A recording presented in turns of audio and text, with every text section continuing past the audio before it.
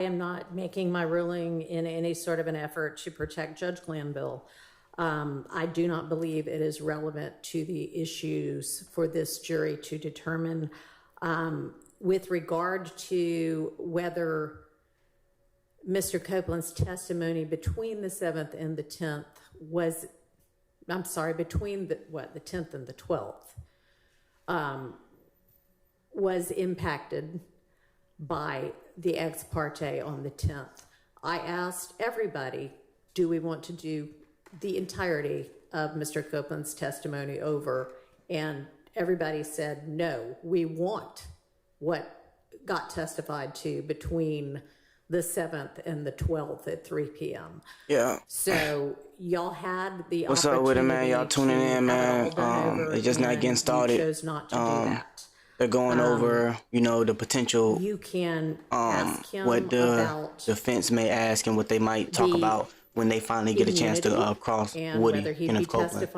So if you tuned in right now, man, just hit the share button, man, and get more views up in here, man. I appreciate y'all. And comment your thoughts, man. Do y'all think that Woody on the stand is helping Young Thug, or do you think that he's hurting Young Thug's case? Let me know in the comment section, man. Whether there was a biased judge or not are, in this court's legal opinion, not relevant to these issues. And honestly, even the "we need your testimony," Judge Glanville had made a determination that Mr. Copeland's testimony and compelling that testimony by an immunity grant was in the public's interest. And so the "we" there is Judge Glanville, or can very easily be understood to be Judge Glanville saying "we, the public," and not "we, me, and the state." So I appreciate your proffer, but my ruling stands. Can I just add to that then? Sure. So it's in the eyes, the mind, and the ears of Mr. Copeland, not a reader who can say, well, that's the public. In addition, Judge Glanville said to Mr. Copeland, on cross-examination, you are going to get tremendous cross-examination. And they know you better than we do. So they know what you did. The they, I would ask Mr. Copeland, is referring to Mr. Williams, Mr. Ryan, Mr. Nichols, Mr. Stillwell, Mr. Kendrick, and Mr. Huey.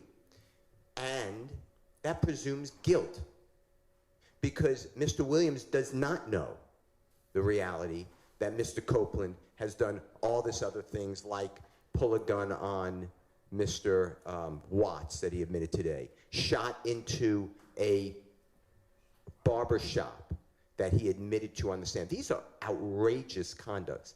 For Judge Glanville to make that statement, yes, the jurors should hear about it and the effect of Mr. Copeland. And you are respectfully taking away the opportunity that we are all given. Judge Glanville did this to a witness that's currently testifying. And if you don't realize this, because this is, I think, your first witness. This is a big witness. He has been spoken about the entire case. I opened on him. I said that Mr. Copeland killed Donovan Thomas. To remove this, I believe, is going to be under the analysis of, has to be harmless beyond a reasonable doubt, because it's a constitutional violation. So I'd ask you to listen to the remainder of the June 10th, 2015 statement, because he's going to talk about, he already has, and if you can't understand it, the transcript seems to be, in my opinion, fairly accurate, where he talks about Mr. Williams. And if he didn't testify, none of this comes in. I think the jury gets to know that and why he testified, and it was because Judge Glanville held hands with Miss Unlove and Miss Hilton, and they coerced this man to testify, pressured this man to testify, whatever his words would be. So I ask you to just, I understand your ruling. I'm going to follow your ruling. I hope I made a good attorney proffer on cross, but those are the topics I would go in. I would not go into, and he also was, by the way, I have, based upon information, belief, he wasn't fed and did not drink from Friday when he was held in custody until Monday when he's in that star chamber. So I think that that goes to his frame of mind as well. So, and when I say he, I'm talking about Mr. Copeland. And he was put into a jail in DeKalb County where the system was down, at least that's what he was told. He couldn't contact a family member. So I think that all that adding up to make his determination that, yes, I think that it's a corrupt system and the judge and the DA were going to hold me for not only this trial, but who knows how long 26 people can dispose of their case. All right. Well, that part we definitely dealt with. If he was not given, or you have reason to believe he was not given food or drink between Friday and Monday, that's something that certainly should have been raised in the coercion motions that several of you filed, because that might have impacted between the 10th and the 12th. But again, you all decided you wanted the testimony between the 10th and the 12th. And that was a strategic decision on your part because you believed that there were beneficial things that he said during that testimony. I think that advice that these defendants, through their attorneys, would vigorously cross-examine Mr. Copeland is correct and accurate advice, and that these defendants know him better than the state's attorneys know him, or anybody else, is not inaccurate as well. If you would like to, understanding the parameters of my ruling, provide some questions that you believe should appropriately be asked, I'm happy to consider those. And it may be that there are, I mean, you can absolutely, again, ask him about the immunity grant and the, you know, even right now, whether he is only doing this because it's avoiding jail for him. That's fine. You can explore that completely. All right. You know, you say it to Mr. Shard all the time, and I always tell him, don't say okay, because it seems like you're waving it. So no, it's not. By which I mean, all right, do you understand? Not all right, do you accept my ruling? Because I know you will abide by it, but you do not agree with the correctness of it. Yes. And then the last thing I'd like to say, if I may. Yeah. When this honorable court said I didn't take up the opportunity to strike the entire testimony from the June 10th to the 12th, that's the law. The law is until that motion is filed of recusal. So I'm following the law, and there were beneficial points. I mean, you can just read the transcript where he testified under pressure or not, but that is in the case. So I believe that I have a right to ask him about those days before you took over, before you gave him the proper admonitions and the correct law. So that's okay. All. Thank you. So that the record is clear, I am suggesting that obviously the law with regard to the timing once a recusal motion has been granted, what you have to undo, yes. What I'm saying is if you believed that there was coercion starting at some point earlier than that, based on a lack of food and drink or any kind of treatment like that, then that could have been brought up, and y'all chose not to bring that up or not to make that argument. And you all could have agreed to redo the entirety of the testimony, or you could have asked to redo the entirety of the testimony on the basis of it having been coerced, and I would have considered that. Well, at the time, I was following the court's order, which I didn't think I even needed an order, but that I could cross-examine Mr. Copeland on everything that happened on the ex parte meeting. And that's when I made my ruling, or not ruling, sorry. That's when I said I don't want it out. In addition to that, I didn't want it out because I want to cross-examine him on why he did it. It's part why he testified from the 10th to the 12th. That's part of the case, and I think that it goes to the jurors. The jurors are entitled to know who the prosecutors are and who the judge was. And it goes to their bias, their interest in the case, and their motivation on how they are prosecuting this case. So.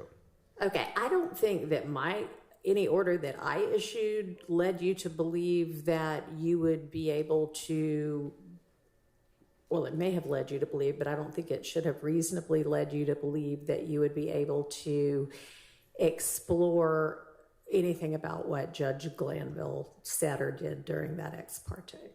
I think that it was clear to me, whether you said it or not, the way I understand the rules, that's a part of this case, that's a part of this witness, and it comes out on cross or direct examination. The prosecutors can sit here and say, now, maybe they're going to do it. I have no reason to believe that they are or not. But, Mr. Copeland, we had a misunderstanding on June 10th, and we had a meeting with the judge, and your lawyer was there the whole time.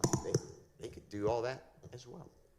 But I don't see handcuffing Mr. Williams' lawyer on cross-examination when it is a reality case. Just like if Mr. Copeland went out and spoke on a jail call and made statements about things. That's his state of mind at the time. It may be relevant. I think it's relevant here. I think it's relevant that Judge Glanville did this and Ms. Hilton did this. You can ask about anything Ms. Hilton did. No, I understand you did not limit that, but you're limiting the way I heard you today. I have to almost excise Judge Glanville, and that's what I'm objecting. All right. Yes, sir. Just so I'm clear with what the court just ruled, we can ask about things that Ms. Hilton said to Mr. Copeland during that ex parte meeting. We just can't label an ex parte. This is what I'm concerned with.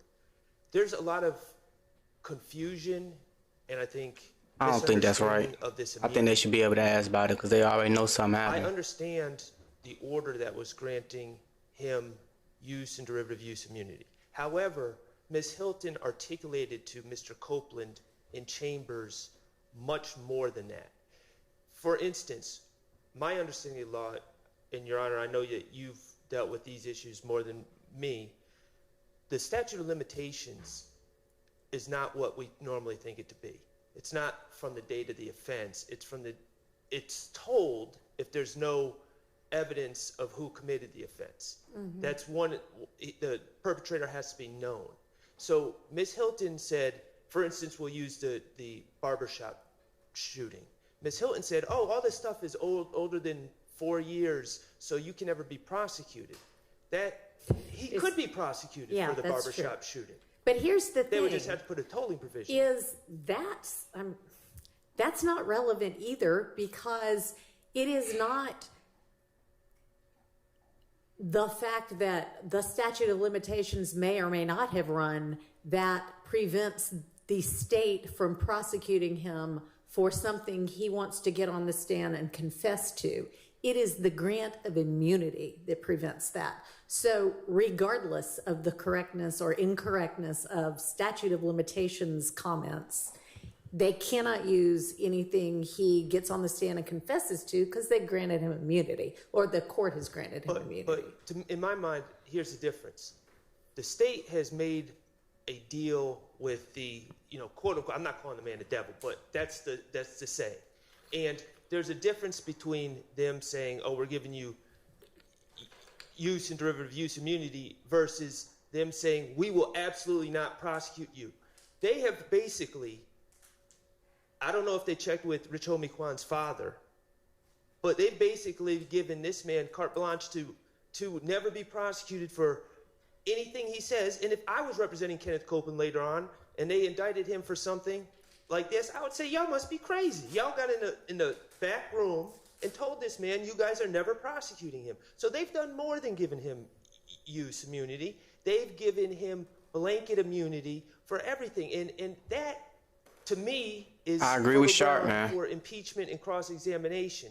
And I think the jury needs to know they want Jeffrey Williams, they want Shannon Stillwell, they want these people so bad that they gave Mr. Copeland just full reign to run around Atlanta, do all these things, and as long as you get up on the stand, we're never going to prosecute you.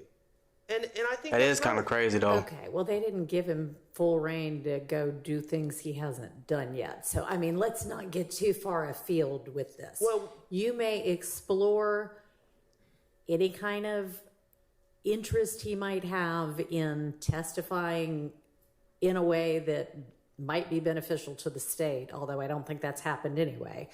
Because you could explore bias. You're entitled to do that. But we're not going to, this is not a trial about how the state handled Mr. Copeland or how Judge Glanville handled Mr. Copeland. This is a trial about whether these defendants, whether the state can prove that these defendants committed the acts that they allege them to. That is true, but it's also about how the state is going about getting the witnesses to testify, giving them immunity, telling them that they can say anything they want to, not lock them up. There's a lot of things wrong with this case. You believe So I don't disagree with the judge on this one. Asked, I can look at them. Very well, Your Honor. All right. I think that they should be able to ask anything about anything that has happened during this case. Sure. While you hopefully reconsider. And this was mostly, the prosecutors. I think Mr. Atkins, I was going to exclude him, but I think he did it too. They asked witnesses, to my knowledge, without any basis, well, you're testifying this way, but have you ever had to testify before in front of Mr. Williams? When you were giving your statements, was Mr. Williams present? And then they did it with everybody. Was Mr. Huey present? Right. And I've objected every time. And it's totally, that's a crime of witness intimidation without any evidence. It's just, and they say, no, I haven't testified at all, but I don't remember, or I told you something wrong, or I didn't say that to you. I want to do now and show what the state is doing to witnesses. And I'm telling you, Your Honor, when Mr. Zachary comes, and I brought this up earlier in a pretrial meeting, my understanding is that Ms. Love had him served, he being Mr. Zachary, served with a subpoena. Okay. It's a trial subpoena from what I was told. Ricky Richardson was his lawyer at that time. Ms. Love ordered Mr. Zachary the day before to drive from Augusta, Georgia, miss his job, to her office because she said if he doesn't come, Judge Glanville will lock him up. There was no trial going on. This was in 2023. We were doing jury selection. I heard about that, so I raised it to Judge Glanville. This is abuse of power. You don't order somebody to come to your office with the hammer of the judge going to lock you up. Judge Glanville said, put on your evidence. He gave me an opportunity. Everybody said they didn't want to testify, so I didn't call anybody. Ricky Richards, I didn't call anybody, so I forfeited the motion. But my point is, to say that, somehow there's witness intimidation from Mr. Williams et al., I want to show what's really going on, and that ex parte meeting helps illustrate it. I will also ask Mr. Zachary, because I'm confident. I'm with Brian still on this. Not attorney-client privilege, because it didn't just come from Mr. Richardson. He told me you can also speak with Mr. Zachary with Mr. Richardson, and he'll tell you the same. That's all we spoke about, coming to court. And he did come to the courthouse. I'm told that his father met. Yeah, that's kind of wild, bro. Telling him he can get locked up just to come down and talk. Like, the law. Yeah, y'all going about this thing the wrong way, man. So that's what. There was no conversation. Okay. To get testimony that y'all want. This is not an isolated incident, and I'd like you to just allow the truth to flow. I'm not going to hurt Judge Glanville. I'm just going to state what was said. That's it. And it's really the impact, like you said, on Mr. Copeland. All right. Thank you. Sure. Do you want to wait and see what Mr. Weinstein has to say first? Is this the public defender? Yeah, that's the public defender, dude. The discussion this morning came up about Mr. Copeland being deprived of food and water at Rice Street, as well as conditions, other issues that happened at Rice Street between June 7th and June 10th. And I believe the court said, I may have misunderstood you, that several attorneys filed motions regarding the coercion in the chambers. Perhaps this is something that we should have brought up. I was completely unaware that happened. Well, it's not, I'm sorry to interrupt, but I'm not sure it did happen. He has some reason he thinks it may have happened. Okay. He Mr. Steele, but okay. So I did not learn of this possibly happening then, let's put it that way, until I saw Mr. Copeland on social media this week. So this isn't something that I could have brought up regarding Judge Glanville and the coercion that took place. So if we do, they stay throwing that coercion out there, but they're not letting it up because it sounds like that could have influenced your decision on the coercion. Perhaps not, but I would like to bring it up in the future. All right, thank you. Mr. Engelberger. Okay, this is Woody's attorney right here. He's a public defender, I heard. To the party, obviously, when we're talking about privileged communications, I understand there may have been a hearing about what was said to or discussed between him and his other lawyer, but as it relates to any communications between my client and I as of August 13th of 2024, obviously I would assume this court understands those would be off the table in cross-examination. All right, as far as I know, there haven't been any hearings. Ain't nobody worried about you, man. Anything that was communicated just between Mr. Copeland and either Ms. Bumpus or Mr. Melnick. There was a hearing about things that might have been said with Ms. Hilton present with Mr. Copeland and Ms. Bumpus. Okay. Yeah, certainly. I understand privilege. Thank you. Ain't nobody worried about you, dog. Your Honor, I'm sorry. That's all right. There's two very quick things that I just wanted to address. One, and normally I'd ask that the camera be turned off for this, but I think I was wrong yesterday about the statement. Bruh, it should have, Dante, it should have been a mistrial a long time ago. You're right. I don't believe that. And the judges are not going for it, bro. I don't know why. So it should have been a mistrial, bro. At the rest of the statement, I don't believe that topic comes up.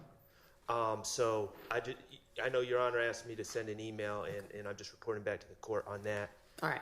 And also, I just have a question. In the state's transcript with the redactions, there's some that are in red, some they're in different colors, and I'm just asking as we say I was the governor and had a bill in legislature, we could pass a bill saying you can't have an abortion in North Carolina for any reason. I'm about to skip that, yeah. page in real time.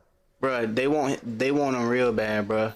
And it's wrong. They wrong for that, bruh. There's some that I put in different colors because when this case first started, they made it seem like it was an open and shut case, bro. Like they had them bad, like they had everything they needed to lock them up. And then when everybody testified, bruh, you see that it's not as thorough as they thought it was, bro. This case is horrible, bro. A lot of this stuff Thug wasn't around for, didn't know nothing about. They can't prove it. Line 14 through 20. I know, man. I've been watching this thing since day one, dog. And I know, like, they've been trying, but every time somebody come up there, bro, it don't sound right, bro.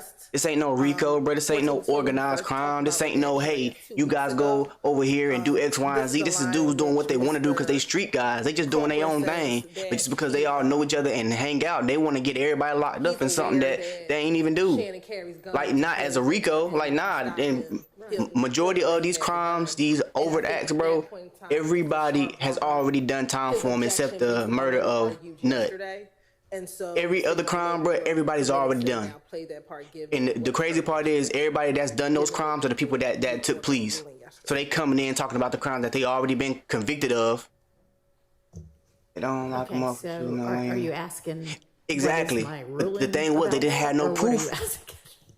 Thug was way over there in Baton Rouge or something, and they over here doing what they want to do because whatever, it wasn't even no communication, bro. I don't know if you watched that part when they went over that whole Wayne shooting in this case, but bro, Pee Wee called that man for like 3 months straight. Thug never even picked the phone up. They ain't talked in 3 months. But for some reason, they trying to say that Thug told Pee Wee to go do that. And they don't even have proof that Pee Wee even did it. They just know he was in the area. Okay. Like, this whole case is bad, bro. Like, Brian still went and shut all that down, bro. He pulled up the phone stuff, and he went through it. He said, bro, Pee Wee called that man every day for 3-4 months straight, bro, and they never even talked on the phone, bro. All right, and I guess telling you, bro, this case is horrible, man. Like, it's a real bad case, bro. Woody just knocking this thing out the park, making it look even worse because they made it seem like they would have been able to prove something with this Nut case, but they still don't got no proof. Saying that he needed to pay for the light bill, and that's why all they know is that everybody here know everybody. That's it. That's it. They know each other. He talks about the fact that and then on top of that, one thing that Woody said was if I told them viable information, they wouldn't have waited on the Rico to lock nobody up because they would have had the proof. If things Woody was saying back in 2015 was true, they wouldn't have needed to wait 10 years to lock everybody up. They would have locked them up then, and then came back with the Rico. Questioning him about the fact exactly. that he gave his brother-in-law's car to these individuals. And exactly. He didn't know what they want to lock him up, so he, you know what I'm saying, and make an example out of him. But this case is horrible, bro. And I understand it's all hearsay. I mean, people trying to get out of jail with no merit, no proof, no nothing. Stolen goods in his so house, I've been watching this thing since day one, bro, and it's not what the state trying to make it seem, bro, at all. They would want that in. I guess they would play it anyway. So do you want to leave it in? I'm going to leave it in. The next, Your Honor, is page 176. I'm ready for Cross, bro, because I want to hear what they gonna say, bro. I'm tired of watching these videos, man. Like, we get it, bro. Woody was in there talking. Like, let's hear what Cross got to say, bro, because I want to hear what they gonna do. He talks about a few things here.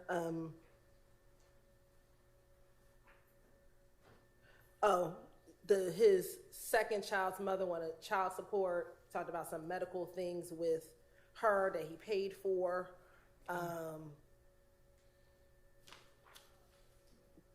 Anybody care if that stays up? And it's really talking about that relationship he has with his second child's mother. Okay. That fine to excise for everybody? Where does it, redaction end? 176 line 14 through 181 line 176 line 14 through 181 line 3.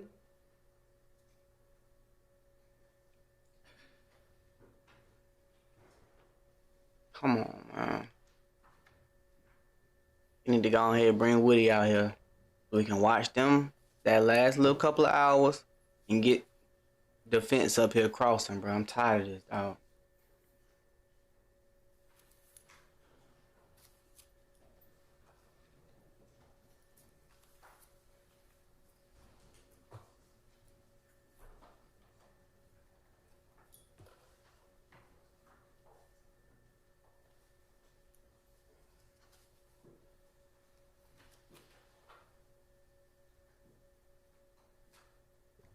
Your Honor, I think that those portions, I know we want to speed this up, but those portions give the full picture of Mr. Copeland. It's more, I'm the victim. If you tuned in right now, man, hit that share button, man, so I can get more people on this live, bro. I appreciate y'all.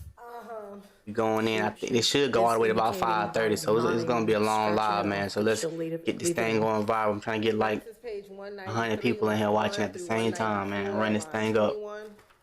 If you got like little groups and stuff like that you can share it in there, man. So we can get this live going up, man. I appreciate y'all. And if you're watching this, and you ain't following my page, follow me, man. I'm trying to get 100,000 followers, bro. I appreciate y'all. But that he hasn't been cheating on her, etc. It's 193 193 line 1 through 194 line 22.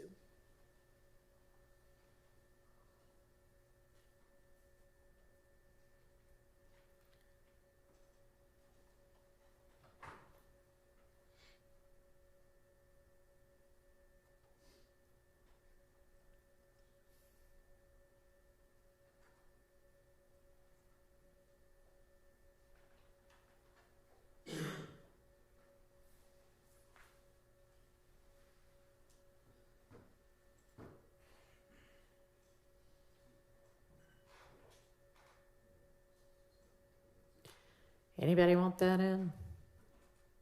No. We agree that that's okay. Pretty irrelevant. Everybody's good with redacting that part. And the last one that we have, Your Honor, the last one that we have, Your Honor, is page 208, line 1 through page 211, line 10.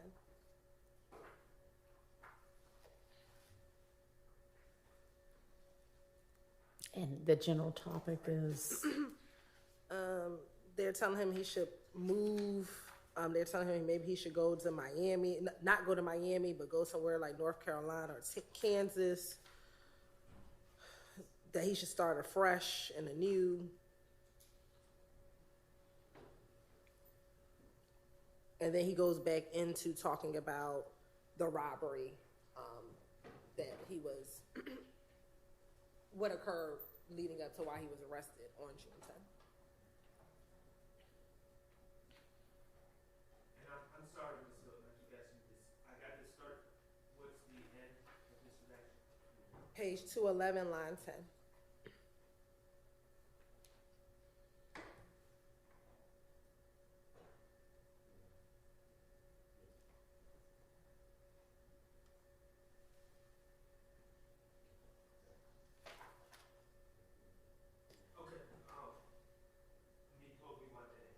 Okay.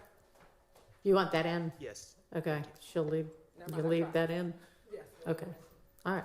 Can I take a quick comfort break? I know you're about to bring the jury in. How about you go do that while we bring Mr. Copeland and the jury in, but not recess for that? That works. May I join her? Your Honor, can I do it too? I ain't taking a break. Coffee. Okay, never mind. Let's all take a break. Okay, thanks.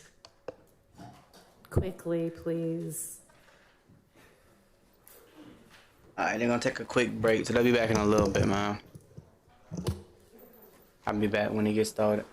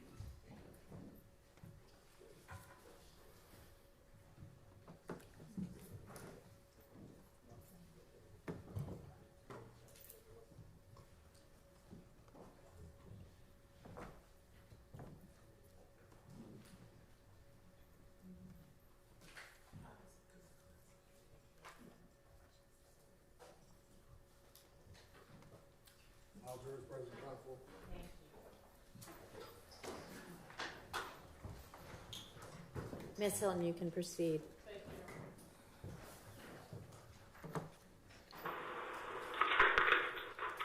Where you say you got it from? And Your Honor, we're resuming at 11:29:05.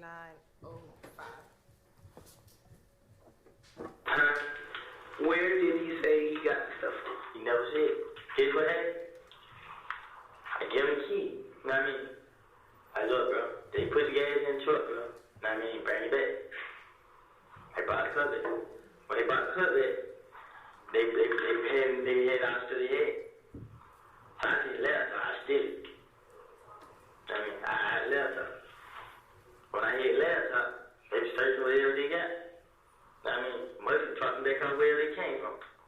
I mean, when she dropped back off, I was in her sleep. That was last night. I wanted to see you on a video from one of these cars that broke in. I ain't breaking no car. That's not the question. No, that's it. Yes or no. I'm not going to see you on no video. You gonna see them breaking in no car. You gonna see them? You sure? Yeah. Okay. Because we found a police report. That's why you said it's a tag over there. We found a police report on Foster Street, and these are victims. These two guys, IDs or whatever, was in the truck. And their laptop, and we got the sunglasses and 2 book bags from out they Shine house. At they Shine house. This morning, the 2 book bags, they ain't that in them. They book bags yours? No, they ain't they Shine. This shit from these cars. You understand? They left me in this house. Yes. Man, it's tripping, man. Because you didn't say that they came in the house. You understand what I'm saying? Because I'm not double talking or over talking you. I'm being real clear, precise with what I'm saying. So that's what I'm saying. I'm going to let you give a little bit, and then I'm going to shoot your story down. I ain't gonna lie, man. Everybody now, man. So, how can I believe you? Tan Bobby. Who? Tan Bobby. Tan Bobby what? Bobby who? I put a picture on them on my page. You know about, what? Black Bobby last name? Bobby Russ, whatever his name is. And say who? Tay. They said it's Trevante. So once again, why is this stuff at the place where you register? When they bring me the cousin, I still left her. I mean, when I still left her, I was like, shit, they act like they ain't happy. I wouldn't really swim, because I really don't still left her, because when they brought it back, they trying to show me like, damn, bro, we ain't getting it, you know what I'm saying? I was already tired, so I was like, alright. They sure had all her friends out, they was just funny shit. So she had all her friends out, but I ain't feel like dropping them out. So much of them dropped them back up. This was yesterday? Or late last night? Into this morning? Yeah. Okay. So much of them dropped them back out. I was in her sleep. You know what I'm saying? That's not true. Yes, it is. Deshawn said she was asleep when you got in this morning. I'm telling you what she told me. Deshawn was broke. I was mad because I messed up. I'm trying to tell her mama. That's another lie. I'm telling you what she told me. She said she didn't even hear you come in last night because she was asleep. Deshawn did not say that. What the fuck I got a lie to you for? What the hell she lying for, man? What I got a lie to you for? Messed his lie up. She said she was asleep when you came in super late. But she made it seem like I did shit. She ain't making it seem like nothing. At the end of the day, she lied for you. Because she still got your black ass around and you fucking all her shit. You making her lie. Then you need to be focusing your energy on the motherfuckers on the street. Because she the one that's been down for you since all this bullshit been going on. You right. But, man, you got you fucked up because you know that. You fucked up. Nobody else. This shit pressuring me, man. This shit is about the damn money, bro. What money? For the damn light bill. That ain't no fault that you did that. No, I ain't breaking the car. I wasn't even with them. I didn't steal the car. But for what reason though? Because you knew they was going to do some stupid shit to get the money. I knew they was going to go. You knew they was going to do a jug. You ain't know what the exact jug was, but you know what the fucking jug is. You know they ain't going to church. I know I was this. I'm just looking at it like shit. I ain't going to get in trouble behind. Every time I'm just looking at it. But you can still fucking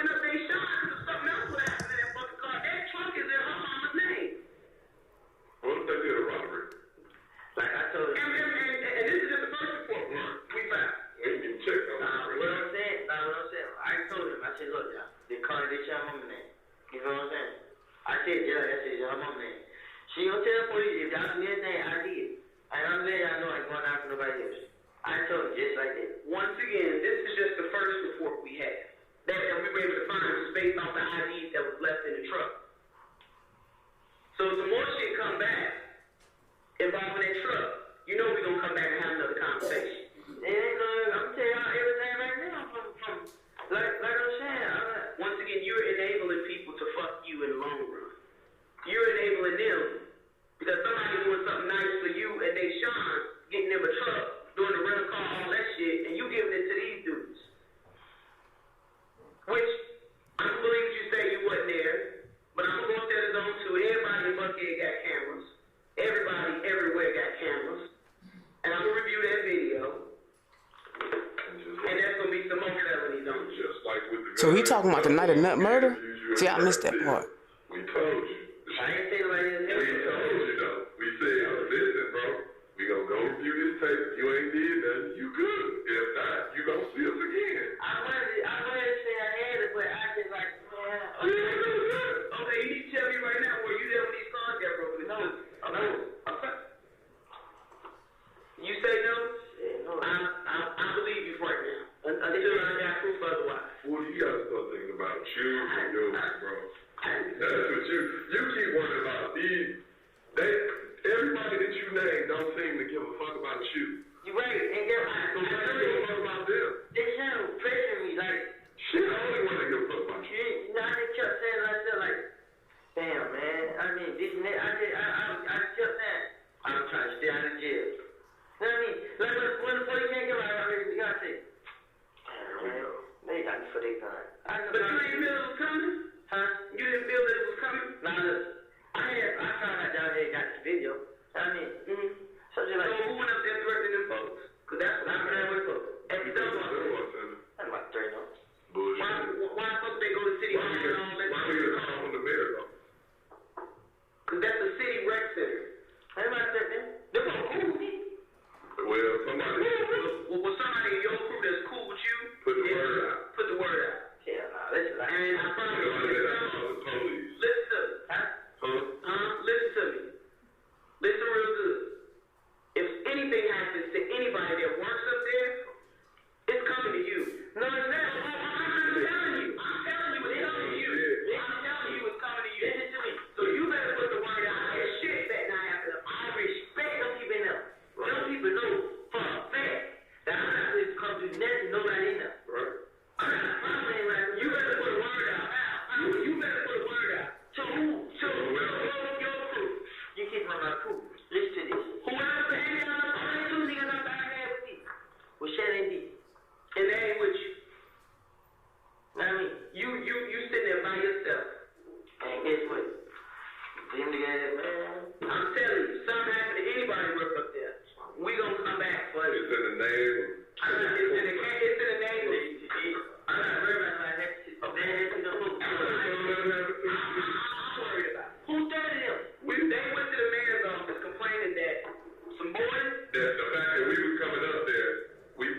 Somebody came up there like, y'all better not say that to the police. Because I already saw a dude who was in the gym. We was in there talking to him. Yeah. And describe this for you now. And I'm gonna tell you that that's him. No, describe. Little nappy dread. He's fat ass. Yeah. Them ain't threatening folks. He works with them. I'm not saying he threatened them, but he coming back running his mouth about whatever, and other people have gone in there and said things to these people. And you may not have had nothing to do with it, but I'm telling you, if anything happens to anything, it's in the name of Kenneth Copeland. We coming back. No, it's not. Oh, John said he's guilty because it's already been spoken on. No, because y'all saying this no lie. Since they found they told we couldn't come back this one. Listen to this though. See, they said that, guess what? I hadn't been hanging in Canada like that. You do. Get out of this club. I got somebody that I work with that's in Mechanicsville all the time, every day, right? What his name is? I'm not going to tell you that. I know his name. What's his name? Who? Hamburger. No, I'm not talking about police. I'm talking about somebody that lives out in Mechanicsville. You know what I'm saying? I meet with this person once a week. Okay? I said, what's going on in Mechanicsville, blah, blah, blah, right? He showed me pictures of you. What did you do Memorial Day weekend? Memorial Day weekend? Nathan. Don't matter. I know what you did, because I saw what you did. Man, the holiday weekend. What was you holding in the picture? I take care of the hood because the hood take care of me. Oh, the weed? Yeah, and the lean. You passing out shit. You said what did I do? Like I did something wrong? No. I'm saying that's nothing wrong. Distributing drugs. But I don't want you for that, because that's minor to me. I don't want you to think about it, so that lets you know that you ain't hot. Listen. But you ain't just so innocent business. I do stuff, but what I'm saying is, I ain't doing the type of stuff that, like, I'm trying to find myself. But I mean, What you do? I'm not trying to sell drugs. That shit ain't working. When I try to gamble, What you I leave? keep losing. You remember last time I said, why don't you leave? I'm gonna take you, Deshaun, your pretty baby, and get that. Go away. You know what I thought about today? You know what I thought about? I thought I'd get my check cut back on. I had John on phone. She put up on me yesterday. She found out book me on child support. I been paid. She told me I get SSI check. I was like, yeah. She like, I go down to the Social Security page and get proof of something, and I learned how to pay child support. She supposed to came got me today and took me down there and get my check information so I could go handle it. Why you gotta get a check? Do you have an able working body? It's something. I did. You have a four-wheel, right? You won't plan by getting that check. Really into doing all that? I take word classes since I was in school. I understand that, but you're a very intelligent young man, kid. You process things, Lie you again. think about things, Lie again, and then Gator. you react. I will say that about you. You have an able working body. Okay? Get out of that mindset of, Depending on the chick. Depending on somebody else to take care of you and yours. No, this girl is. Y'all don't understand what she's doing to me. She's trying to make it hard on me, like, she keep trying to get her. She trying to get no, because I gave her the money. When I had money, I said, "Here, go get a bush." I paid for the whole thing. You know what she did? She said she gonna get it. When I gave her the money, she kept it. You know what I mean? That's her body, bro. I understand, but you know what I told her? To give her this money, is letting you know right now. I'm not having no fun shit. You know what I mean? That's not, but she's. When you laid up with her, you had parts of it, big dog. So therefore, that's I didn't lay down. I didn't been on. When you crossed that line, it was a touchdown, okay? And you got to be a man and take responsibility for your actions. I want. Regardless. You know what? Like the baby was my sister and stuff, but. You talking about the baby with that child or no? That's my sister. That's your baby. Yes. But the other thing. No, the DNA said it is, but what I'm saying is. You didn't want that. The girl trying to throw it on me like she not, you know what I mean? She not trying to dish. Yeah, me too. Yeah, you know what I mean? So. Because guess what, bro? They pressure me like. She gonna leave you with that shine and your baby that you wanted. Family this, family that. She's envious. She wants that. You don't even want to claim the one that. Because I asked for my abortion money back, she didn't give it back. I just felt like. So if she. You girls are devious. You heard that? Hey, devious.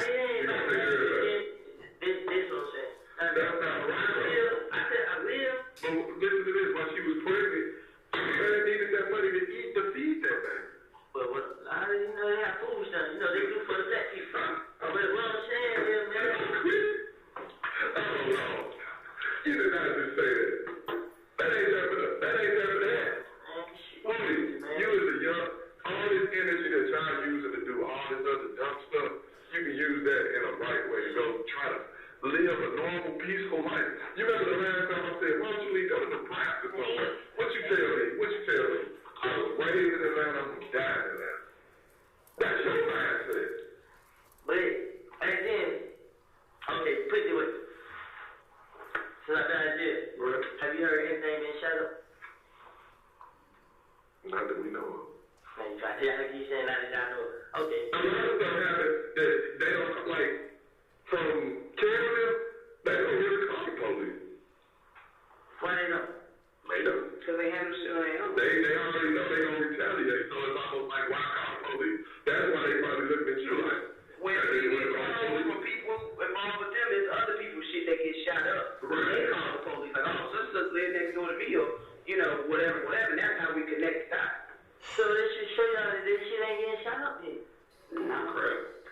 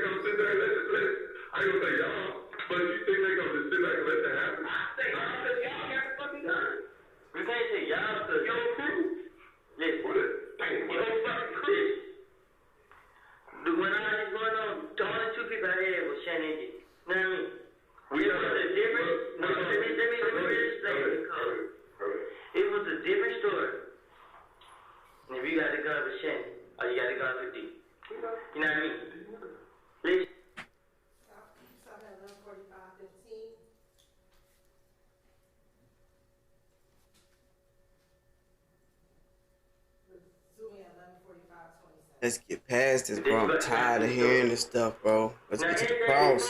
I ain't been through anything. Yeah, not me. I ain't nobody, man. But, man, like I said, we, I mean, you know, say it, because when you start talking about what you do, you go, I know you don't want to. I just stop it. I mean, I had help, man, but it just, you so cold, bro. What's your nickname for him? The one that game. Say, man, I respect you. You understand? Because you stood, overall, you stood tall through it all. Right? Like the last time. I felt, when you walked out of here, I thought, you seen New Jack City? When Nino came back on the back of the bike and they shut up, I thought when you walked out of here, I didn't want you to go. I'm telling her, like, man, they gonna get out of that boy, man. And every time, you keep coming out unscathed, you ain't been shot. One time. We keep recovering. Y'all heard Woody. And it's like God keep giving you an opportunity. You got it covered on you, and you keep living to tell it.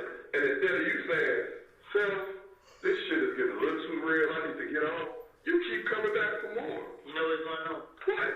The truth be told, man, this was really it, man. This was really it. Really? Every time they got to do something, I know my name come back on. Right. So you know what I do? I go ahead and leave. You know what I mean? I go with his son, and I tell her, I'm right here. You know what I mean? You see me? I mean, you see each other. Let's go somewhere. You know what I mean? Let's, I'm being honest with you. Okay.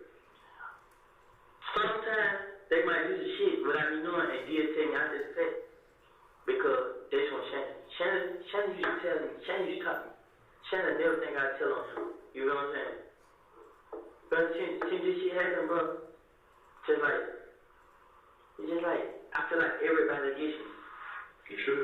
I feel like everybody. Sometimes I be running with the nigga and Kobe, and I get nervous. Like, I had to get away because I know what I done did before. Like, what I done told. You know what I'm saying? So, once I heard that nigga Doug wanted to be killed, bro, like, this just scared the hell out of me, bro. I woke up and went to the graveyard and sat there for a long time and talk DB, play music. You know what I mean? Like, so I didn't even get that.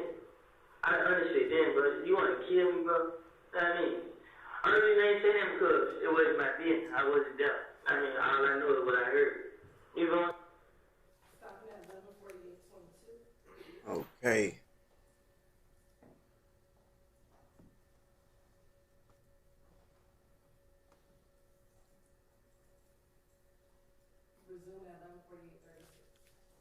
But it's like, this looks like, I don't think I ever did out of all these, I forgot. I just remember, I shot that kid. You know what I'm saying? That's the only thing I did. I didn't do that because of the world. I mean, Now, which incident? huh? Which incident? I told you about last time. Which one? Okay? Yeah. But what you gotta This the only time, guess what? Me and Kel let it go. Kel was going to the club. And Kel was just like, what's up, thug? I'm like, shit, you gonna stay right there. I mean, that nigga can't, you know what I mean? He can't, I don't know what up on me. So they basically coming at you, not really because they can't touch a tub, but you the quote unquote closest thing to them. This is what you don't understand. And you know what? That's the right. That's the part where you don't understand that. And then the biggest problem that you have with them all, us. You want to know why? Because you want to know what happened when y'all shoot up somebody's house? Guess what happened to me? Okay, I'm on my way in. I'm tired and woke up out of my sleep. Young problem right now. Whatever he say, he does it. When you want privacy to be Hold on, fun y'all. I might skip it. and simple, Surfshark has It's got you unskippable, covered. y'all. I'm sorry. Surfshark, an easy way to stay private online. Are you having a good time? Oh my God, 2 months ago, boy, that's crazy. I'm sorry, y'all. Shannon telling me. But why as it sounds, Shannon don't trust you. Why would I tell you anything? Okay, put it away. He ain't got sitting there. What does he got? Shannon got a truck. He gonna take you for $3,000 to get a truck back. He ain't got $3,000 to go take him. I mean, the shit out here, man. I know Shannon. So like how y'all come around and say, now Willie, come on, man. You right, I don't have to do it. You know what I mean? I'm not saying that you ain't got shit, Woody, but you come with this big ass bag of weed, all these bottles of leaves. This other people. I just take a picture with it. No, because we know this guy make it look good. Who would let you hold that money if don't nobody, as you selling it, don't nobody See, what he was saying on the stand is coming true. He's making it seem like nothing he does is illegal. He does it like this. He holds thug money even though it was his money. He holds other people drugs because it's their drugs and they stuff. It's right there, bro. You can literally see him doing exactly what he said that he was doing.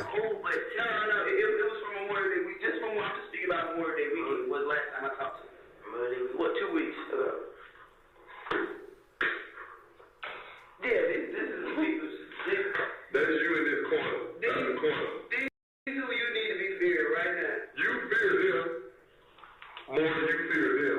Because right now, this, I just need help. If y'all can promise y'all can help me, I promise you that, bro. I'm gonna sit right here and tell y'all everything I done heard, everything I done found, and everything. Hearsay. I can tell y'all stuff that y'all can go get. Understand? Are you willing to do that? I promise I'll do it right now. I can show y'all houses. I can y'all go butch everybody's back. I don't care, man. I just want y'all to get me my baby back here. So now you ready to go? Now you gonna listen and go. But what? I ain't have no listen. I can't leave, man. I can't. If you stay, you are a dead man walking.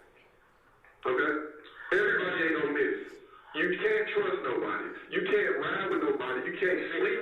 I feel them. Wanna tell you why I feel them so much? Cause they know how to get me. You know what I'm saying? You wanna know how they go? You don't know how they can get you? Listen. They'll be the one to put one in your head. Somebody told.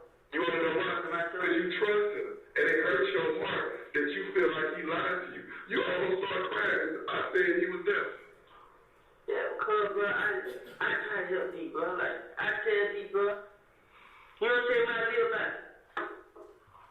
You don't say why I live by. I live by freedom, man. I do whatever it takes to stay free. And I tell you that all the time. Money ain't shit, bro. Money ain't. That we got to my pay not mine. I mean, okay, when I do get some money, I get a gamble. It's my hustle. I gamble. I don't do it again. I mean, I win, I lose. But when you just out there and told me that he was in the cup and around the shit he doing, man. It all Pause at 11:53:40.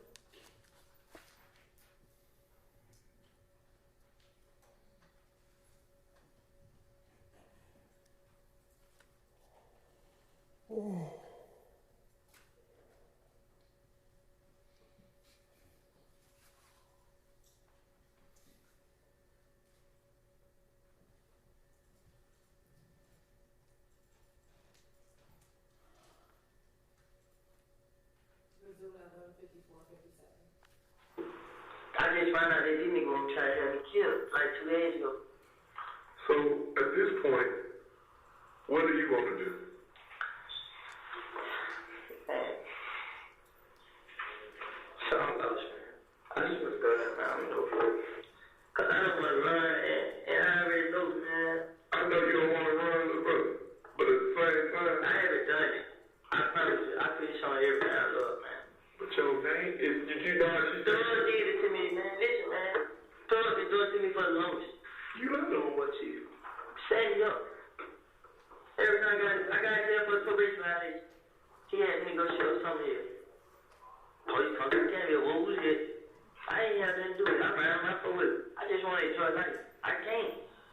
Besides it, He said Thug had him shoot up Summerdale. How the fuck is all these niggas shit getting shot up by getting up? Just like y'all said, the same night I got out of jail. You know what? D told me that story. When y'all see when D got jumped on. You know what D told me? D told me she went to the club by herself. Most of dropped out. I talked to him like, you feel what I'm saying? These niggas, they did, you know what I mean? Who did he go to the club with? He went to the club, like I said, got dropped out. Like this what happened. Me, my brother, my baby mom, and D went to the hospital. Scotch like. So my baby was sick. So me and my baby mom got out.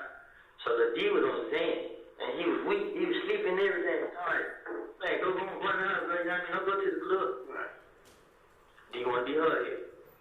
Fuck these niggas, this now, I'm going. D went to the club. About 4 o'clock. My sister called. But they get jumped, D, but they beat her on. I said, who? She said, man, they got me. I said, damn, what the hell? You know what I mean? D, who you with? They said, by yourself, nobody else. So I'm like, man, D already did it up, man. They up there probably hurt. So I get on Twitter. D on Twitter like, yeah, fuck, nigga, I'm good. So I ain't nothing wrong with it. So I talked to him on the DM. Like, bro, you tripping, bro? What's up, too, bro? You trying to be seen or something, bro? This and that. So I guess he got mad. I thought he was trying to say, Dad, I just look at it like a big brother. You know what I'm saying? Call it 11:57:21.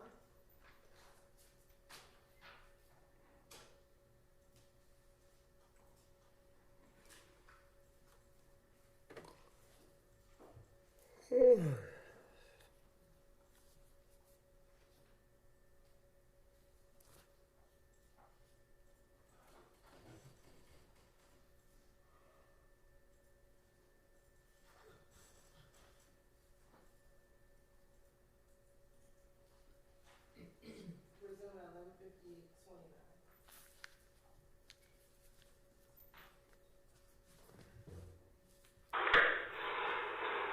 Man, I just need to man. Like, jail ain't gonna do it, man. Honestly, you ain't gonna make it in jail. You can't go to jail nowhere in Georgia.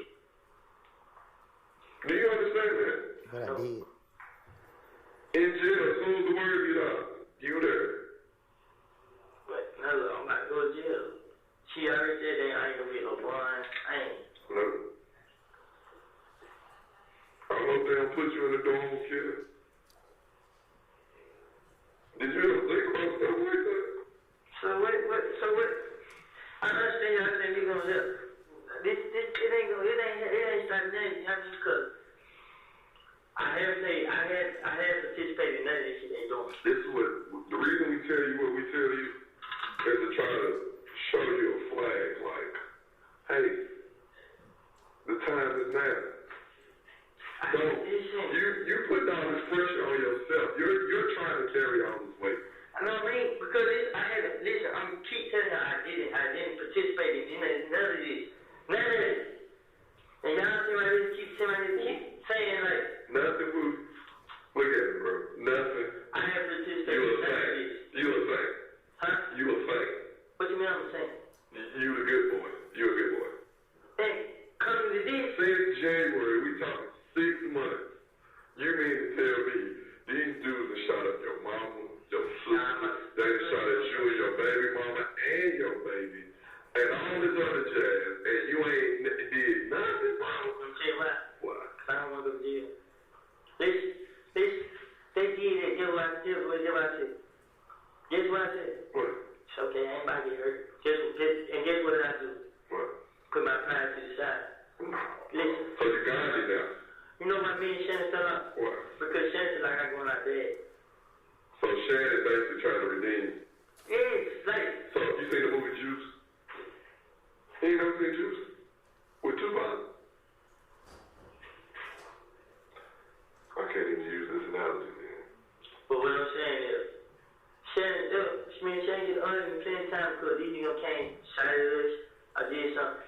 And I Shannon ain't standing for it. Huh? Shannon ain't standing for it. He not going for it.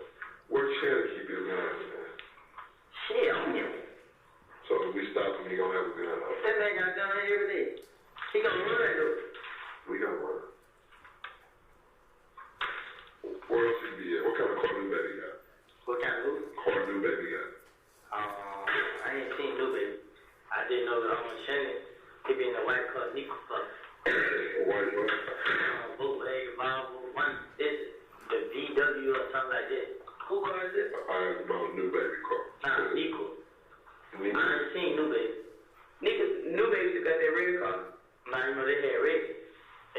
cut out. I don't know what kind of cut you got. Let me ask you this. What kind of car Motu drive? Motu in a Grand Impala. A Grand Impala or a Malibu? It's an Impala. Impala? Who car is that? Well, who is this girl? What's her name? I don't know the girl, but I know the baby mama. I don't know her name. Whose car is that? Is registered to him or like? Motu got license, so it should be registered to him. Cause at first I thought it was a Trivia cup, but Trivia got her own cup. They got the same kind of cup. She got her Impala too? Yeah, great too. I mean, I thought it was, he was like, nah, I seen him like last week and he said that. I was like, nigga, you still do talk Trivia, nigga. I seen her drive big cup like that. Nah, she got her own cup. Where is baby mama stay? Boulevard. I don't know if this is baby mama. I think that's where he stayed. He's on Boulevard coming. When he's in the DB Conley. Like, y'all ain't into a Boulevard? Like, why y'all got not into a Boulevard, guys? But yeah, they into Boulevard. I don't know. I thought they were. No. They gamble over there? Yeah, yeah. On Boulevard Place? I was on Boulevard on Saturday. Man, I was on Boulevard Sunday, too. For what? Shout down about, it's a little side street, like about a gas station. Wabash. Huh? Wabash. That's the name of it? Where the park at? Nah. They like with it, like 112 $100. But it's on the side street right there. Boulevard Place. Where the gambling house at? Where they sit on the porch? Yeah, they was like you about there. You want that? No, he talking about Boulevard Place. Oh. So, I told you I've been hanging with the crib, man. I've been Edgewood gambling. I mean, I ain't no boy. I mean, if you was sitting in the car, and if you seen Chen somewhere, you seen me, we walk each other, and we know each other. You know what I'm saying? And me and my baby mom got into it. I was like, damn, you act like you gonna trade on me too? I mean, what the fuck going on? So she kind of scared one day. Like, we argued. We just scared red nigga. I mean, I wasn't scared, you know what I mean? So, but, shit, man. I ain't getting that picture in it, man. That shit hurt me, man. I mean, I texted D last night because it was on my mind. My pride wouldn't let me do it, but I just texted D like, damn, bro, you need kind of Shannon phone? Which one is Shannon phone? They say your phone? I don't have Shannon, no. I just got D number. What's D number? 608-353-9229. Then you know the crazy thing about it? That me and D still wear the same clothes. What you mean? Like, you know, like I share clothes. Yeah, like he never brothers do. Now you know, like his mama is hard on her. I mean, so they struggling. You know, sometimes, do you know you sleep in sometimes? At my brother's house. You did. Why not? Doesn't have to cross your mind and say I'm trying to get a job or anything. You know, you didn't call me at Terry Street and I had thereby take an order. I had no choice, so I just like, man, they probably won't give me a job. A lot of people. My probation, I had talked probation, and they was like, they were gonna try to help me out in September. I mean, try to get me back on the right track. I really, because at the point now, man, I just lost, man. Now, shit. But you still saying you ain't leaving. Huh? You still keep saying you're not leaving. I ain't leaving. If you stay here. You keep saying, I don't have them to opposite. So? I mean, I'm not used to, okay, put it away. Miami is nice here. You know what I mean? I can go down there. If me, they son, and baby wants to go down there and stay, I just want to go down there like 2-3 days to come back. You know what I mean? So I'm not, and I'm regular, like North Carolina. Kansas. Nah, it ain't dead kids. Go to Tampa. Why you gotta go to Miami because of the Blitz Center? Go He somewhere. like the beach. You know what he said? He like the beach. Nah, Orlando. It's on the beaches, though. Oh, I heard about The beach. You said you felt. I just get homesick and stuff like that. You know what I mean? So. But what's home to you is it gonna be the death of you, because everybody that you hang with, that's what you missing, really. They trying to kill you. So really, at the end of the day, it's just you. It is.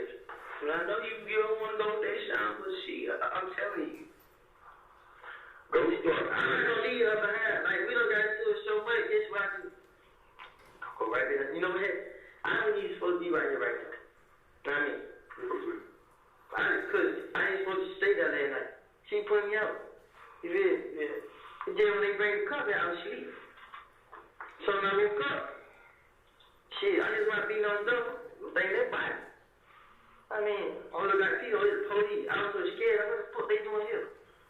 I mean, so, I don't know.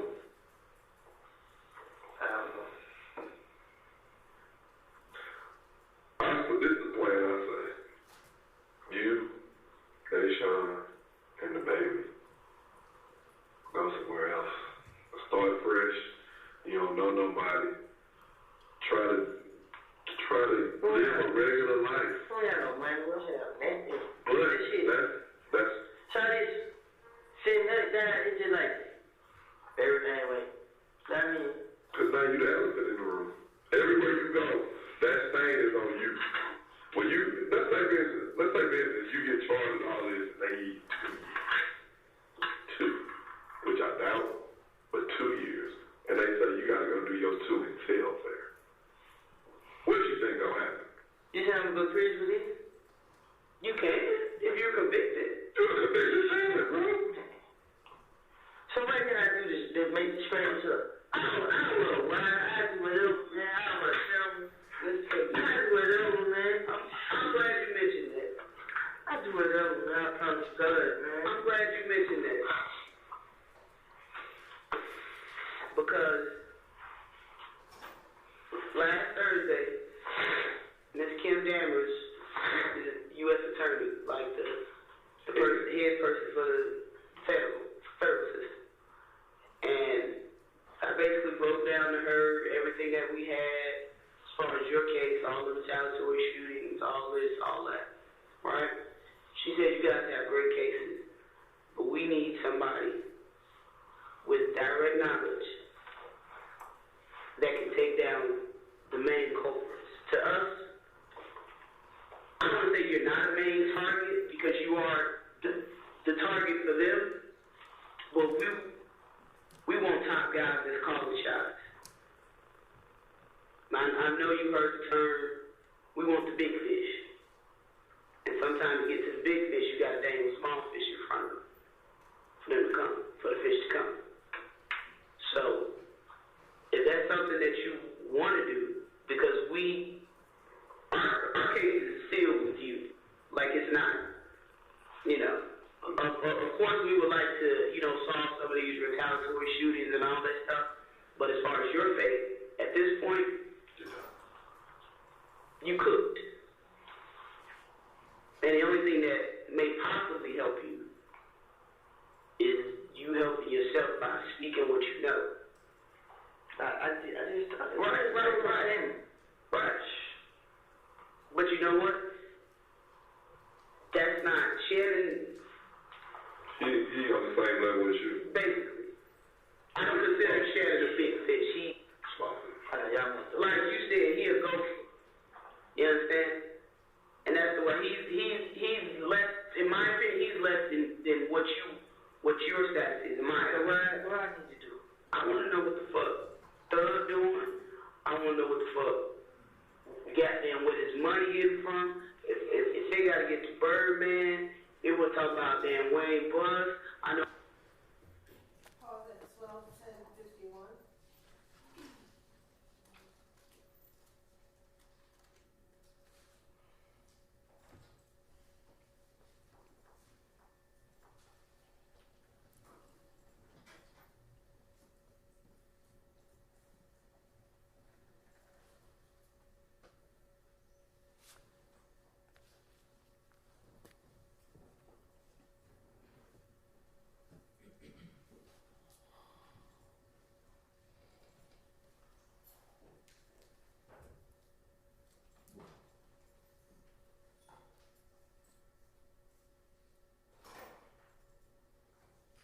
Restart at 12:11:35. Quiet comments like, dang, brother, trying to have a kid.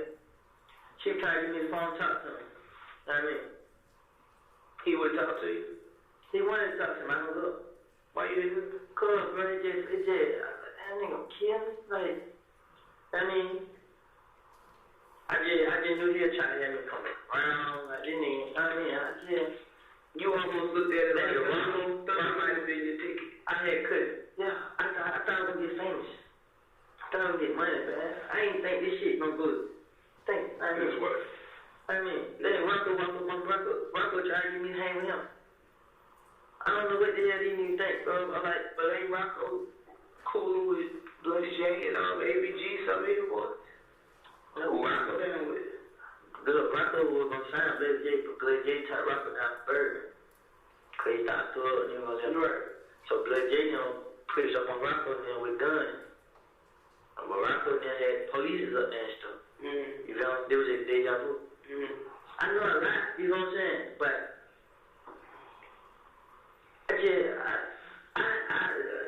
y'all can just help me, man. I want to help you, but I don't know when you help us.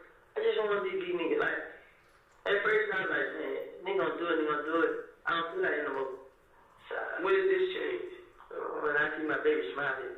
Like, you take it right there first, like, you'll see how happy she get. That made me feel like, you got something to live for. She was like, hey, I'm like, she almost talking. That's the reason to live. I mean, though, like, listen, when I heard that he gonna kill me, man, I know a lot about that nigga. I mean, I know about the other people he had killed. You know what I'm saying? Like the nigga on gangster. I heard about him now, you know what I'm saying? I heard him tell my own mouth. You know what I'm saying? So when I heard my name come up in this shit, you take it. I know you're not playing. You know what I'm saying? You talk about thug. No, you talk about gangsters. Got killed. The blood nigga who Blood J put on his page. Oh, yeah, like it, dude. Yeah. Right. I heard about all this. You know what I mean?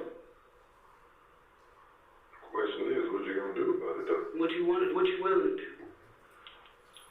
I'm really happy y'all just keep me safe. Listen, you're gonna have to look at everything in the wind. This life and all this shit, cause it ain't no coming back. So you gonna help me. You gonna help, but you can't be going back and forth. It's either you with us or you with them. I'm not with them. You saying that now because you in a pickle. I called this on you. I called you 20 times. It wasn't from an unknown number. I called this other phone. You have a house? What's the number? It's 291. I can't remember the last 4 digits, but we got to stay in this house phone up on the OG. I have called. I called you 20 times. You know what I mean? I called just let you know what the day spot was. If you call me and I'm not in there, they bring the stick out. You feel me? I knew they had guns in the night spot. That's up on Smith Street? Yep. I mean, this same day he pulled a gun out. I mean, he just like, y'all gotta move. We ain't go nowhere. Like, I already left. I thought he was calling from here, nigga. Yeah, you feel me? So, I mean, but if y'all like this, man, if you keep me alive, man, just out of jail, I promise you, I'll do whatever it takes. I can't keep you alive if you going back over there. We can't. I'm not posting up here with Candy there with you. No, I haven't. I had it come there with. I get locked up, say with. Yeah. I'm tell you what I say with. Yeah. You know, you gotta shoot. I ain't even there.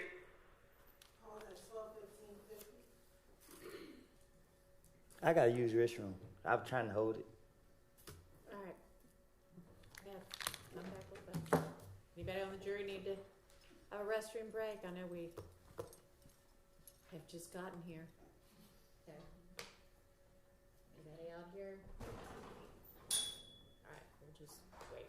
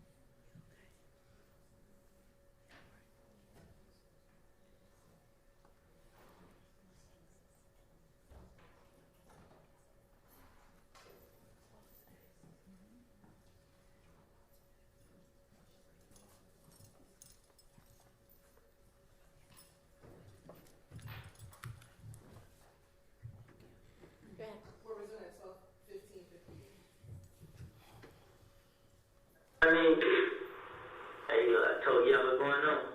Like, you ain't trying to kill, bro. You know what I'm saying? So,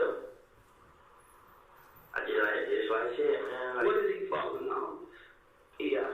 Where does he fall into all this? They throw it and try to get them to be with him. Be with him. Still be trying to get you out of it. Nah, trying to get them all.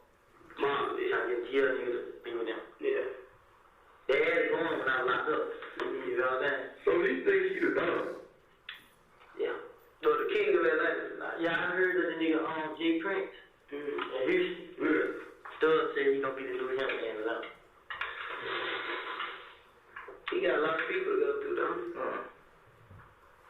Who's trying to do that? Yeah. Well, him. He not taking no shit. He not. I'm not taking no shit. He not taking. Thug's not taking no shit from nobody. Well, listen. Nobody else care about nobody else. You know what I'm saying? Thug ain't taking shit from nobody.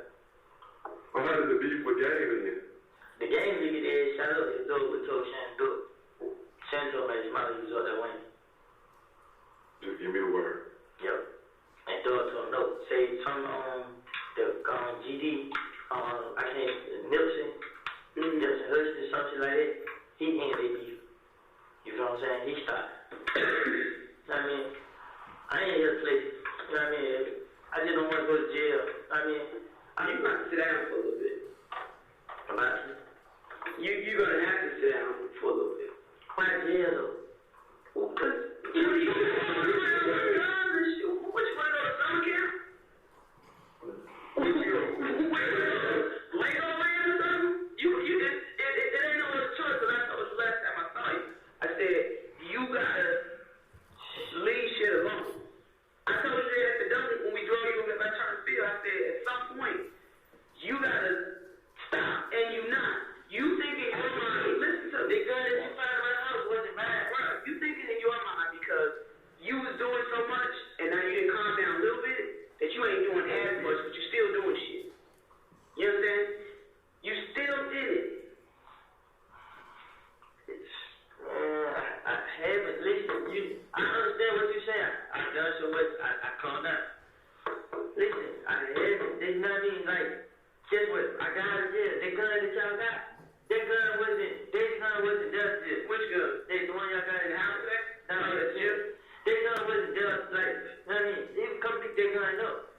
You know what I'm saying? They get that gun back. But while you were in jail, you don't know what has happened with that gun.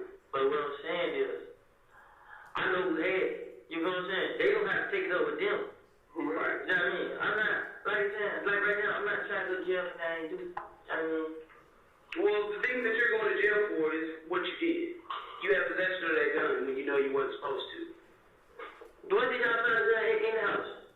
In the kitchen, in the kitchen drawer, right where you were. In the kitchen? No, I wasn't. Listen, we was in the room to sleep. Where did you get taken into custody at? They told me call out the door. I was there on the floor when they came. My baby mama got it. They had to pull. She opened the door. I like, let them know we got a baby here. I mean, so she said she told me start kicking the door. She opened the door for them.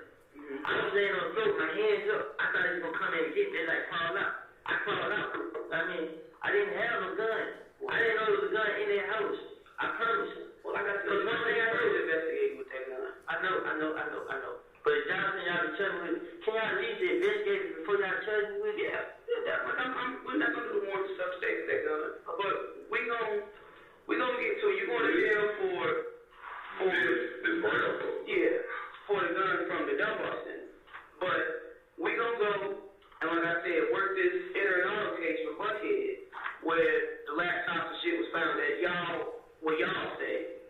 You understand? And you just said whatever about it, we gonna work all that out. And then the other issue with the gun at the house today, we gonna work through all that.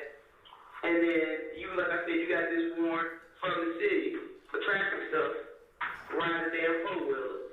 And then you got the issue, like you said, I didn't see that Henry County stuff you was talking about. That didn't pop up. But whatever you got going on with Henry County, and when we clear your name off the system, it automatically gets a call to your PO. So then you dealing with that. But like I said,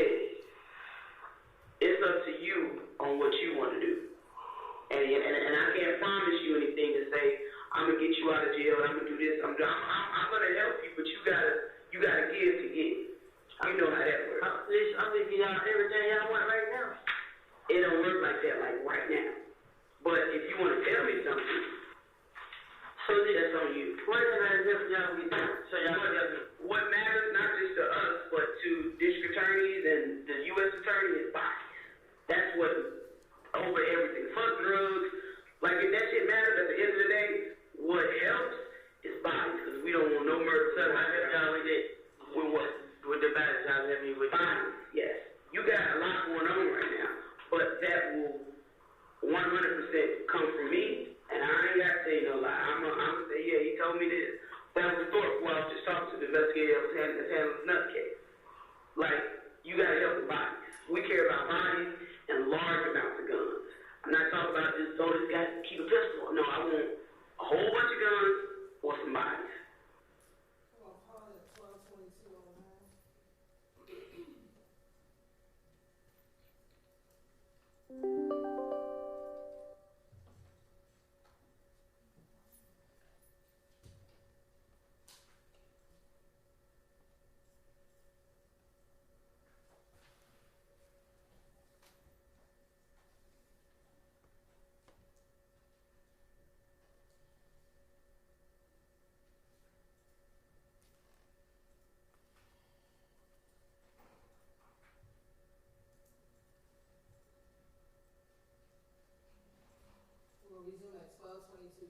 But the ones with him, they guns ain't legal. That's for fact. I mean, about how many guns you think in the studio? Shit, everybody got one. Everybody got one. Everybody. I mean, the people there are gonna be a gun for.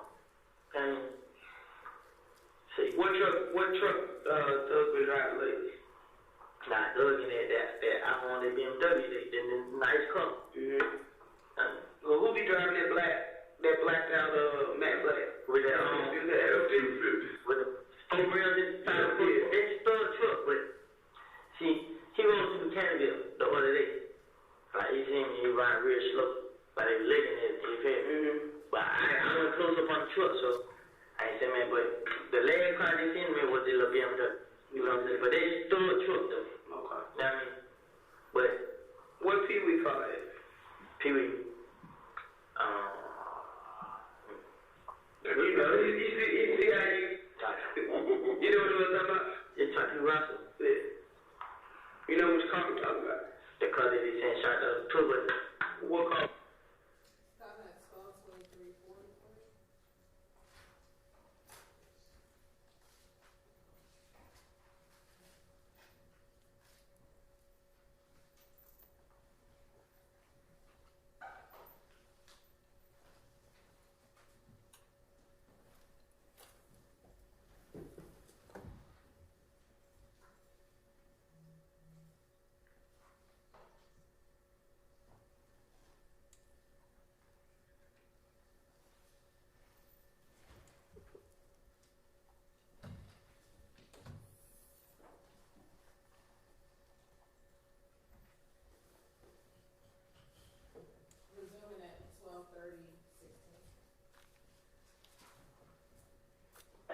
So, do you think that Max will come in and say something?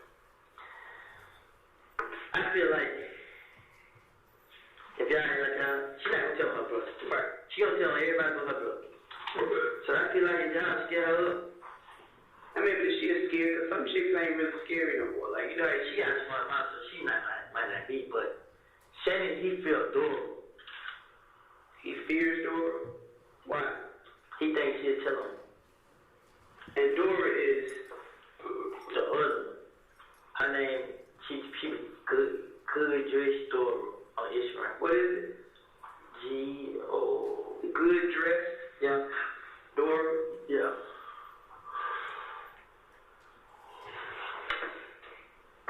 That's her real name, Dora? I don't know her real name. Like, that's it. And Bobby White got them eyes on her, don't she? Like some weird. One of the big food. I know you know. She got a small mouth. Like, I've been around her a lot. She probably, because she took my phone when she got small me, you feel? I just like, I asked I mean, I don't know if he's trying to do it to me for real, but I didn't know he think he's coming out for real like this. I mean, so Thug is basically trying to take over the city. Trying, or he got the city. Yeah. Stopping at 12:31:45.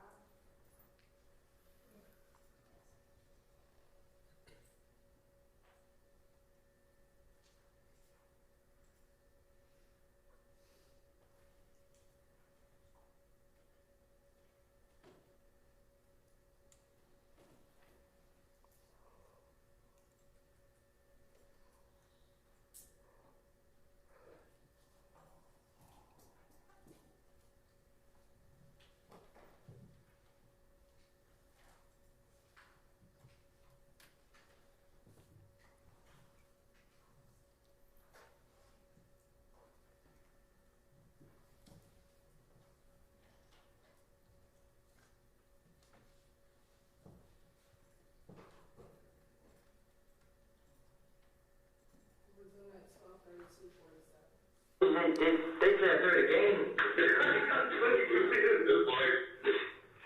Yeah, they play a dirty game over there. So I'm not used to this type of shit. So I don't know what's going on. You lost to your friend. Huh? You lost to your friend. They said we wasn't ready like how they ready. I mean, they hang together, and rub each other hard. Shoot up each other's spot. They don't know how to see each other now. So, but. Stopping at 12:33:14.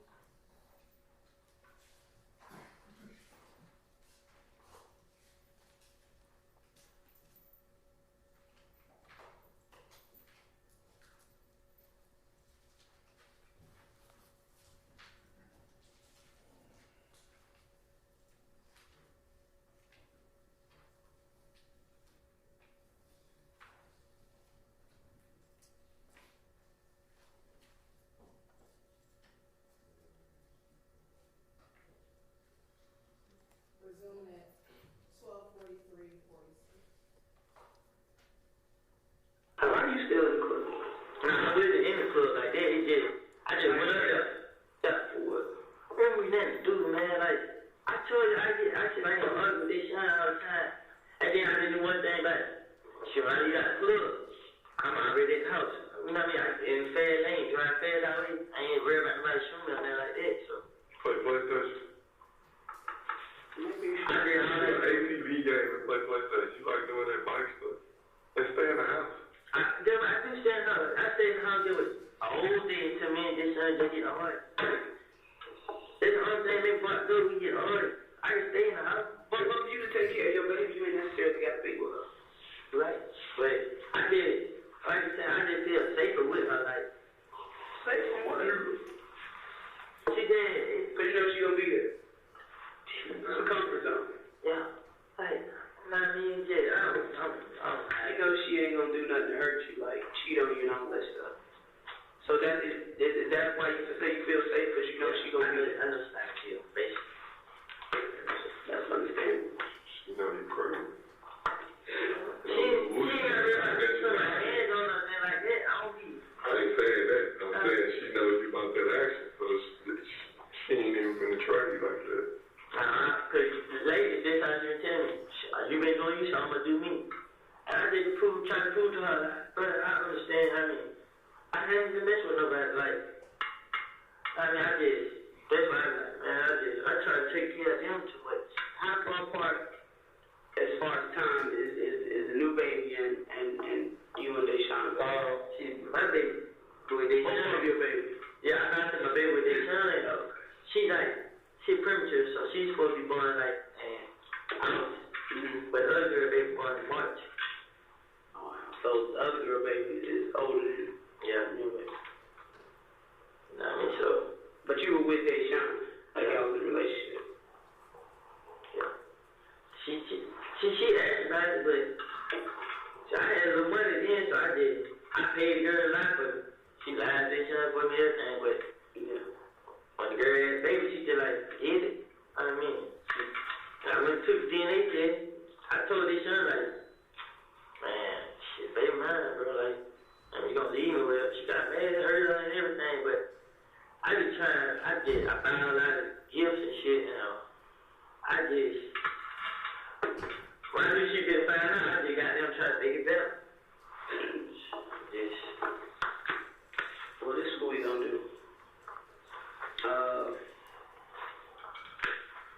Where do you want to be in Fulton County? Because I don't want you to be in regular doors. Man, they don't let your head, man. It's killing me, man. Why? Because you was isolated? I couldn't, man. I just had shit in the room all day play. But that, man. I'm happy. Do you want to be in general population? We can put you in there with kill. How long you been there? I don't know. I'm telling you.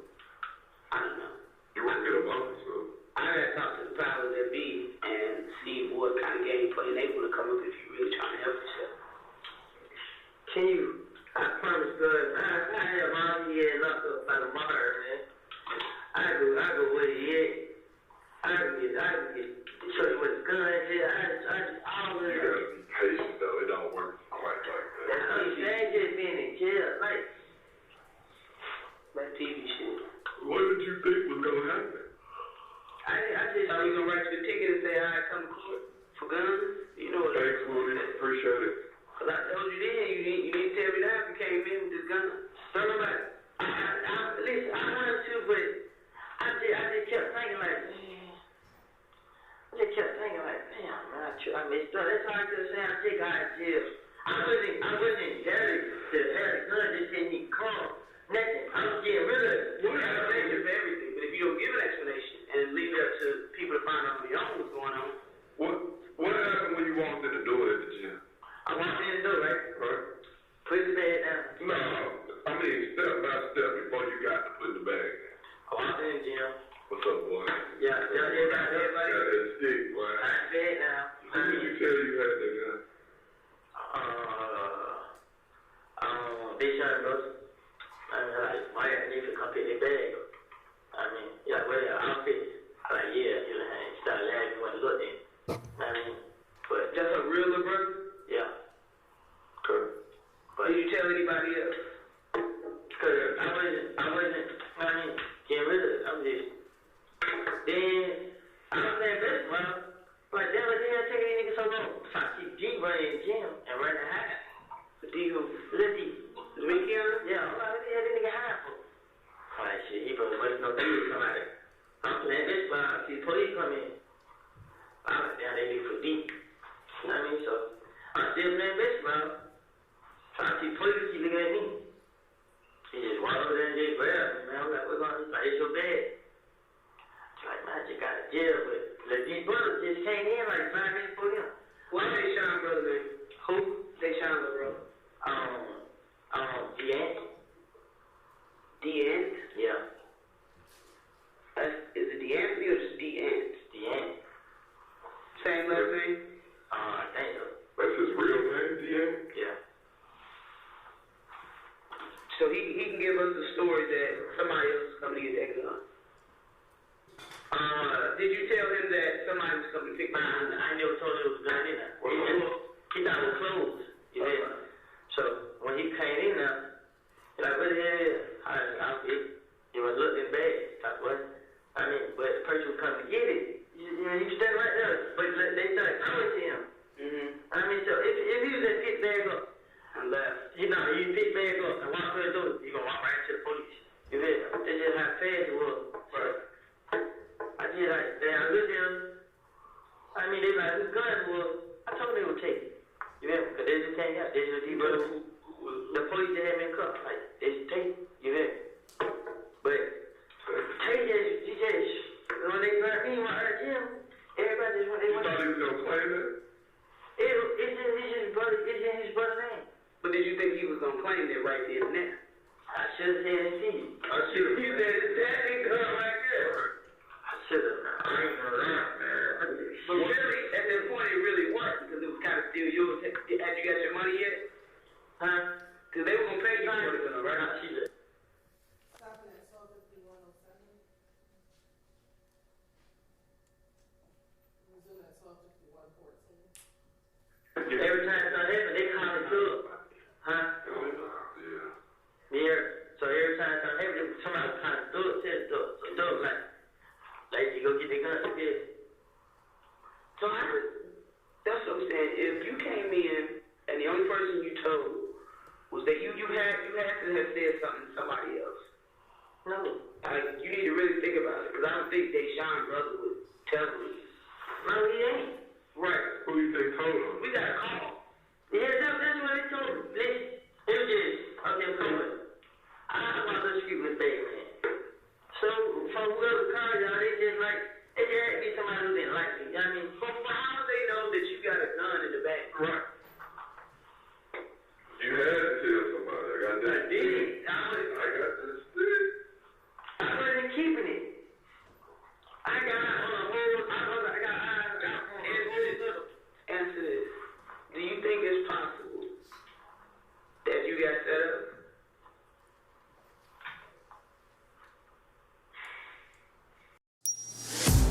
There is nothing like holding, loving, being around a chimp. Especially Tonka. And I'll do anything to protect that primate. Chimp Crazy, streaming exclusively on Max. That's not whether you did it get back to him. What's she? You get what you said, honestly? Yeah, I can give it now. What you think Lil D gonna say? Man, they keep showing people hours, man. That gun's gonna come back to something, bro. I'm willing to put money on it. If we can verify from the time when you were in jail that you obviously couldn't shoot at nobody house, but I guarantee you that gun will come back to the scene.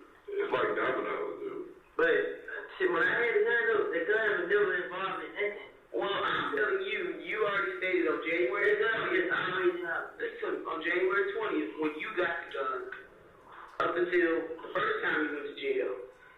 So if something comes back between that point of January 20th when you got it, up until the first time you went to jail, you gonna eat that. Now, from the time you was in jail to when you got out, you couldn't have done it.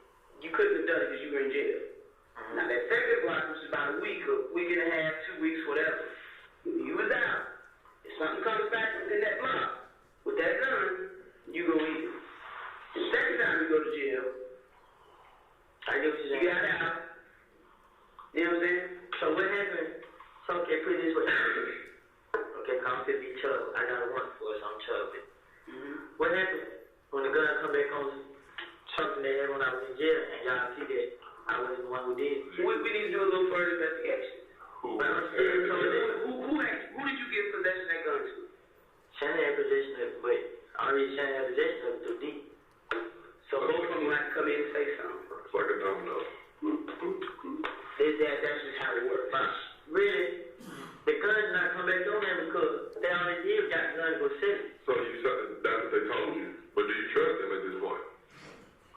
If they got a fucking stick and they in the middle of a war, they ain't gonna do nothing. What you think Cleveland Avenue Lil D said when he found out that gun came back to us saying, what? That ain't it? I know that ain't him. I know he the one that it's in his hand. So you got some explaining to do.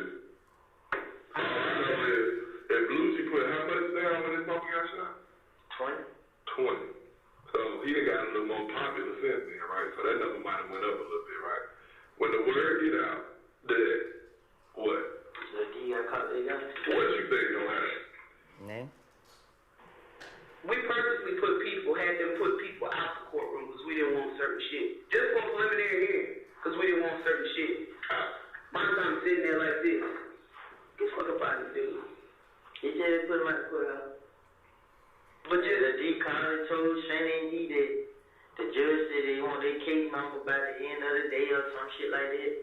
Shannon them know that the D. Conley told them all that. Those are the D telling me. So that's what I'm saying.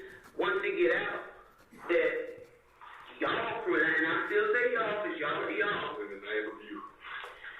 Y'all put that to go to I'm going to tell y'all something that y'all probably heard, but since I been out, everybody know that I haven't been like around doing them, fuck with them, period. Y'all now, you know what he did? Then what scared me though, once, then they put my picture on their page. I made it like I was with him. To my back. So everybody comes like my family like, what the hell you doing with them? Like, I don't know why you put that picture up. That would feel me. I'm like, he tried to make sure that we back. That's when you got out of jail. Yeah, this time. And then he smell like that. I haven't spoken to him, said nothing to him, nothing at all. Not one word, nothing. I mean, I walked in the club, I walked right past him, walked to the back. I haven't said. But to the streets, everybody still feel like you crew with them. People who know. Because if some of these niggas do F game niggas, they been seeing me a lot. You know what I mean? They some on me jazz me up. Rest of them like, what's up? You know what I'm saying? They see me a lot. The ones they got like the older guys, they kind of like wear money and stuff like that. They know I ain't do it. They know I ain't got nothing to it. You know what I'm saying? They know what's going on. That's why when I be around, I don't need to be scared when I be around. You feel me? Like, see, the only difference it is, the ones tell you who locked up. His crew. That's the only difference. Them niggas. I mean, the head gang. They crew. The younger ones, the ones that ready to shoot. They're all ones I mean, they have really problem with. Them kill shooters, ain't they? I really want to say no, but they all, you know what I mean, that's how they got out to kill. You feel what I'm saying? Right, that's the big homie. Yeah, so, but me and them had, like, we had problems with them before. Yeah, like. Stopping at 12:58.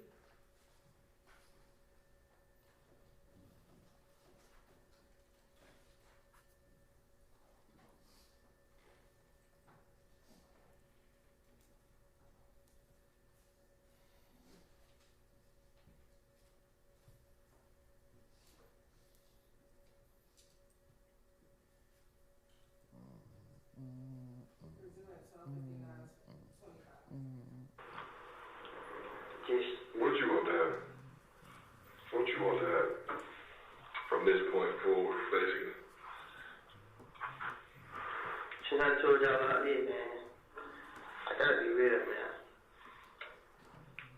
Y'all gotta get to me, man. Y'all gotta lock them up, cuz. Who do you read? Y'all gotta get to it. You the key? Told her I'll help y'all, but I mean, y'all have to. He absolutely. Like if you give us something to go off for, then see, you think you know if anybody, I'm gonna do my job. I ain't got a problem with it. But you're gonna have to be honest and you're gonna have to say your role, how you know, like you just gonna have to put it all out there. Because half truth is still a lot of me. But I know, okay, I know a lot of people gonna have something to say about this stuff, but I know a lot of people been in, and besides that, I mean, I know if I go to jail, I'll go to prison, man. Like you said, they gonna do me like they doing nothing, but I'm trying to avoid it. I mean, so if you just, I ain't trying to send me in the jail where I was last time. Polk County? Yeah, I ain't trying to send out in that holding tank by myself. I'm crazy, folks, man. They let me out an hour, sometimes don't let me out a day, man. You want to go in the dorm? But if you go in the dorm, you're not safe. I know they jumped a little in there, but... What they jump up for? Kel them did. Why? They say Kel walked one with a screwdriver. Say, and the rest of them just beat him up. And the decon said himself. Do you feel like your life is danger? Yeah. In jail? I know it is. I know it is. Even in Henry County. In Henry County? They got folks down there? Them niggas know me down there. I mean, you all over Instagram and shit. I know, right? I try to fight, like, man, I be stressing. I try to fight, I try to hide it, man. I can't do nothing. Like, I just went in and said all these. It ain't no use to start the hell with it, man. Like, cause guess what? I can tell you everything, and can't nobody put me on no scene to nothing. I never done that to nobody. Can't nobody do that to me. I mean, and I just know if I just keep going, ain't no telling how long I be sitting in Rush Street. Man, I really. Eventually, you're gonna get possibly transferred over.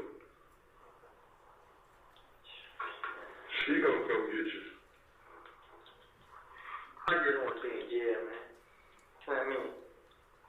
Unfortunately, I do whatever. I don't know why, like I said, I go around through it. Like, when she's I'm like, they're gonna talk to me. I mean, I know it ain't nothing me to get back in with. You know what I'm saying? I find out what Truth did, who he did it with. I can find out everything. And all that's great, but you know what bothers me? Is them doing something to me? No, it ain't about them doing something to you. It's the fact you ain't gonna stay clean. What you mean trying to understand? Let's say, just hypothetically speaking. Now, I'm gonna be real with you. The one thing I know, I don't did all this. I mean, one snitch, I was a snitch. I ain't no coming back. I done told y'all all these right here. I know I'm not surviving nowhere else. I mean, nowhere else like what? In jail. So, you think I be trying to be out here doing stuff? You know what I mean? Listen, when I did out, I was going to certain places, putting pictures up because I was trying to prove that I was no snitch. You know what I mean? Right. I mean, if they were thinking that of me, they just like, I mean, they still acting normal and stuff like that. I don't even did stuff like that. I was been actually, I spend more time with my baby and the mama more than anybody. All the time not with them is when we get hard. And guess what? When we get hard, I just go hang and but I promise, from this day forward, man, I want to break no more law ever again. I just need help. That's what it is. I just need my ID, and that's what I want you to understand is it's hard for me to put my neck out there to say that I'm out for a person 100% when opportunities have been given to you. Hold on, I'll let you speak. Opportunities have been given to you several times by me to just tell me what it is. If I find out later, I'm going to look at you differently. You know what I'm saying? So I can't sit here and say that. And I'm not saying I believe what you say, but if it, just hypothetically speaking, we get to the point where, let's say the U.S. Attorney wants to wire you up, mic you up, or, have you make some calls or do whatever, I can't fully say that I would put my neck out there to save you because you've not told me the truth too many times. but have I lied to you? Not telling the truth and telling half-truth is a lie to me. Well, another thing for this though. You said the gun wasn't loosened up, or what? You said you didn't have it. And no, you never asked me. You asked the other person the other stuff. Now ask her that. Now I said, when I was in class, you didn't say that about the gun. You just talked to me about everything. You didn't say nothing about the gun. That was my purpose of coming out there. You didn't say nothing about it though.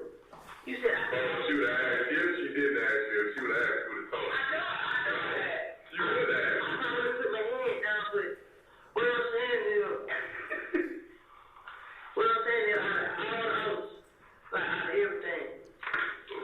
Like when you get me in whatever, I try to contact you. First time I come in the car, I look.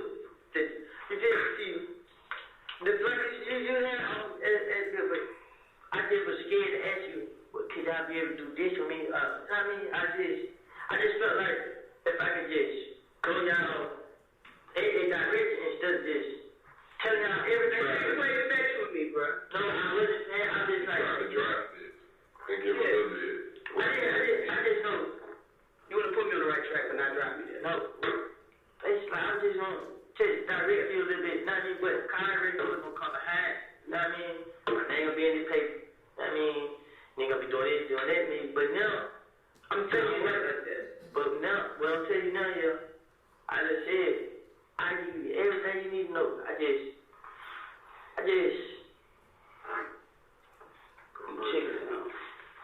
wanna, I just, like, now I'm asking, like, just help.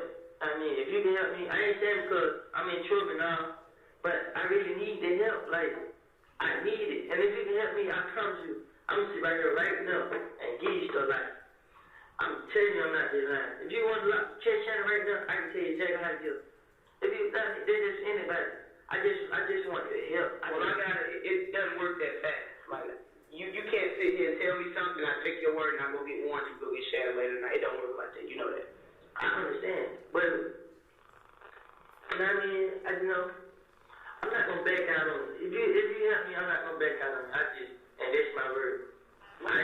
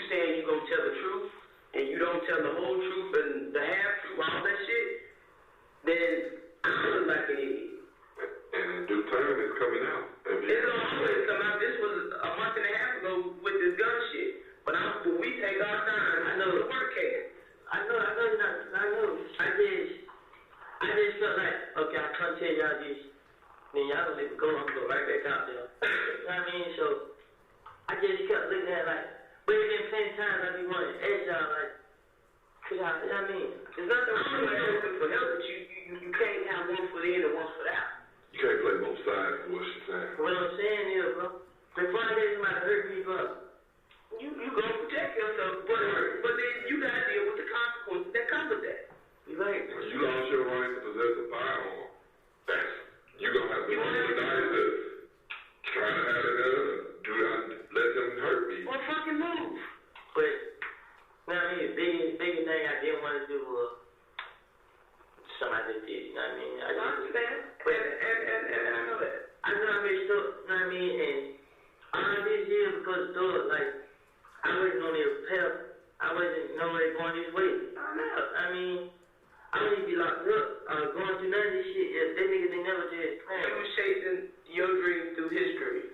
Yes, I actually was trying to be rich, like, you was trying to get up. Free, right. Then he was this, then he know it because he was happy, he was this. Now, the other thing about it was, like, he introduced me to a lot of people, you know what I mean? Like, I was being there, these people still remember my face. Like, but the only thing about it is, like, the nigga just telling people, like, I'm this, I'm that. And that shit I wasn't doing. You know what I'm saying? Like, but I tell people you basically a goon. Right. Yes, like, I just let him do it, and then when it came down to it, You wasn't ready to do no dumb shit. no, he just used me, like, he put my face on it, but got you doing it. You feel what I'm saying? And then, when I got with him, that wasn't what it was about. You know what I'm saying? When I first got with him, I was just so excited with the shit I was seeing. You know what I'm saying? He seen it. And he just let me around. He knew how to use your fire. Exactly. They put the air in front of the rabbit, and you steady doing this, chasing. So, and guess what? Right now, like, this nigga Thug, he just, like, right now, he's just, like, she wanted me talking to him bad. He was listening. They done called me 3 times. And I mean, you know what? I called him on 3-way. I called his sister. I'm like, damn, y'all going around to my rat, I'm sticking this and that. So I was telling my life, I want to they told, she wants to tell me too. I want to they told much y'all saying, I've been talking to the police, this and that. So like, no, when you say that like that, you feel what I'm saying? You want to call this up. Like, no, you got to call this people like I'm a rat, then let them think that, you know what I mean? Shut up. I got a phone her. I called my sister's phone. Jet called my phone back. 2 minutes later. Like, who is it? Like, yeah. Like, what's up, bro? I ain't got to get no. I already called him. He's like, yeah, what the hell you got going on, bro? I cut my look, man. I don't know what y'all got going on. They come out, y'all in the studio, I'm telling them this and that. I mean, what's up with that, bro? He's like, I don't have to say no issue, bro. You know what I'm saying? I know you, bro. I mean, I know one thing about you. You ain't gonna tell him. You know what I'm saying? He said, Moonton will come back to the studio telling Thug and the IT time the police. Moonton and Shannon was trying to get the spot I was in. You know what I'm saying? Cause I wasn't. So, the spot they think you in. Yeah. No, just, like, he was like, he was buying me around stuff. Like, why? I don't know. You know what? A lot of people said, I'm a bitch, bro. I'm born in, I'm not born. I was born up and born home. I never had, like, I go anywhere. You know what I'm saying? They promised it and just started. All first I had problems with something. So it don't make, with all that being said, it don't make sense why this man picked you out of everybody. He just did crime free, he just did shit on Cleveland Avenue. Why he picked Lil Wooly? Like, what loyalty does he have to you is that he feels like right now he got to take your ass out because you know a little too much. Everybody knows too much. No, they don't, but everybody ain't targets. Well, not like you. I'm going to tell you why, because you're running my life. Exactly. That's what I was saying earlier when I say you contradict yourself to say that you ain't did nothing, you ain't this, you ain't that. But this man taking you everywhere you go. It keeps you right here with him. I'm behind you, Tom. I'm not doing this stuff. When they come at me, I had people that kept me. You know what I'm saying? I'm out there, blood, mama, crip, G, well. You know what I'm saying? Ain't those do that. So before I let somebody hurt me, I got people out there that'll do something for me. Nah, you do it yourself before you let somebody else do it. It wouldn't mean as much. Yeah, I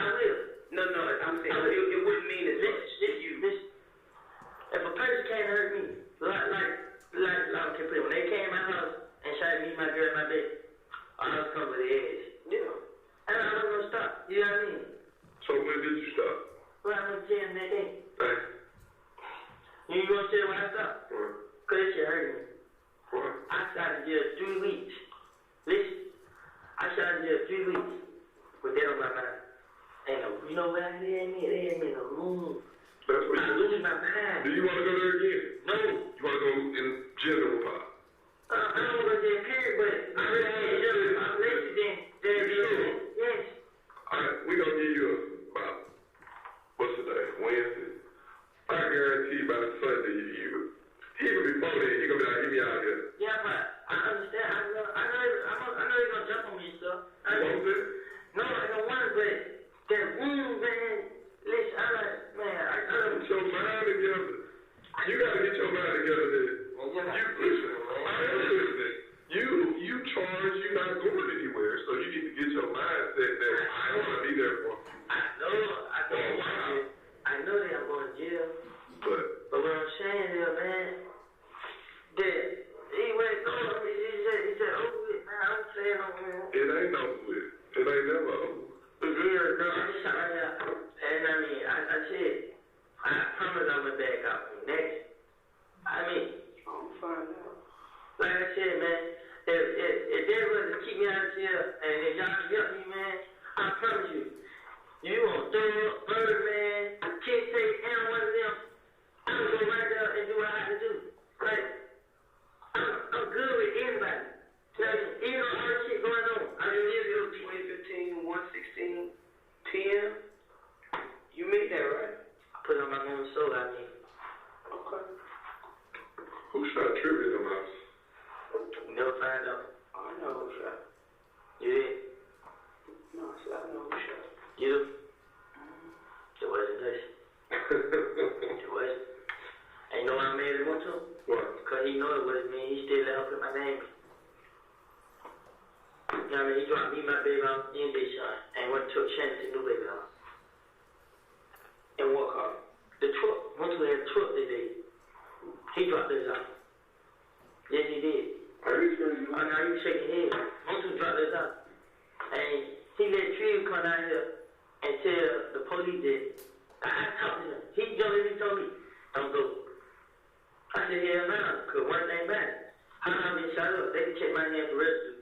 You know what I mean? I can prove that I ain't done it. I came right down here. You know he did. Kind of told the door there. Forgot without a question again. It takes a lot of these doors to leave me alone. I mean, nobody heard me when I heard they ain't gonna kill. Damn. I mean, this nigga, you know what he did to me? He had $300,000. The whole. And he left. Came back. And you ain't get none of it. I don't care about money. I don't. You care about some money. You be contradicting yourself, man. Listen, the nigga was giving me money. You know what I'm saying? I didn't need that. I did it. But when I went to jail and he didn't help me. Tajín chamoy sauce. It's a craveable contradiction, like sweet and spicy, hot and cold. Tajín chamoy sauce, fruity with a kick. It's differente. Yes. What about Duke? No money. What is Duke wrong in all this? He get a lot of money. About 5,000. Man, Duke is Jack? Nah, Jack and Duke is two different people. Okay. So Duke with the Right, Duke is the one. Yak was the Yak guy that's there. Okay. I mean, But it's just, why is he so wrong to you? because Yak goes up to me. Shannon goes up to me. Duke know about me. You know what I'm saying? What they know about you? Duke gave my brother weed. They smell like wax stop. And when he came back to get my brother smoke weed, we took weed from him. So you know you about that action? Oh, I ain't scared. Yeah, you ain't no hoe about it. Nah, I'm not. And I don't believe you on it. You know what I mean?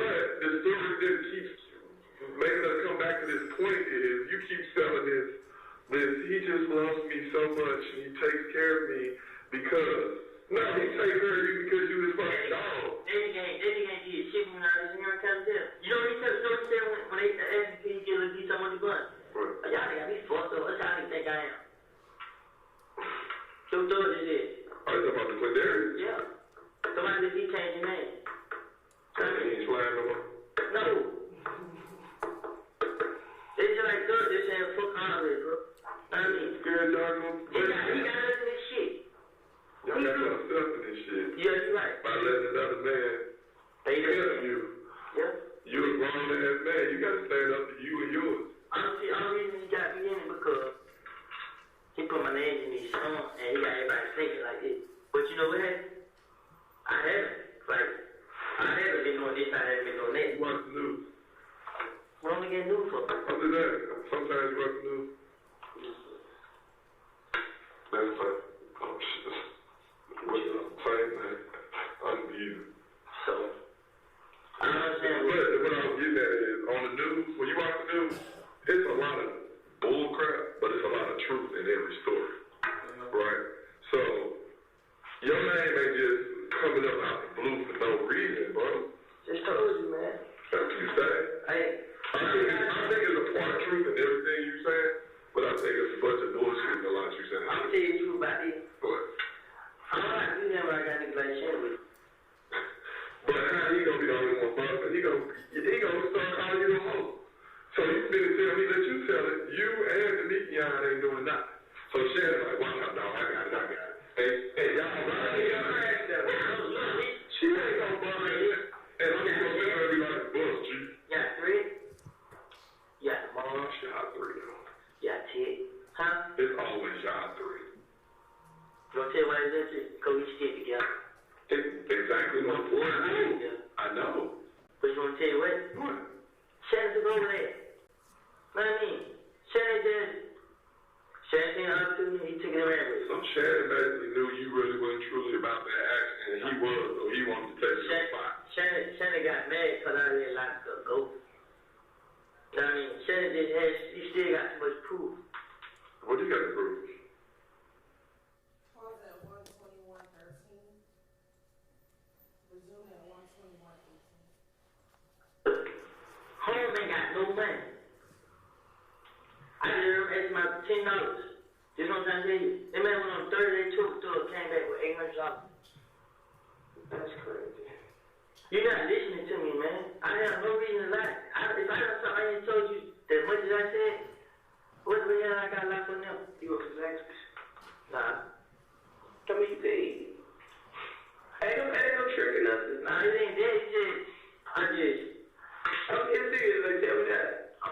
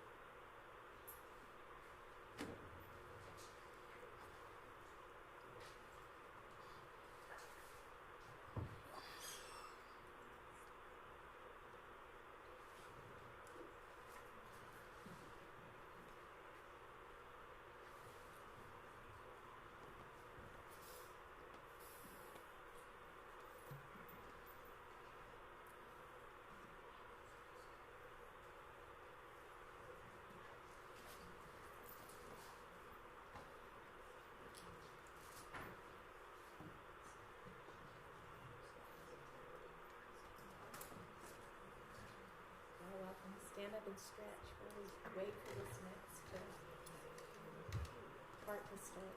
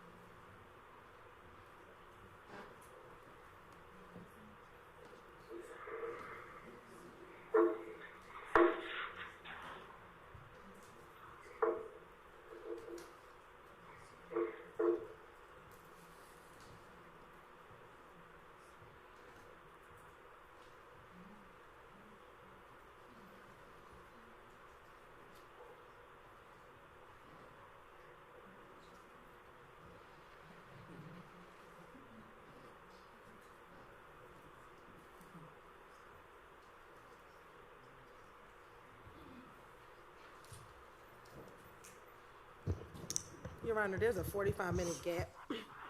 There's some certain excerpts here.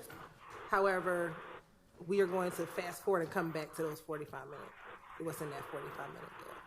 Okay, I'm not sure what you mean by that, but. So right now, we're going to fast forward to 2:01:21.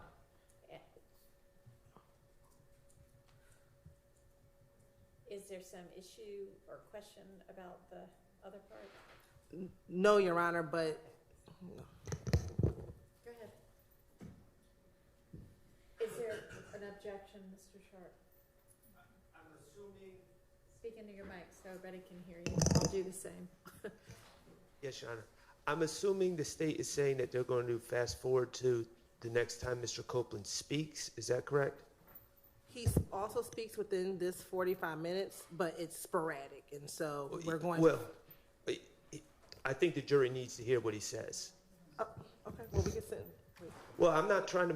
This is the state's evidence, and I'm not trying to make anyone sit for 45 minutes. But I want the jury to hear everything that Mr. Copeland says while he's alone. Okay. Are you planning to play it at some point? Your Honor. You're gonna go back to all his little. Everything he says in that 45 minutes, as long as they're going to play it. I don't know why they want to play it out of order, but whatever. That's fine. Thank you, Your Honor.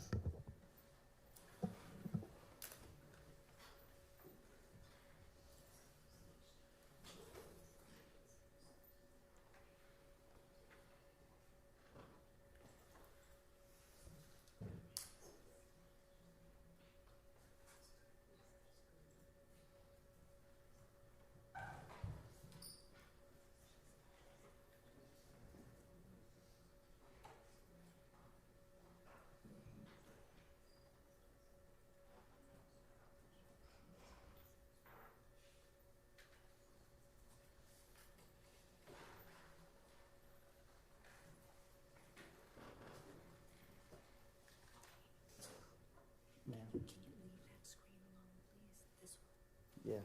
It's boring out here. I understand. I gotta sit through this whole thing. He just asked me.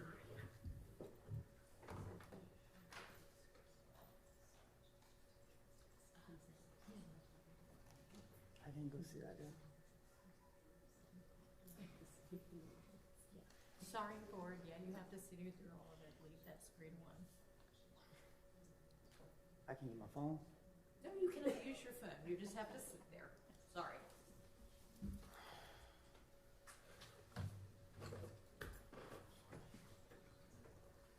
We'll be starting at 2:43:55.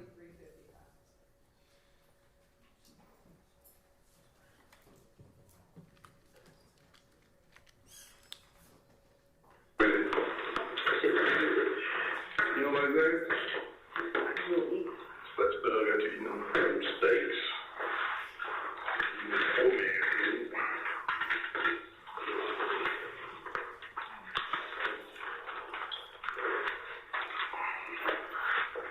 You remember me from the first couple of times, right?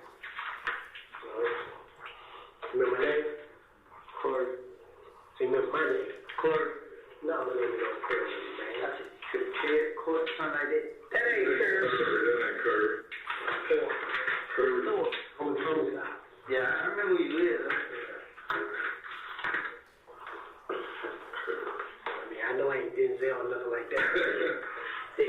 you got to do this.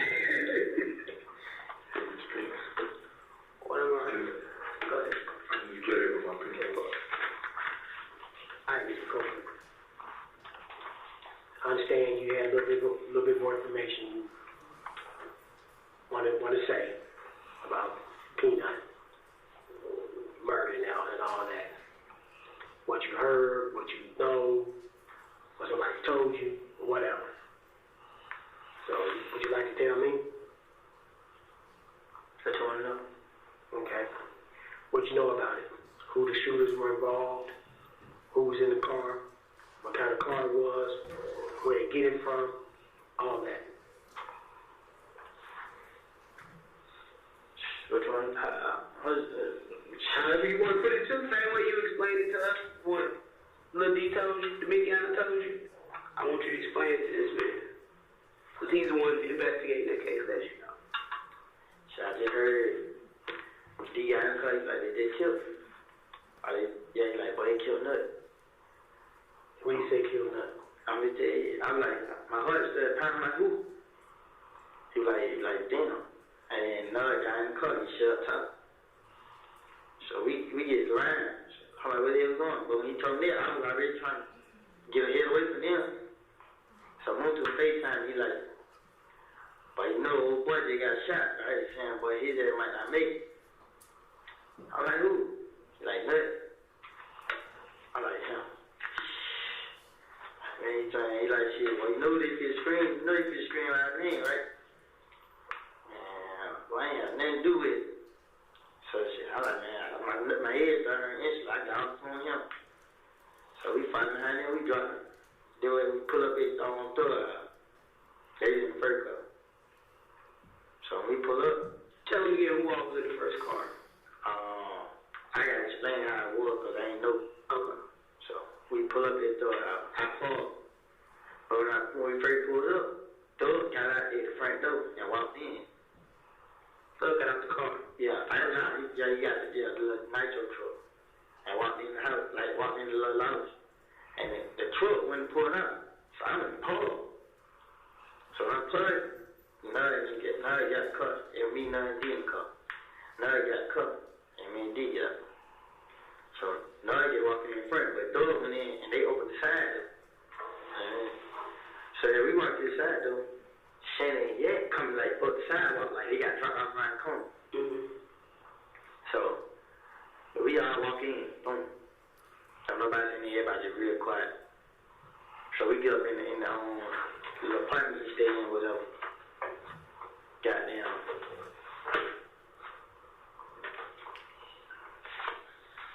I think everybody really just quiet.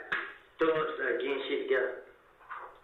Shit like what? Like he leave, just like he packing clothes? Yeah, like, I mean, and then his sister knew that. They like, something, really, too much was said. You feel like, it was just quiet, like movement. So, let me see, I think I left these up. Just what I did, I left. I went and got his son. So when I put up and told her they son, I was like, she got in the car. She was our friend. She got in the car. Man, he need to kill her, bro. She like, who? I told her. She told them. She like, huh? What happened? I said, I don't know. DJ got in the car like shit. But you know what I mean? They told me like that. So she like, what you gonna do? What the fuck you mean what I'm gonna do? I ain't had nothing to do with this shit. She like, yeah, you know, like we all knew they gonna say my name. So I was like, I don't know. So we got in the car. We go home. When we got out of the car home, then when they got behind the red Camaro, then when they got behind there, started following to the apartment.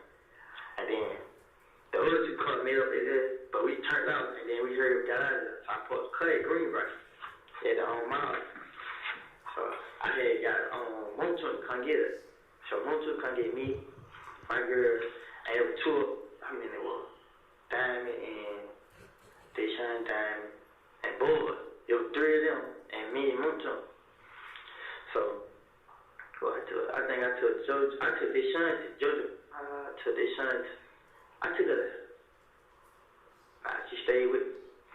We dropped the other two girls off at JoJo house. And Moonton went and got his girl and his little boy. I mean, so we ran around trying to see like where the hell we gonna go, cause we know they could come. I just told them they just probably come. So everything know everybody started saying my name. So when everybody started saying I did, I tell Moonton like, bro, hell nah, what I gotta do, bro? So Moonton like, shit, but you know you ain't do it, goddamn, this and that. So I'm like, why need you go down there and tell these folks no, bro? So when I tell Moonton this, Moonton like, shit. What do you say? Like, yeah, he's like, boy, when they start screaming my name, they don't go down there. But long story short, Thug called phone. Called who phone? Moonton phone. And we're like, well, them niggas pulled up at his house, they outside his house. They were looking out the window. They pulled up 3 cars, he had bad inside there. So you talking about Karen. They pulled up outside Moonton's house. So while they were sitting outside Moonton's house, I mean, not Moonton, Thug house, while he was outside Thug's house, Thug kept calling Moonton, telling Moonton to pull up. See, he didn't know how to whip Moonton. I mean, he was trying to get Moonton to pull up and get him there away from the house. Right. But I think his sister ended up calling the police or something, but they pulled out her sister. Yeah. But I don't think she called them. I know she said something about it. And when they pulled out, Thug had somebody pull up and drive him straight out of town. Is Thug's, this house that you talk about where they came after the murder, this in Atlanta? Yeah, this on the Sky House. The Sky House, okay. So they, the man came and drove Thug out. Nah, I'm scared. We pulled up at the house at Lennox. So when we get to the house at Lennox, all his brothers and sisters were down there. I mean, and he was just patient like he didn't know what to do. Because everybody instantly was screaming my name. And I just hear him like, I mean, I was like, damn, I wanted to ask, like, how the fuck y'all do this? Like, I mean, what the hell that did somebody? I ain't want to at the time, I said, quiet, I just stand there, and then. So you did not want to say you didn't do it? Huh? You didn't want to say in front of everybody you ain't do it, or why y'all saying my name? They weren't saying my name. They knew what was going on. I already know. I mean, everybody just in the street saying my name, like, who did. I mean. So I was like, damn, what the hell? So when I heard he ran around, I was so scared. Okay, I left through the house. When I left through the house, he called. Nah, I'm scared for it. Sometimes I was in Canada by my sister's house. I mean, I got away from everybody. I was scared. So I called my girl mama. And I called her. I was just talking on the phone. And I was telling her what happened. Like, they just kept me, man. They said I did it. I didn't have nothing to do with it. So she was like, man, I was talking for a minute. And then she was just like, well, don't go down there on your own. Just wait till the police tell you come down there. I was like, right. And then when I got up on her, I finally later, I seen the ambulance and the police car flying it, like going towards Summer Hill, like where she stayed. And then I thought about it, when me and Kel, like when we let B go with each other, he told me he knew my girl stayed, so I called her mom back. I'm like, is you at home? She like, nah. I like, okay, I'm just trying to make sure you in that house. She like, nah, I'm out. You know what I mean? I'm like, okay. I got a phone her. So I called my brother. I told my brother, like, hey, bro, these niggas know you stay. You out the house. You feel me? They just left her house. My brother like, what the hell? I told him what happened. But they killed nothing, bro. You think I did? So my brother like, he get out, get the kid, they get out the house. So when they leave out the house, what? They got the house. Throw leave. This is the same night. Yeah, he got killed. This tonight, it's like all the time. Thug called the man, like the people that drive you around. He called them and had the person that drive him around is his personal man. You know what I mean? So he had him to drive him straight to Florida to Birdman House. Like him, Thug, his sister, a girl, the other one, Dora, and Noah, right? And yeah, I think it was just them right there. All them drove straight to Florida. So when they went to Florida, I said, you called right there in front of them. Know what I mean? And you like, well, would you come down? I'm like, yeah, because I didn't do nothing. You feel what I'm saying? And everybody legal like, cause I held the phone, walked up. And when I walked out, I heard that everybody got quiet.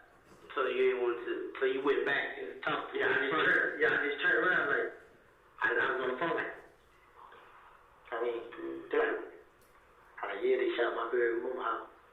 Then when he told me to come down, everybody was just looking right there and there. He like, what the fuck? Yeah. So I like, bro, I went there. I can't take that. I don't know. You feel what I'm saying? Right. So he's like, yeah. I mean, boom, to bring me down here. I get out the car with him right here.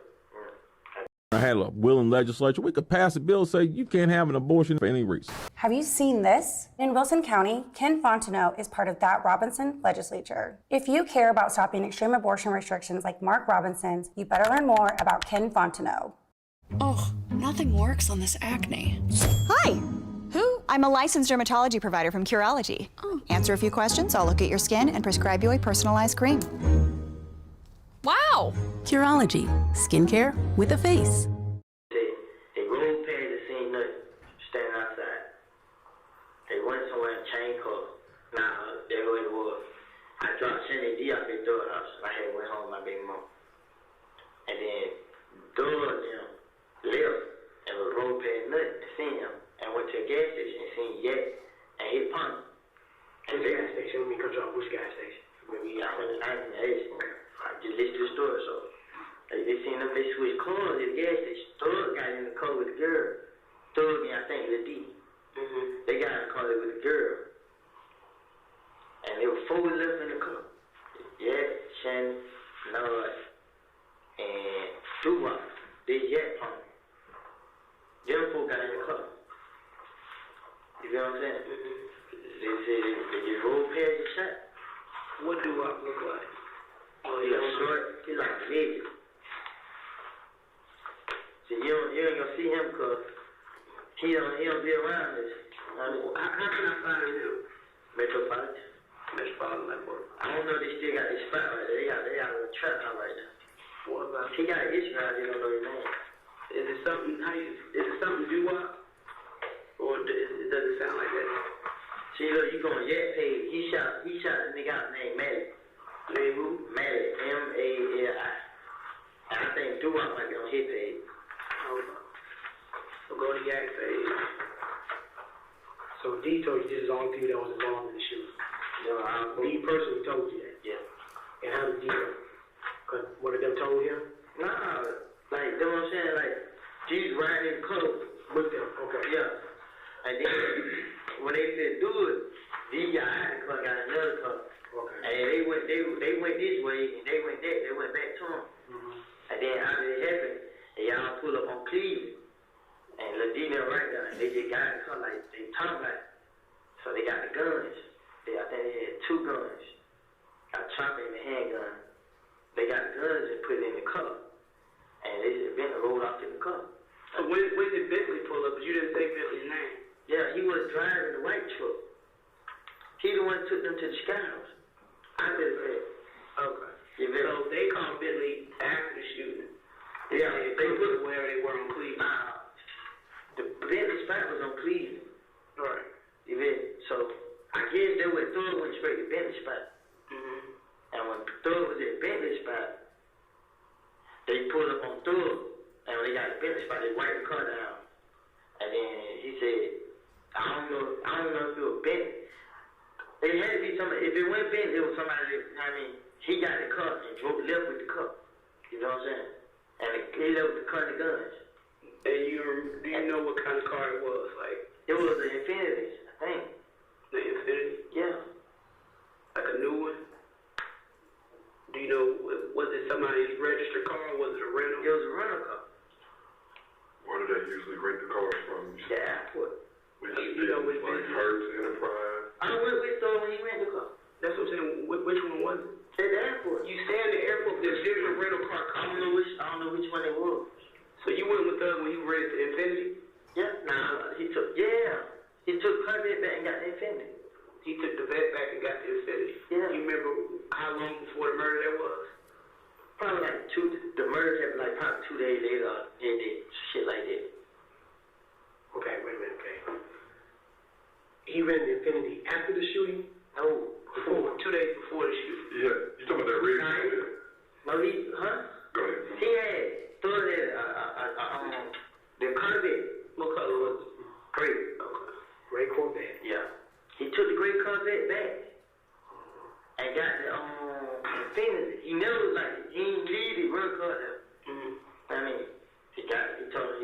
car. And when you got the green Infiniti, this the car that happened. Like, I had video. See, if I had my own phone, I can show you video I put on my page. But I ain't show the car, I'm just playing the music. I mean, I'm seeing the car listen to the music. But when I put it on the video on my Instagram, I ain't know. And they just like, well, take that video off your page. You know what I'm saying? That's how, I remember what they used. You remember, was it nighttime or in the evening, whatever? Y'all the video. No, when he took the vet back and got it. He took it back in the daytime. It was in the daytime. You got to walk across the bridge from the airport. Yeah. Going to park there at the top. He took it right there. They gave him, they tried to wait and get it. They gave him an Infiniti. He got an Infiniti. Boom. You know if you pay with cash or credit card, how you pay for it? So he paid for the deal. He paid for the rental car. I mean the Corvette. Right. But he supposed to have a Corvette longer than he had. So I don't know how he paid for it. But you don't know how he just switched Corvette more. Right. So he just switched it out. So there really wasn't no money exchanged. He was Just just walking. transaction finance. No, you actually, if you rented it under his name or somebody else's name. It was like, it was lying. They was lying and talking, so I don't know. Like how many people behind the thing. But it was only y'all two at the arrest. I'm right there with him. And it was y'all two. What you mean? When y'all went to do the switch out, it was you and just him. There wasn't no girl with you and nobody else. No, I was just being told. Alright, Yeah. So Lil D told you all of this after the fact. Yeah. When I knew the car, you know what I mean? I didn't want to get in the middle of it. You know what I mean? I know, but with all that, with the Copeland, I know that shit surrounding you, man, you should have been dug yourself out that hole. But you know, I did. Listen, when they came shot me and my baby, man, I couldn't run from it. Like I was already. It got worse. Mr. Copeland, listen to what I'm saying. Stop your mind for a minute. Listen to what I'm saying. The reason why Kelvin was coming after you because they had no other reason but to come after you. But if you would have just went on ahead and, hey, this is what somebody told me, blah, blah, blah, your name been cleared straight from the rip. Okay, straight from the rip. Because understand this. While I'm out there, bro, your name came up like that.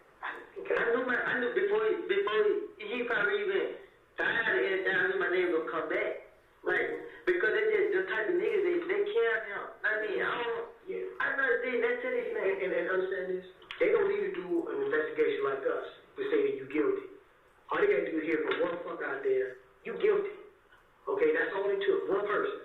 Okay, let me ask you this. 6 months, drag day through. How many times did we ask you, did you have something on this? A lot. It's okay. Okay. But yeah, I understand this. It's hard. Like I know, but understand this. Well, no. I'm gonna go to jail. You know what's gonna happen, man? I'm gonna go to jail. Them niggas, they gonna jump on me. Like, they gonna let me take care of it. You already take care of it. You gonna trust me? We already take care of it. Okay, and understand this. You gotta face what you done wrong. Okay, I didn't do that. Okay, stop that. How old are you, Mr. Coleman? 23. Okay, you 23. Okay. By legal standards, you're a grown ass man. And one of the things I learned from a young man, the old school used to tell me, bro, a man stands up to his own fucking mistakes. It's not your fault. It's my fucking fault. I'm own up to it, deal with it, and move the fuck on. You keep receding back to a 10-year-old. It's everybody's fault but mine. I'm in this situation because it's everybody's fault but mine. I don't want to confront it because, whatever. You get what you still gotta get. Okay. If they saying they were throwing them, get what they still gonna say? Well, I tell you what. Even though they gonna still try to keep it on me. Like, look, I really didn't have anything to do with this murder, bro. People was coming at me like I did it, man. Okay. Like, and what did I tell you from the start? I'm here to either prove or disprove you had something to do with it. But you never gave me anything to disprove you had anything to do with it. I understand that. Let me tell you what I mean. Okay. I knew it all. I knew it. When I went with Doug to get the car, they gonna automatically do what I told. So I feel like, So you rather your life is, and they keep living the party, you know. It like that. It been plenty of times I woke up like, man, I can't go to this no more. I couldn't sleep sometimes. I be like, hungry. I mean, I didn't want to tell because I knew. Look, let me tell you something. Everybody on my face, you're going to be a lot of people coming out to me. Let me tell you, loyalty is a two-way street. You right? If motherfuckers don't show you no loyalty, you're not going to have no loyalty back to them. Okay, they pretty much put you on the branch and left your ass out there. And when I realized they left me out there, I went ahead and just, you know, like, now, you know what I mean? But they were giving you clues then, but you didn't want to pick it up. You didn't want to see that because I know, bro, there's dudes you got the shit on your armor. Okay, there's dude I went through some shit with. We partners to this day. Okay, them motherfuckers are loyal to me. I'm loyal to them because guess what? We never pissed at each other from the cornflakes. Okay, but they don't piss in your cornflakes and shit in your Fruit Loops. They don't give a fucking rat shit about you, dog. They really don't. They're all about themselves now. But you're right. If you would have got taken out with your girl and your child, they would have shed a fake ass tear and moved on about their fucking business. BIP, Woody. Mm-hmm. Hey man, what we going to now? Yeah, I know that. I thought about it every day, but I keep saying, what I'm saying is, yeah, a whole lot of other niggas out here, this ain't got nothing to do with it. They gonna come out to me. You know what I'm saying? This. You remember what I showed you earlier? When I made the circle, when I showed you everybody that versus Woody. Yeah. I see that. You see that? That's gonna happen regardless. We can't make it. This is a whole game. We can't make this go away. We can't make the go away. We can make it go away with your help, maybe. How long you been knowing, or how many times do you think you've seen Nard? That ain't him on that picture. You ain't even seen the picture. I seen him when he lifted up. That ain't Nard. What's not Nard? Okay. I did not know it. Don't look that right, Nard. Nard name was just Nard. Nard, N-A-R-D? Yeah. I don't know if they're underscore 5 or if it's 5 Nard.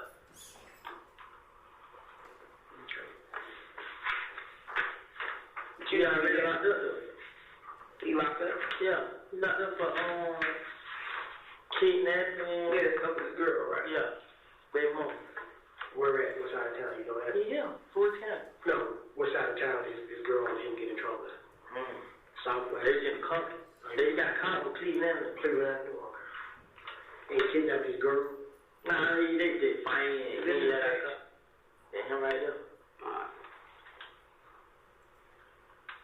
Okay. See, bro. I know. Look at me, Mr. Cole. Mr. Cole. Raise your head up for me. Yeah, you have no power there for me, man. I can only imagine. You've been public enemy number 1 for 6 months now. Folks shooting at you, doing all that, and you still got that loyalty, or you held on to that loyalty to these people who basically, in a sense, have turned on you, or pushing you aside. And you haven't been, you didn't tell on them. You know what I'm saying? And you still holding on to that loyalty. It just comes to a point where you got to stop thinking about them and think about you and your family. I ain't thinking about them. I'm thinking about me and my family. Like, I know. You know, I actually, man, I just did 30 days in Henry County jail, 30-some days for something I ain't do. And I'm thinking, I hate being away from them. I think about them more than anything, man. My grandma shit. Man, bro, I sit right here, man. I go through a lot, man. I hate being in jail. I understand I did the stuff, but I didn't do it because, I mean, I had to, right? Okay, Mr. Kobe, look at me. You're telling me right here, right now, I'm not a bad person. I just got caught in doing some dumb shit. That's basically what you're saying. I understand that, okay? I'm not living the life of a fucking angel. I'm not even pretending I am, okay? I'm not even pretending I am. I'll probably be in hell before you, okay? But I'm not here to judge you. But I do know one thing. You don't want to do motherfuckers to a fault. plain and simple. Like Detective Gates said, you have to be public enemy number one to protect them all the way through. Now, at one time they say, yo, dog, let me help you out of this. Send you here, send your girl there, do this, do that. They left you out there and left the motherfucker continue to come after you. They're not trying to say no more shit at all saying, hey, we had nothing to do with this. Now, one time, all it took was one young thug to say one time, Wardy had nothing to do with that. Wardy was with me. Over here doing this, doing that. People would took that shit for a grain of salt and ran with it. Yo, man, Wardy was over here with young thug. He was over here at the studio cutting the trick. Yeah, how can he be over there doing that? He trying to come track with young thug. But no, they put you out there and left you out there. When all this shit was going on, even when the motherfuckers said, yo, man, I'm going to ride with you no matter where you go. How many times they get a call with you and say, yo, come ride with me? Because they leave you out there to take the full blame for everything. See, they knew I couldn't say it because, everybody know, like. So you said it right there. They knew you couldn't say anything. They knew you were not going to be the one to just start talking. That the whole weight of the universe had to fall on your fucking shoulders before you even start opening your mouth. Because you do the dance around game. You do the dance around game. And that's what you do. And they knew, no matter what, this dude is loyal. And he's going to keep on doing what he needs to do. But in the meantime, everybody going about their business. They left you out there. The thug gave a damn about you. He throw 20,000 in the club, do this, move you and your girl away for a little while. I ain't saying because you love Atlanta, you're going to come back to Atlanta. But it's hot right now, move you away. Did they do that? Did he give you money to y'all time? Honestly, they knew where y'all stayed because y'all still in the same spot. Did he put y'all up in another spot?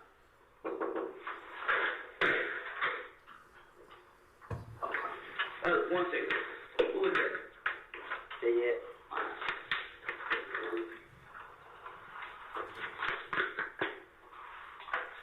Now, let me ask you this, and you can be honest or whatever. At any point in time that day that Peanut was killed, did you go by that barbershop? McDaniel Street? No, sir. P Street? What else? I left out the house. I left out the house right before I finally got killed. I was in the house the whole day. I was sleeping. And when I left out the house, I pulled right up in Canterville. When I left in Canterville, I pulled up on Cleveland to meet D. And when D got in the car, he told me in my face that Jay got killed. And when he told me that right then and there, I was like, I just can't house. I mean, so I didn't know they were gonna do it. I ain't never heard Thor say kill that. That's why when I heard it, it shocked me. I'm like, what the hell they kill home for? Like, I mean, I just go to you. Why the hell they didn't kill Cam? Like, you know what I'm saying? Why the hell they kill? Like, he wasn't the problem. Nothing they did nothing. Like, I don't know what they done did. I knew it was something personal between him and Ted. I mean, but what was personal between him and Thor? I don't know. I never heard it. Never found it out. I just knew nothing. Like, one day they told him to come to the studio, and he told somebody, I'm sitting up. I mean, he started going up there. So that's the honor I knew. I just never knew. Okay.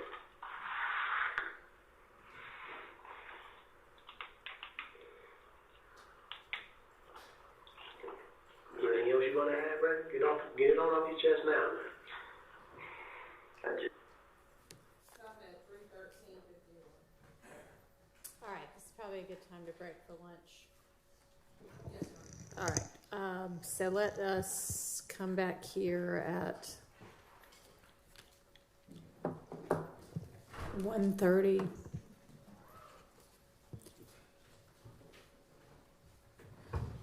I step out. Yes, be back at 1:30.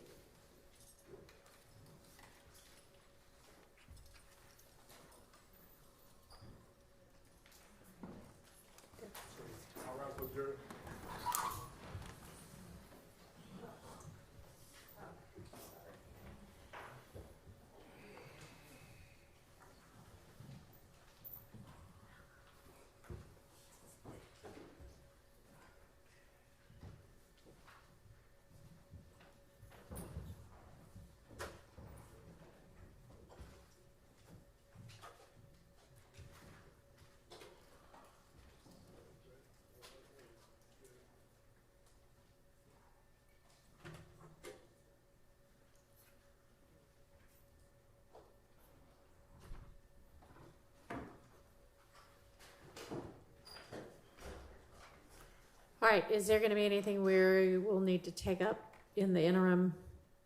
I'm not in that, like, not right now, but do we need to come back a few minutes early? Anybody? Okay. All right, then we'll see everybody at 1:30. Thank you.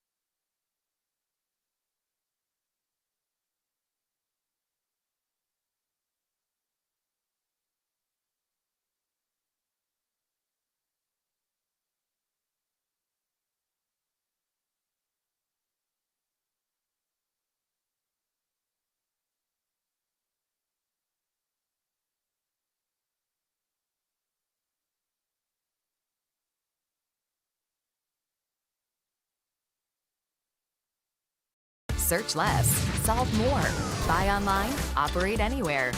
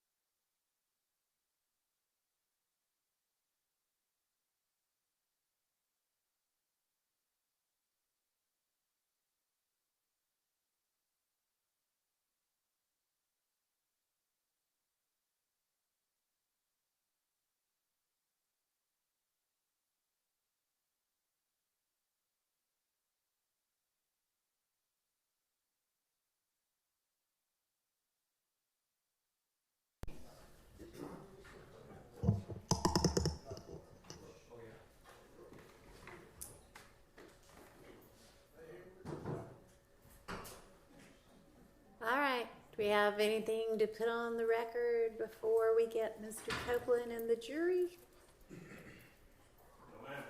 All right. You were standing up, so I wondered. All right. Is Mr. Copeland out there? I know we're a couple of minutes. Well, no, we're not a couple of minutes early. He is, Your Honor. Okay. And Deputy Hilton's going to be, she just took a brief comfort break. We'll be right back. All right.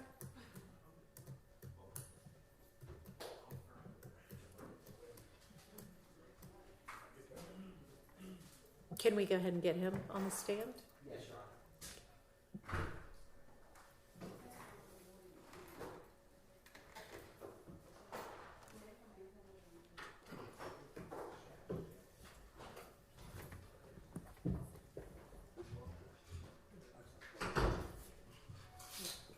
Yeah, I know. Maybe break his wrist off.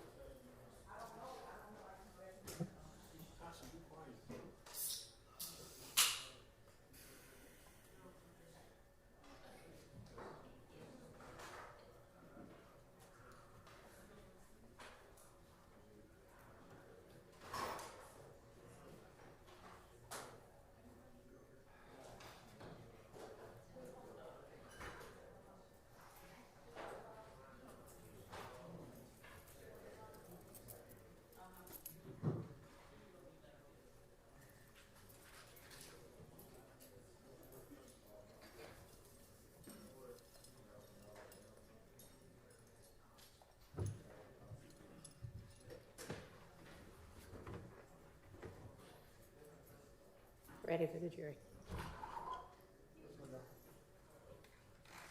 Mr. Atkins, can you hit play if we need you to do that? Yes, Your Honor. Okay.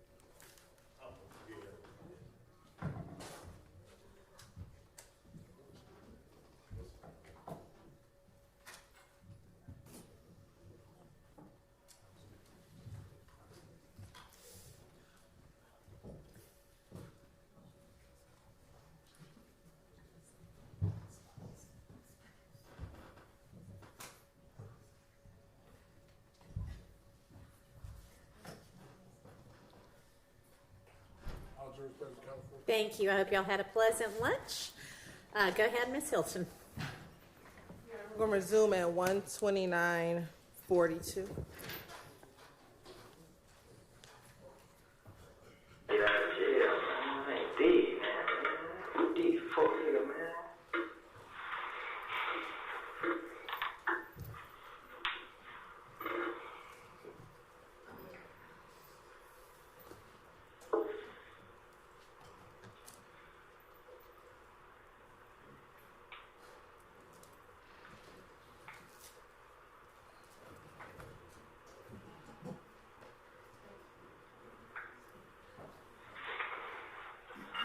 Fuck though, man.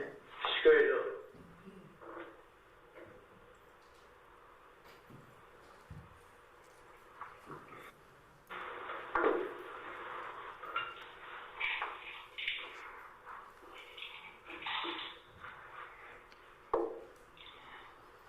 Go, man. I got tired.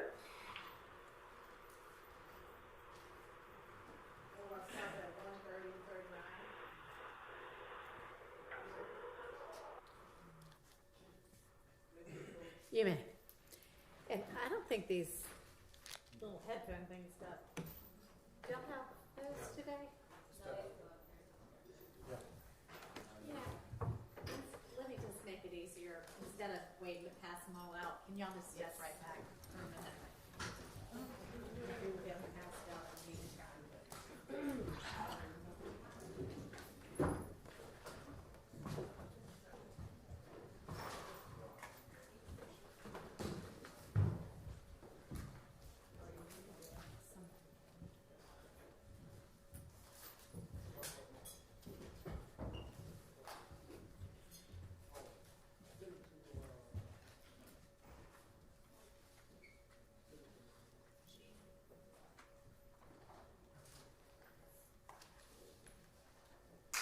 Yes.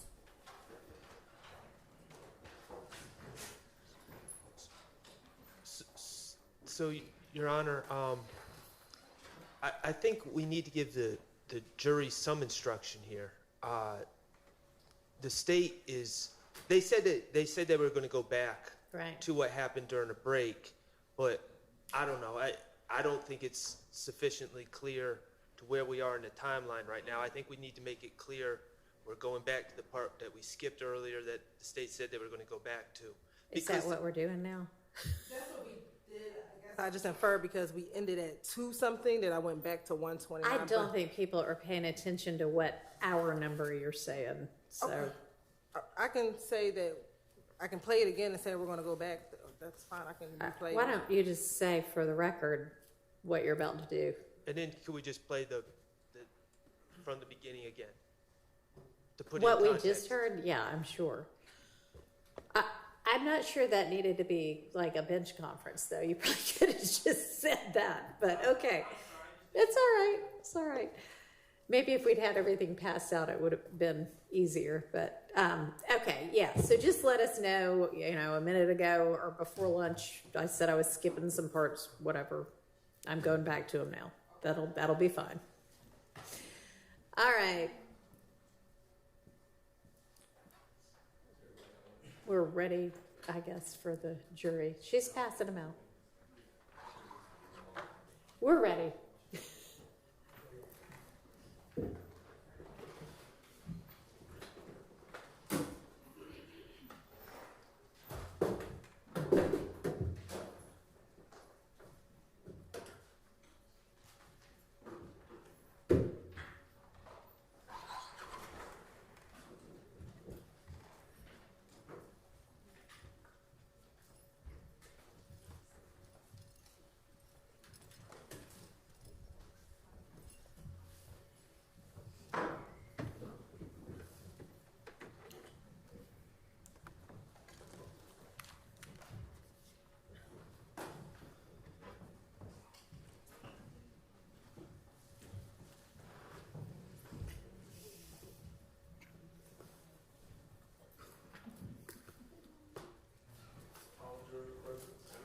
Thank you.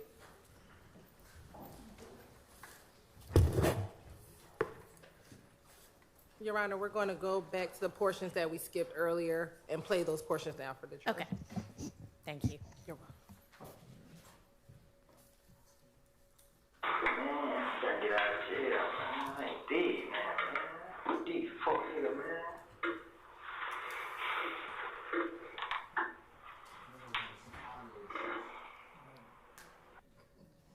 Can y'all not hear it?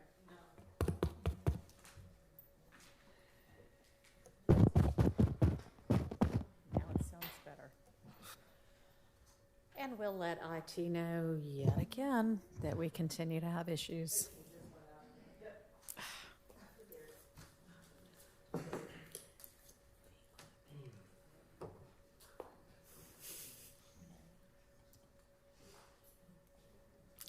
Maybe they just need to replace that entire box. Do you want to give it a try? It always seems intermittent anyway. Damn, man, gotta get out of jail, man. I ain't dead, man. Deep fuck nigga, man.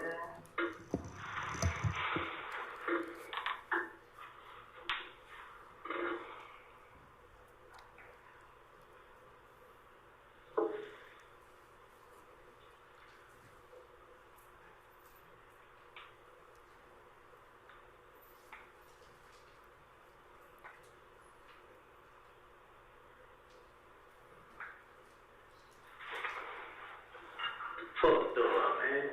Straight up.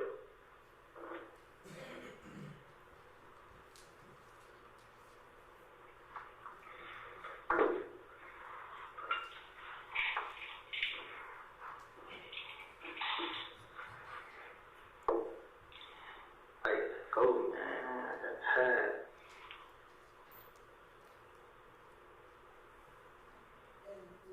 Yeah, 1:30:39.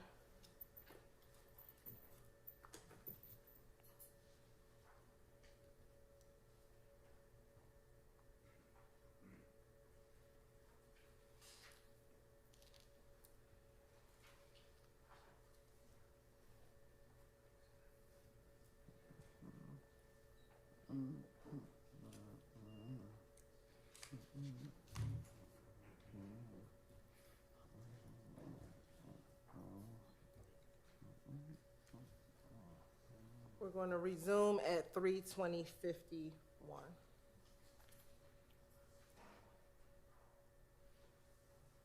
I can't stop thinking I'm going to jail, so I can't really think right now. So Relax. Yeah, I mean, you ain't got to get all out today. Like I said, we working to get you not taking the Fulton County.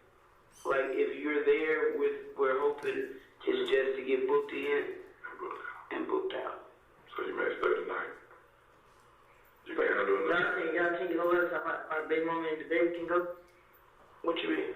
Like, move or something? No. I'm not talking like you get booked in and then you get booked out. I'm talking about like you get booked in and you get moved to a different jail. I'm talking about it ain't no on the street, like basically protective. How long you been in jail?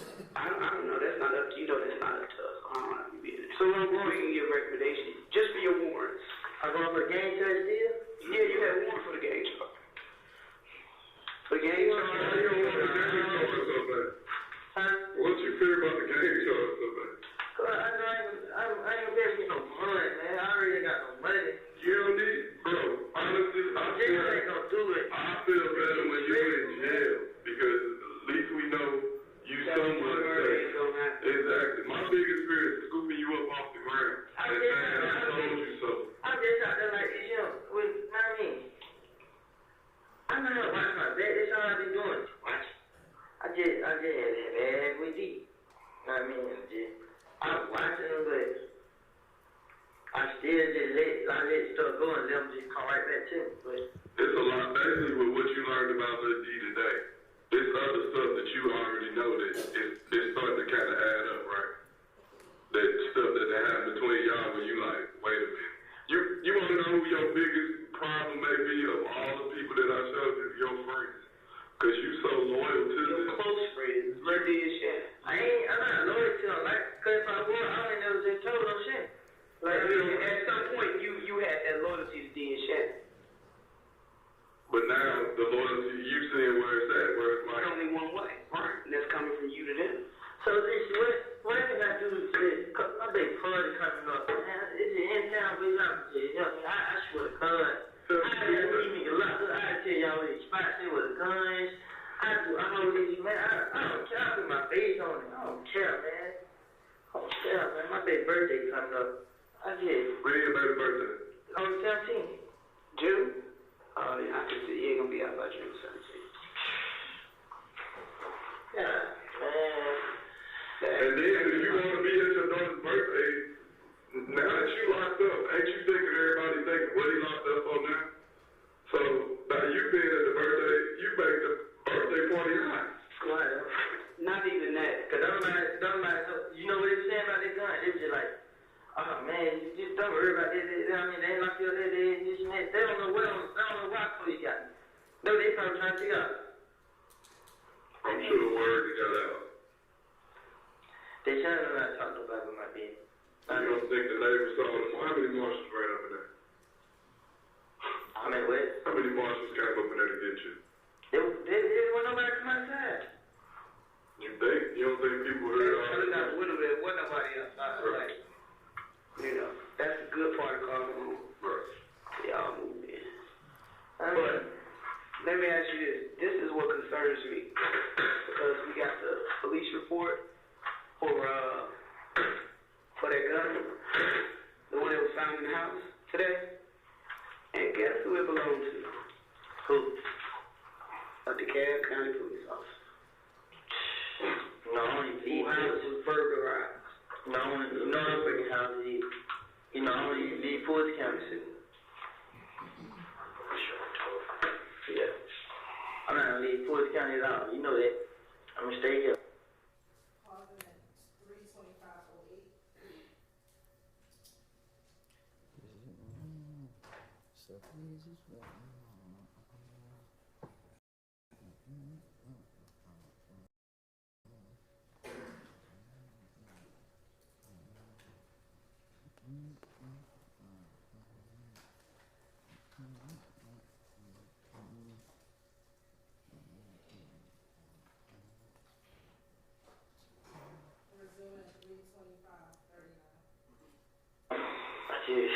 Yeah, you ain't gonna make it out by the time for the baby party. I ain't gonna promise you that. Look, as a father, I would want you there, but as knowing what you bring, I wouldn't want you there anyway. Man, y'all can't give me a house arrest and nothing, Lord. House arrest. That's not out of control, but I can guarantee you they will be there. But you, wherever you go, your armor brings problems. And although they ain't shot up lately, when you in the apartment and they come through shooting, y'all hitting the other apartments and other people. So by removing you from everybody else good. Everybody else is good. That whole time is out. You know, I didn't do no shooting shit I've been out from here. Thank God. No, you do not thank God. I said, like, oh yeah, I ain't gonna do anything. Like, that's nothing. It ain't because of you, it's because they already know we don't know who's fucking boss. It ain't because of you. It is because these niggas know how they do that. You know what I'm saying? The only shooting been happening was Tip now. I mean, they the only one been shooting. But like you can't lie, it makes Kill and all them look like dubs. Because all the time they done shot at y'all, you ain't got to kill hit one of them motherfuckers? Huh? Huh? I ain't Huh? That's what they thinking. They can't kill you?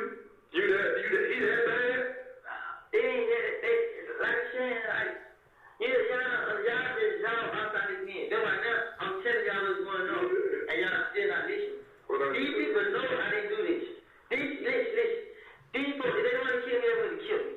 Like I said, only thing I was when I heard about killing was these niggas throw up there somebody killing me. You know what I'm saying? I was learning about them from the beginning. Know what I mean? The show they did, okay, like you said, I kind of figured what it was. Know what I mean? Like, dang, these niggas, know what I mean? I ain't worried about nobody else doing that shit. Know what I mean? I just can't explain it like this job, man. Mr. Copeland, okay, I'm gonna break it down to you like this, young bro. Alright? And I mean it from the heart and from the soul. Once again, it had nothing to do with they knowing that you had something to do with it or not. Okay, that had nothing to do with it. Let me tell you what's keeping everything quiet. You understand that? See, when the first pass get boxed up, then the second, the third, and the fourth, the rest of them motherfuckers gonna calm down because they all saying this. Sooner or later, them motherfuckers gonna get me next. So I'm gonna chill out. Motherfuckers, listen to me. When you and Kel was gone, everything was still quiet. One of you came out, shit started trying to pick back up. Bam, bam, they jumped back on it, locked another motherfucker up. Everything ceased. Because they saying this. Them two motherfuckers right here know everybody that's in the game. They got the scorecard. Okay? So that's the bottom line. If you know me by my real name, my street name, my mama name, my baby mama name, my grandmama name, my big mama name, I'm fucked. I can't hide anywhere. So I'm done. Because the minute we stop calling you, what we is calling you Killer Copeland, you know, okay, these motherfuckers know me. When we start talking about your baby mama, how you get shot up, and all this, you know everybody know me now. Same thing happened to them. When you you want the problem will be shared. Okay. Y'all share, you know, because this nigga got so much to prove. Y'all be locking me up, trying to hide me in jail. It's not me.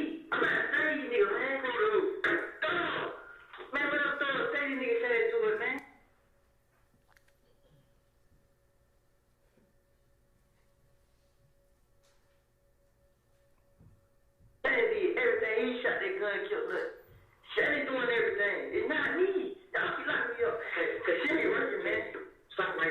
Take a deep breath. Man, cause y'all just saying right there, y'all trying to kill up and lock me up. Okay. I ain't retaliate not one time. I just wait, listen. Stop at 329.59.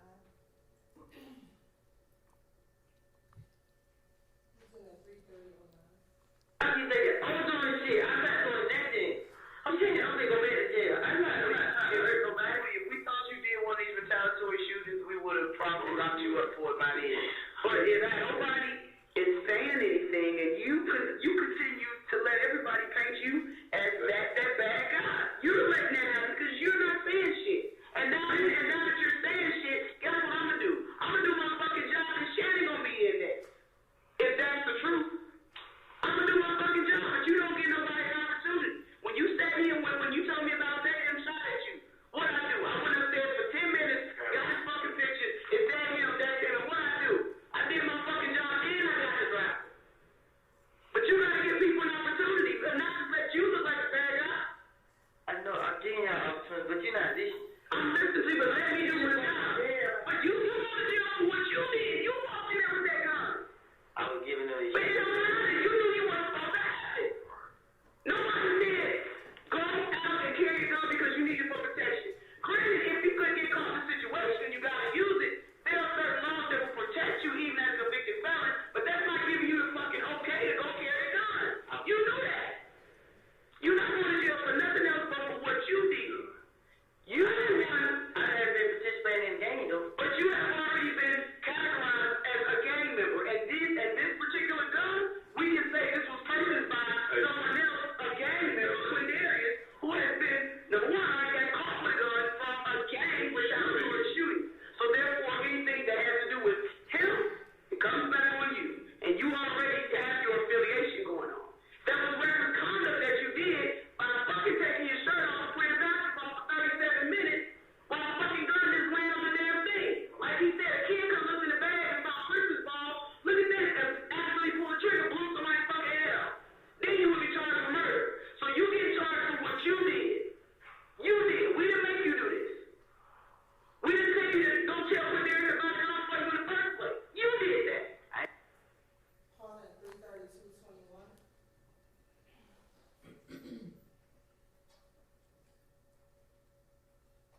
Prison at 332.36. It don't work like that, but I understand it. This nigga, man. If you realize what you say, you gotta give us the opportunity to verify.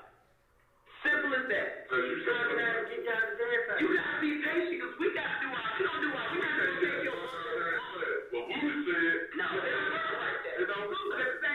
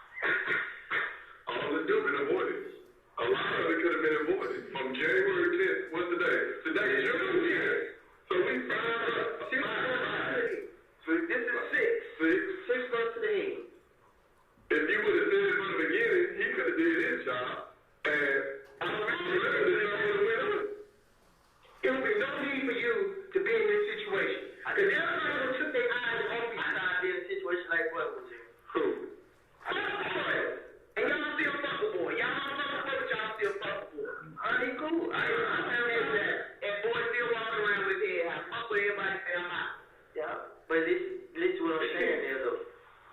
It just, I'm just sitting thinking like, man, everybody gonna see this. Like, everybody gonna see what? They gonna see it. It's either they're gonna see it with you standing next to them, or you're gonna see it when you're away from them. Either way it goes, they're gonna see it. As a matter of fact, you know what? Why do you care? You took a jailhouse picture with fucking Lil Tick. Okay? And I know with Tick. Take a jailhouse picture with Tick.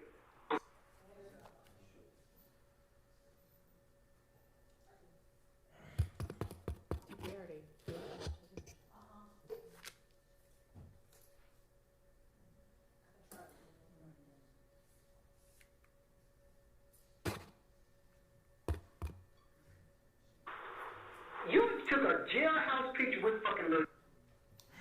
Y'all had said yesterday you might have another speaker you could try as a backup. Let's try that, I guess.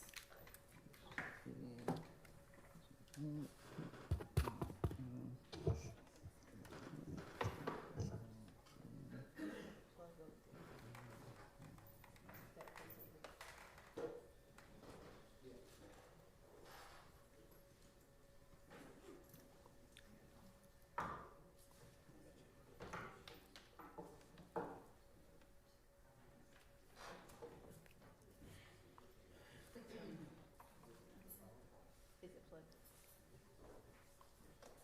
Oh, shit.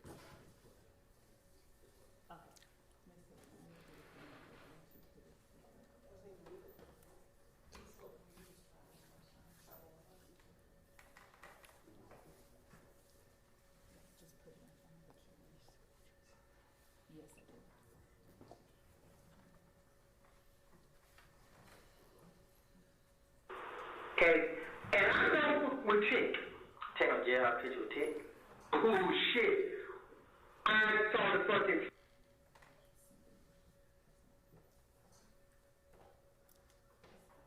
You may have to disconnect from the Zoom audio or something.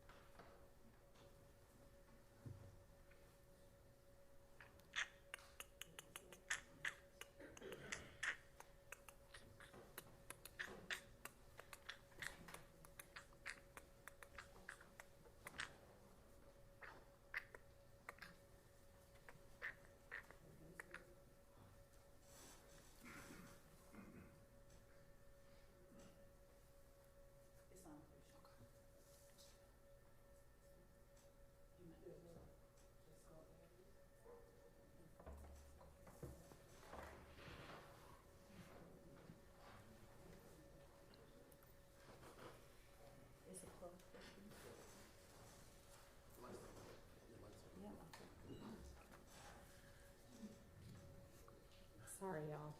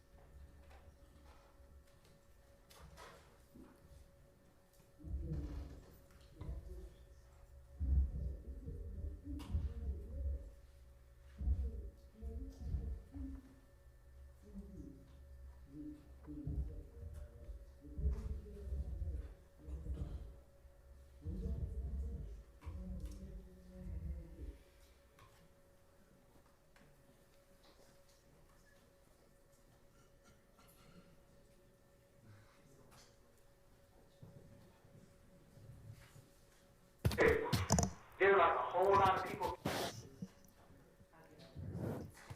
Mm.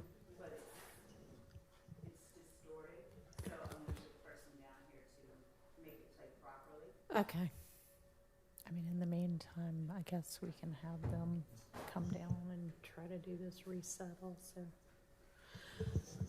Okay, more technical issues, calling for a technical issue break. I don't even think any of this is working.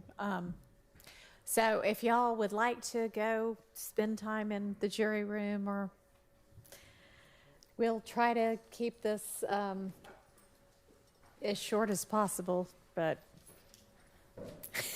well, TBD on how long it's going to take to fix it. Yeah, this is not working.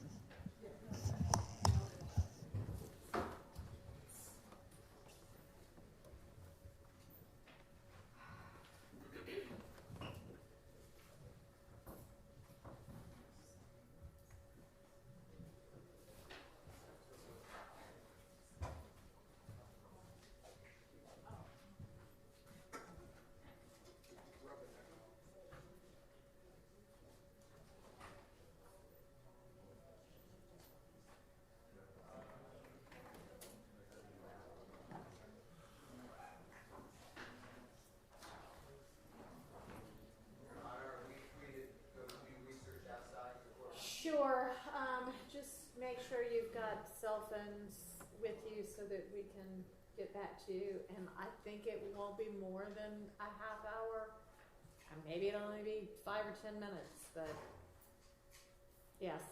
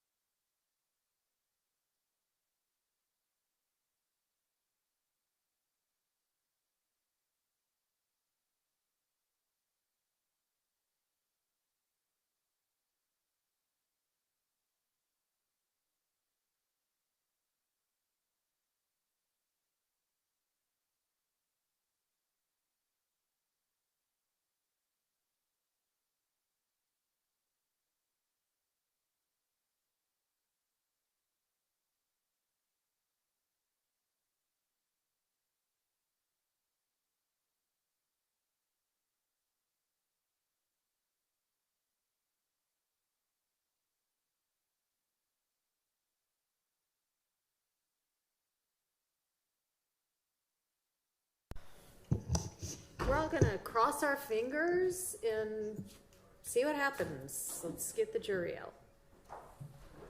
And Mr. Copeland back.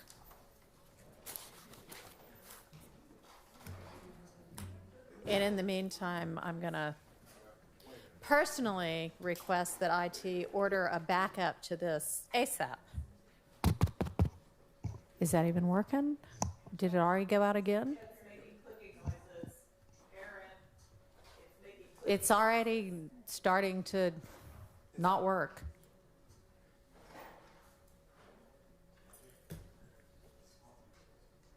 So did we try the reboot thing?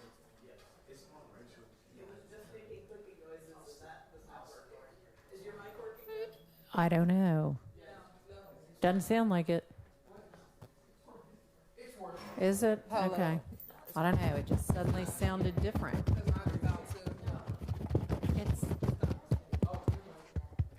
So, anyway, I think I'm just going to let the jury go home because it's already 3 o'clock and, I mean, it works for a second. It doesn't work for a second. Okay, well, is that going to work? Let's hear what that sounds like because this is not working.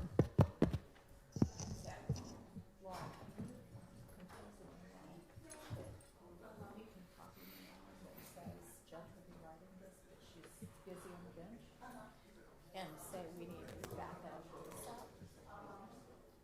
like 3 weeks ago? Thank you.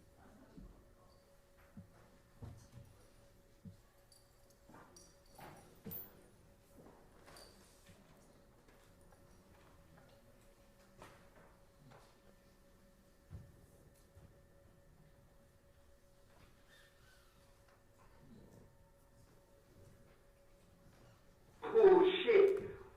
I saw the fucking photo of Kick in the fucking jailhouse and you behind him. Okay. Well, we'll switch it back to, I mean, they're not asking him any questions that he needs to answer right now. We'll switch everything back and cross our fingers. I mean, I hope that's where they have it turned to. So it is working. Can we just make sure Mr. Copeland can hear? Because I'm a motherfucker who worked on the basketball player's case. You didn't see no picture with me in no jailhouse. Sure. On the end again. Sure. So I looked out there, that killed the coach. Robert. Sure. Huh? You didn't bring the DA down in this motherfucker right now. I can hear it, but I can't You hear don't what want I'm to saying. bring that motherfucker to the game because What? No, I mean, that part is difficult to understand. He said he could hear it, but he could not understand it, and when she's yelling, but that's the way it works. That's the way it sounded before. When she raises her voice, it sounds like that. So that's no different than it was before. So wind it back to wherever you're going to start it. Let's get the jury out. And salvage what's left of the afternoon.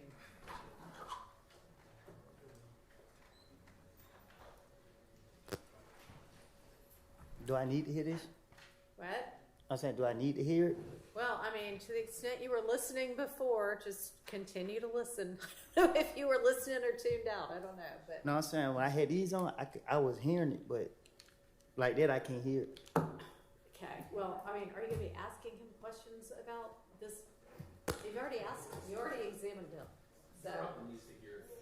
I have to follow a few follow-ups, but it's stuff that already has come in. okay. Your Honor, The follow-up is to stuff that is already. Your Honor, we're going to be asking him questions about it.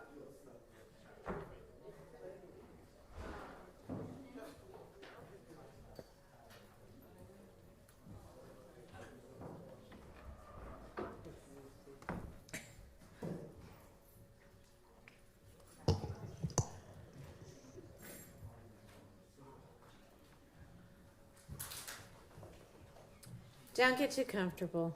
You're not going to be staying.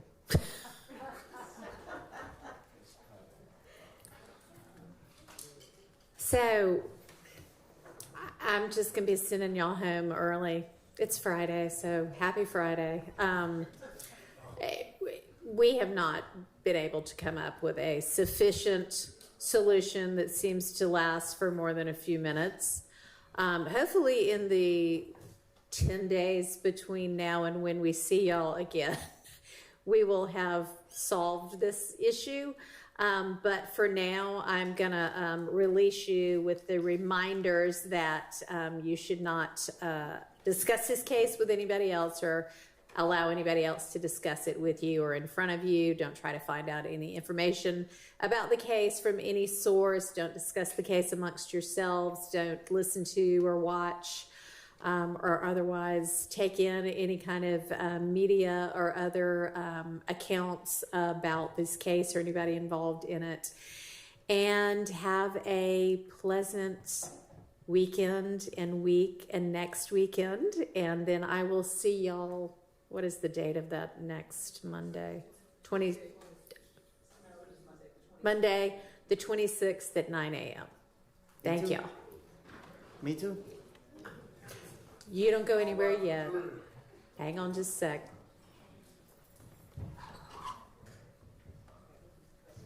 And now this is working. But, you know.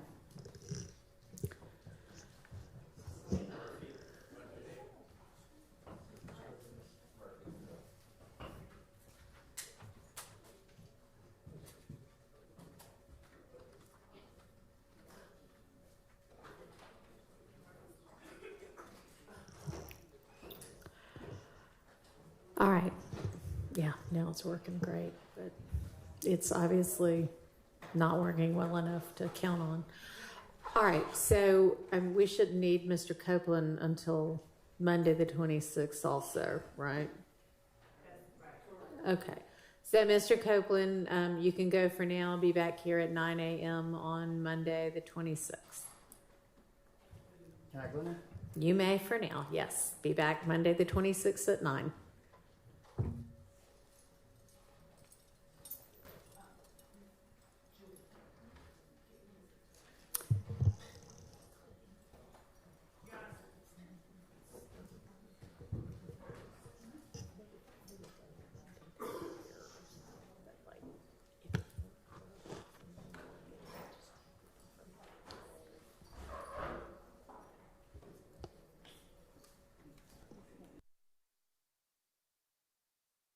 There was one other solution that we could potentially use. We have a Mondo board at the district attorney's office. We were not allowed to use it with the configuration that we had previously where the jurors were sitting in front of the box. I don't know what a Mondo board is. I'll describe it. It's a very large computer screen, a very large computer on wheels that has a speaker attached to it, which may be loud enough for everyone in the far end of the courtroom to hear it undistorted, as well as allowing the jury to hear it. Okay. If the court is... Do you want to wheel it up here and let's give it a shot? That was going to be my request, yes. So I'm having someone bring it over. Thank you. Can I ask a question about the Mondo board? Of course. Just, are you going to be able to hook that headphone up to it so Mr. Copeland can hear off the Mondo board? It would actually be easier to reach the headphones with the Mondo board being where we anticipate. Well, we'll give it a shot. Somebody can stand in for Mr. Copeland since I've released him and see if you can hear sufficiently and undistortedly through the earphones, headphones. Okay, while we wait, why don't we get a jump on our next week's work? Who's ready on anything? Y'all should be ready on something by now.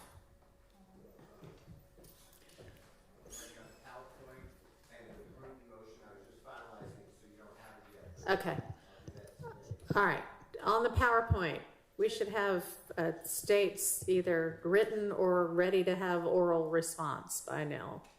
Well, actually, Judge, I had not finalized that. I know the court gave me a deadline. I was going. Okay. Well, one side's ready, but I don't know how y'all are ready when you haven't given them your. The final, no. Okay, so we're not ready on that. And I know that we haven't filed. Okay, let me ask you this: how about the issue of the Ryan motion to suppress his statement because of the incomplete Miranda warnings, or allegedly incomplete Miranda warnings. So if we need, I don't know if the court is addressing us, but if the court is, if we need to have a Jackson general hearing, because again, that is not where I placed my focus. We were trying to make certain that other things the court instructed were done by today. Okay, well, what was it that you were supposed to be doing by today? That we were working on exhibits, witness lists with the accompanying exhibits for the next 30. So when were you going to get all of this 3 pages worth of things we're going to tackle next week to the court and to the defense for their consideration? Sunday at midnight. All right, well, let me ask you this. On the Ryan motion to suppress, have you looked at it? Do you believe that the Miranda is complete? That the Miranda warnings are complete? Your Honor, my position on that is that Mr. Ryan and his ability at this point to move to exclude that evidence would be untimely, number one. He has been convicted of it, and I believe that having heard it, there's an argument to be made on both sides, frankly. I hear what the officer is saying, and I think that there's just an argument to be made on both sides, to be fair. So, Do you think that the law supports that if an incomplete Miranda is given, that the statement can nonetheless be used against the defendant? Not in the state's case in chief. And y'all didn't use it in the case in chief, did you? Not in the previous trial. We did not. All right. And yet you think that you have some law that would permit you to use it in some later trial against the same defendant? That's not what I was saying. Okay. Well, I guess I will just wait eagerly to see what it is that your argument is going to be on that.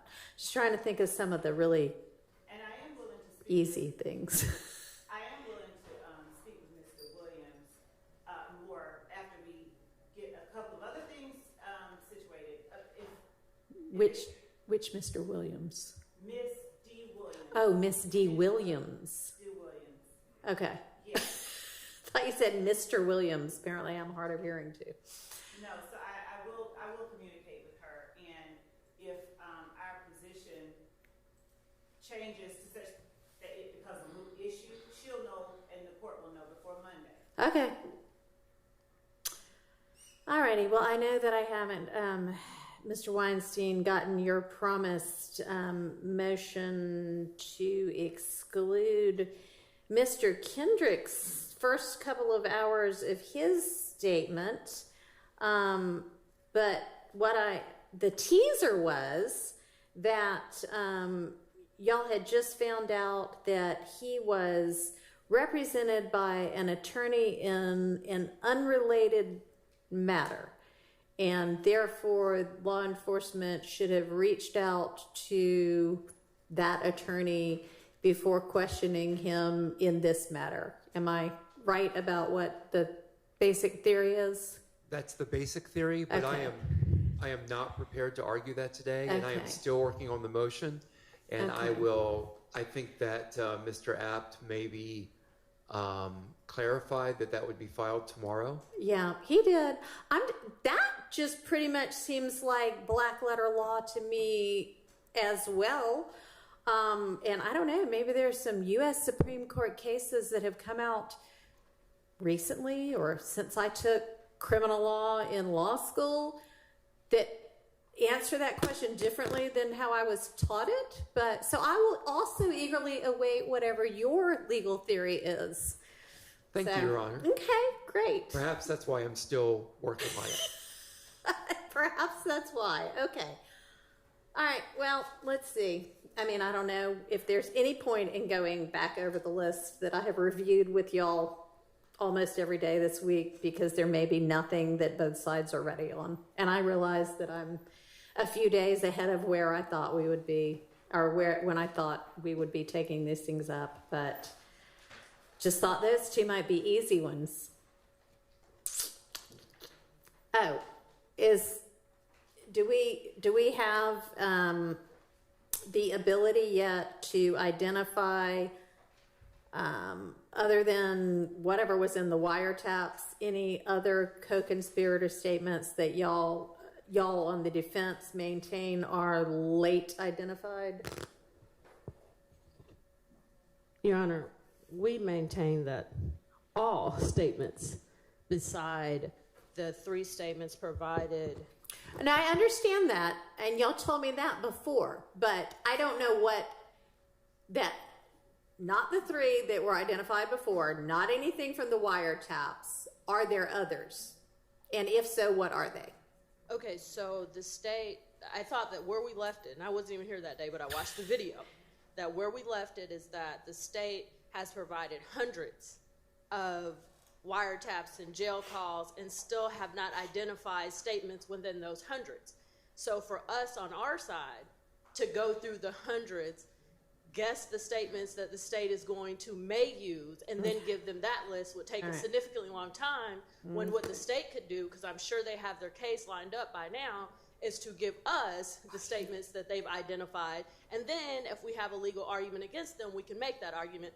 And just for the record, Judge Glanville not only told them to provide all of the statements back in December of 2022, but after that, he told them to not only identify statements, but any evidence that they've identified, transcripts, any of the case, videos, that if they know that something is inadmissible, they need to go ahead and redact it, tell us, hey, I'm going to introduce this. I've already redacted things that I know as an experienced litigator. It's probably not admissible. And then if we have any further redactions, to let them know. So that is the way this was supposed to move timely, not be a trial by ambush, not have the jury sitting outside waiting on us to get through the issues. These are the orders from Glanville, and Your Honor, respectfully, none of them get followed. I'm noticing that.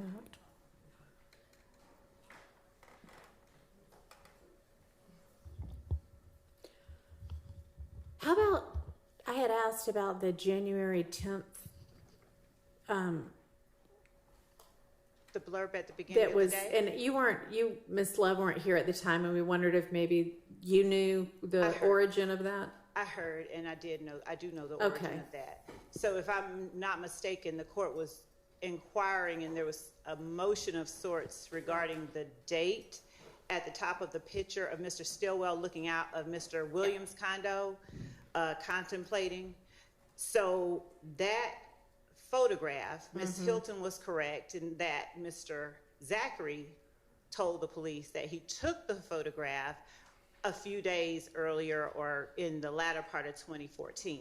However, the date on the photograph comes from as it was placed on the social media page, the same way that the date of a posting appears on any Instagram or Twitter or whatever. The date of the posting is under the picture that is posted. So I didn't, unless I misinterpreted what the question was, the answer is that it was screen grabbed from Mr. Stillwell's account, and the date of the posting as shown on his social media page was January 10th, 2015. Okay, well, it didn't, if it's a screen grab, is this the screen grab? I'd have to see the one. Well, it's what's filed in the motion in limine regarding admissibility of social media posts and alleged date of posting that was filed 8/15. If Your Honor would allow Sure. me to take a look at it. Ms. Persfield, can you hand that to her, please? See that little... Oh, so... Hand it back to me. what that is, Your Honor, is that when a person is looking on the social media page and they want to know the date of a posting and they hover, it'll pop up or pop out in that manner. Are you gonna have somebody that is gonna be able to testify to that? We sure are.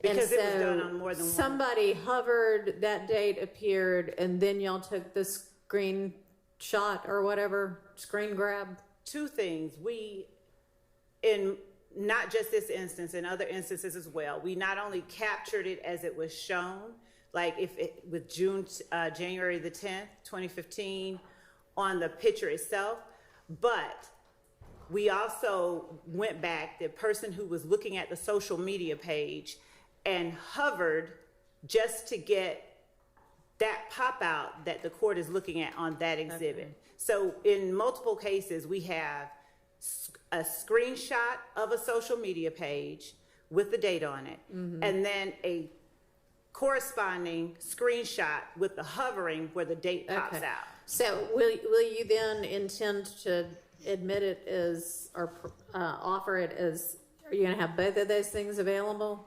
Both, yes. I mean, yes, in terms of what we intended to proffer. It would be the screenshot as you look at it, or the screen grab as you look at it. Yes. That has it the way we normally see it, and then also the hover, and then also somebody that is going to be able to say, when we see these dates, we have a reasonable degree of confidence that they actually mean what they say. Yes. And why?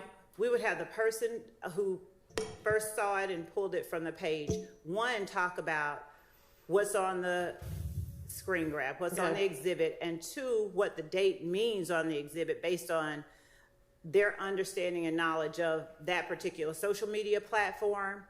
And three, we would ask, because I wouldn't see a need to admit both the original posting and the posting where it's popped out.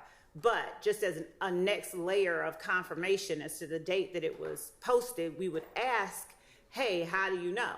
And then that person would say, well, you can also hover over the picture or the posting and the date pops out. And if the question becomes, well, did you do that? Yes, here's that exhibit with that pop out date. All right. And is there any objection to, I know this shows like some comments also, is there objection to that? There is, and in my, as I was preparing an exhibit, we, in accordance with what usually has occurred, is we take out all the extra comments, and my prepared exhibit has that all taken out. So I just wanted to put I didn't want anyone to say I did anything to the one that I was putting in my motion. But can I inquire about that? Because just so the court understands, in this discovery dump 1 to 2, that's where this picture is, to my understanding. I know it's there. It may be other places.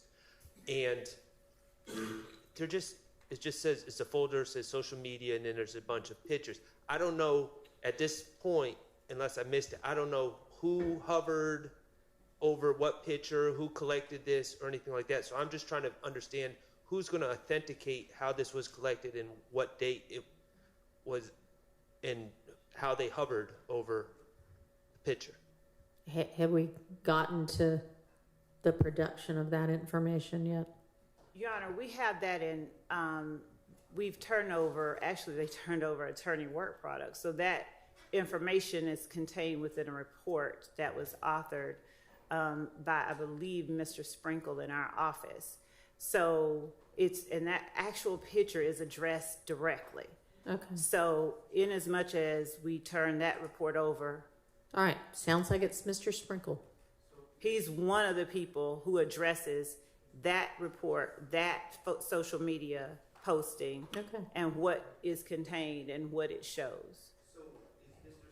The person who collected this photo and hovered, or is he just making reports saying, I've got a pile of papers that are in a file and one of them happens to be a picture of Mr. Stillwell? the way that we got the photo or knowledge that we should be looking there is from one of the investigators, the gang investigator, Gaither, who was working on the case, looking through social media files.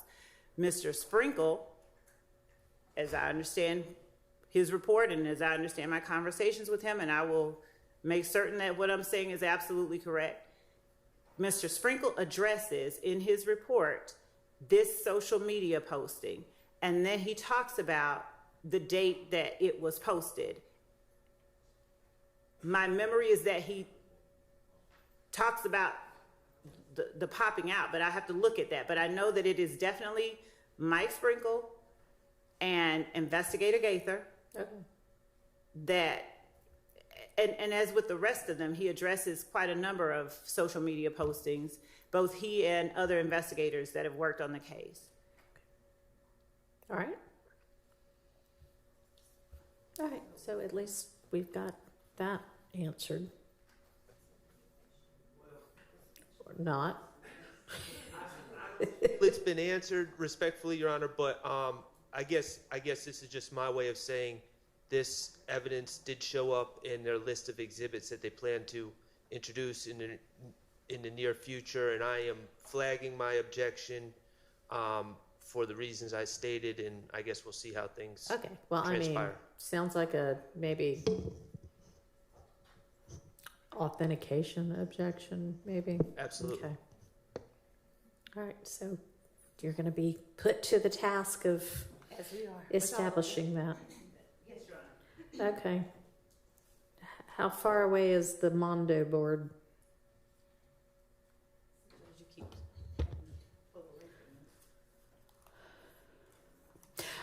Okay, so Mr. Steele had brought a challenge to, and I may be misstating this, but I think to including, for the jury's consideration, I guess, overt acts that occurred prior in time to the RICO statute. Is that right? Or is it not? It could be not right. I think it's right. Okay. For verdict. So the example that, the obvious example that I use in my mind is there's 191 overt acts. Right. And let's say overt act, the rental of the Infinity happens on January 7th of 2015. That's the only overt act that's proven. Every other 190 are not proven. There would not be a conspiracy because the overt act is not within 5 years. So my point is, I understand that the conspiracy allegedly continues and the state of Georgia can put in, if the court permits, different examples of predicate acts and overt acts. And do you agree that they can put in for consideration overt acts that occurred further back in time than the 5 years? Yes, the case law says that that's So appropriate. is your argument just that unless at least one of the overt acts that the jury finds,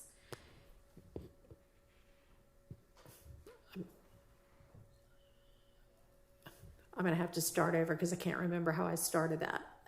Unless at least one of them is within that 5-year statute, then they can't be convicted. That's your argument. Yeah. Perfect. I mean, I think y'all agree with that. That it didn't sound like, that isn't what I understood your argument to be before, but if that's what your argument is, then yes, I agree that appears to be the law. So I'm not hearing that he's asking that 190, that there's a form for that includes 190 overt acts on the verdict form, because, and this is the reason I'm asking about that, because any relevant information or evidence that is permitted at trial that constitutes an overt act. The overt act does not have to be alleged on the indictment, and we certainly don't, that list that is contained within count 1 has never been represented as an exhaustive list of overt acts. And the overt acts that we introduce at trial don't have to be included in count one. And if the jury finds, I mean, I understand what Mr. Steele is saying, and I'm not arguing with that last summation that the court gave, but my point is that I understood him to be saying something akin to, I want a special verdict form that includes the overt acts that are listed on the indictment, and I want them to say if they found this one, this one, this one, and if the ones that they find occurred prior to 5 years before the indictment, then they cannot find the defendant guilty of that count one. If only the ones they find occurred more than 5 years prior. Right. That's then what they I can't understood find him to them be guilty. saying. Yes. So we're all on the same page then. So as long as we're not talking about listing out the 191, because we might be talking about listing out the 191, because how can I know whether they found one within the statute unless they say yes or no as to each of them? Well, they could state, they don't have to. The reason that I would object to putting 191 is that it would limit them to consideration of 191. And if evidence of one that happened, for instance, during the course of this trial is not on the indictment. It's not. And they can, I mean, we hadn't gotten to that, but I would think they can consider that potentially. But if the only thing they find is an overt act is something that occurred post-indictment in the jail, and that's the only thing they find, they can't be convicted because you haven't indicted them for that. Oh, Your Honor, yes, you can, and I will get that case law for the court. Okay, well, but I'll definitely you be can. interested in seeing how they can get convicted of something they weren't indicted for, but okay. I have so much exciting case law to look forward to. Yes, Your Honor, the court does. They were indicted for conspiracy to commit, to violate the Georgia Racketeer Influenced and Corrupt Organizations Act. The overt act, that's count one. The overt acts that are listed in the indictment they were indicted for conspiracy and A and B? No, they were indicted for conspiracy. Okay. And so all the jury needs to find, after they find that there's an enterprise, that there's conspiracy, that people participated in it, only one person has to commit one overt act for the jury to find them guilty of count one. And not by them, I mean all of the people that they determined were part of the enterprise. Conspiracy. Right. So if they find and believe that during the course of this trial, an act that is considered that can constitute an overt act was committed by either one of the defendants, then they have what the law requires to convict each of the defendants that they find participated in or conducted this conspiracy guilty of count one. So the notion that you enumerate 1 through 191 overt acts, and that you limit the jury's consideration to whether or not the overt act that they find the one person committed is within these 191 acts is not an accurate statement. All right, well, give me the law on that. That really wasn't what I was trying to address anyway. But I mean, obviously we're going to have to deal with that as well. What I was trying to figure out is whether Mr. Steele was arguing that if it was outside of the 5-year statute, those overt acts either couldn't be considered, which he's not arguing, or couldn't be found, which he's also not arguing. He's just arguing they can't be convicted unless at least one of them is within the statute, which we all agree to. That's all he's arguing, that I don't have. That's all he's arguing, but I'm going to need to know, because you're going to be arguing against that kind of a jury verdict. And that they could find an overt act that occurred subsequent to the indictment and is therefore not contained within the indictment could form the sole basis for them being found guilty. And I'm going to need to know the law on that. And to be clear, just to make sure that the court understands my position, not just that happened since the indictment. If there's an overt act that's not listed on the indictment that they find did occur, even if it happened pre-indictment, because we did not and do not have to include all of the overt acts committed in furtherance of this conspiracy. So that's the reason I would object to that. You don't have to object to it. I'm not making a decision right now. I'm just saying I'm going to need the law on that. Yes, Your Honor. Okay. That an overt act not listed at all can be the sole basis for the conviction. Assuming all the other elements are met, yes. That Okay. overt act. All right. Yes.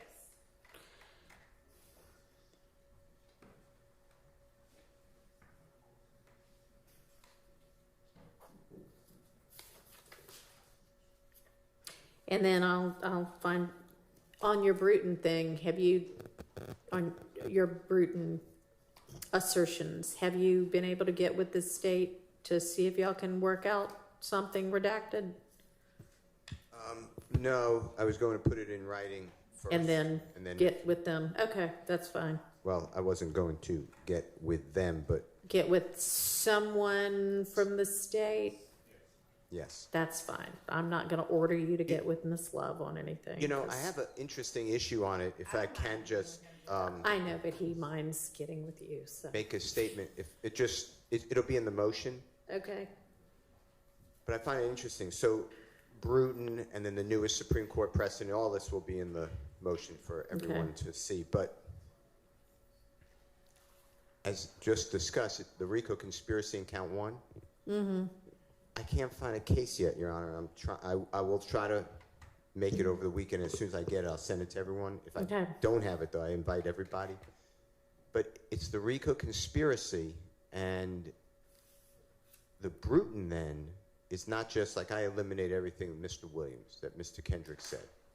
Anything inculpatory about Mr. Williams, I assume I can't cross-examine Mr. Kendrick, so I put that down, the timestamp. I did the same for Mr. Stillwell. We did it together. So it's coming just easy for one motion. Okay. But he talks about Mr. Copeland, Mr. Arnold. All these people are supposed co-conspirators. Right. Well, according to the law of RICO, I assume, conspiracy, then Mr. Williams could be cleared of everything, but if he's found part of the conspiracy, then the act of Mr. Copeland is a act of Mr. Williams. So I'm having a struggle here. I don't want to, and I put it in here, I don't want to limit my redaction to just Mr. Williams, which I typically would do. Right. Okay, so I just want to highlight that. Okay, well, that'll also be interesting. And that actually is an interesting issue. I'm not being facetious about that, which I kind of was about some of the other ones. Okay, well, to the extent that any of y'all can get your filings made, not that I want to spend my weekend reading it, but I'd rather be prepared for court on Monday than not. So if you get it done before, the middle of the night on Sunday night, please file it and get it to Miss Pursfield so that she can get it to me so that I can start reading and digesting and considering it. So I like to be prepared. Okay, so where's the Mondo board? Your Honor, that's what we're getting, and I keep pausing to... No, I didn't know you had to be the one in charge of getting it. I hope somebody else is wheeling it over. Someone else is securing it for me. All right. All right. So y'all always come up with new things. Is there anything new that we need to talk about in our time that we unexpectedly have this afternoon? Issue, and I've thought about this recently, and it's going to come up, I believe, and that is previously in this trial, individuals who have pled, their plea agreements have been coming into evidence. Right. That was over objection. Mm-hmm. I'm not sure why that was happening. I don't believe that's proper. And I've got to research it some more. So you raised that a little bit before, and I thought I had basically said there's going to have to be a reason that something from the plea agreement becomes relevant, like they're now saying that was not a voluntary plea, and then we could go through that. Okay. Are there other? Well, I mean, no, they should not wholesale. Are you talking about the transcript of the whole colloquy and everything, or the fact that they pled the conviction? No, I'm not articulating well. The state, when they had each of these gentlemen plead guilty, they presented them with a plea agreement which had certain terms and also certain acknowledgements. Oh, like their deal. Their deal, but then they also, it lists certain factual acknowledgements that they acknowledge as true, and they initial them. Sure. And all this was prepared by the state and then initialed by the accused who pled guilty. All right, and they were all counseled, right? And they were all counseled. Okay. And those were previously Mr. Murphy, Mr. Walter Murphy, there's been others, have testified after entering a plea, and those have come in. Trontavious Stevens? Trontavious Stevens was another one. And their plea agreements are actually in evidence. Mr. Sledge has a plea agreement with these factual acknowledgments. I don't believe, there's two things. Just wholesale, I don't believe it's appropriate that those agreements prepared by the state and initialed by the defendants would necessarily come into evidence. It seems to me it would be the same as a police report coming into evidence. You got live testimony. Why would a written document that summarizes the live testimony come into evidence? So that would be A. But then also, specifically with Mr. Sledge, there's one acknowledgement that he makes, which I don't have it right in front of me, but I'm summarizing. He essentially says either he believes or he has knowledge that people associated with the YSL are responsible for the killing of Donovan Thomas. My understanding is that is not based on anything other than hearsay and what he's heard, as opposed to being a witness or hearing anyone confess to it. That's my understanding from working hard on this case and interviewing witnesses. So I would object if these acknowledgments, if we let the acknowledgments in, if we do that, I would object to I would ask that anything be redacted that's not based on first-hand knowledge, because that's just an end around to hearsay. Unless he's a co-conspirator, and it comes in under the co-conspirator exception. I'll just put it like this. I have no reason to believe that he received any co-conspirator statements, and I have no reason to believe he has first-hand knowledge. Okay. So, two things, Your Honor. Regarding the comparison of the plea agreements to a police report, I would believe is inaccurate. We consistently, if I were to compare it to anything that would be more applicable, it would seem to be a certified, perhaps, copy of a conviction along with a transcript of the plea colloquy.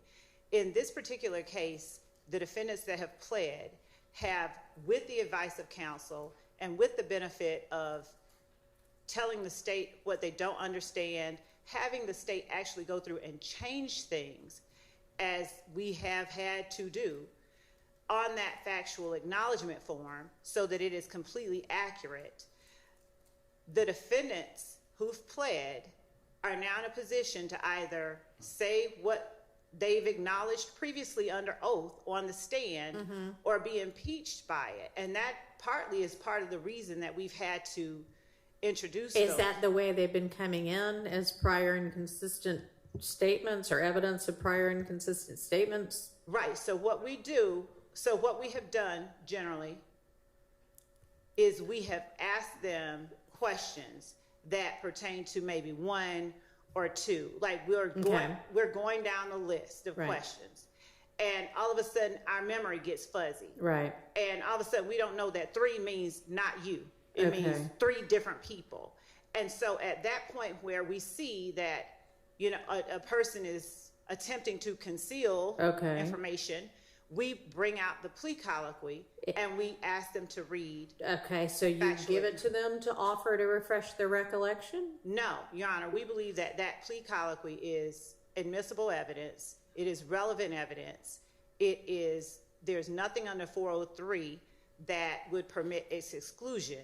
So we offer the factual acknowledgments that are a part of the plea agreement that they have signed as substantive evidence, as tangible as evidence in this case. Okay, I think it could be substantive evidence if they basically get amnesia, disavow all of those things. But if there are 11, say, factual acknowledgments that they've made and they disavow one of them, then the whole thing shouldn't come in necessarily.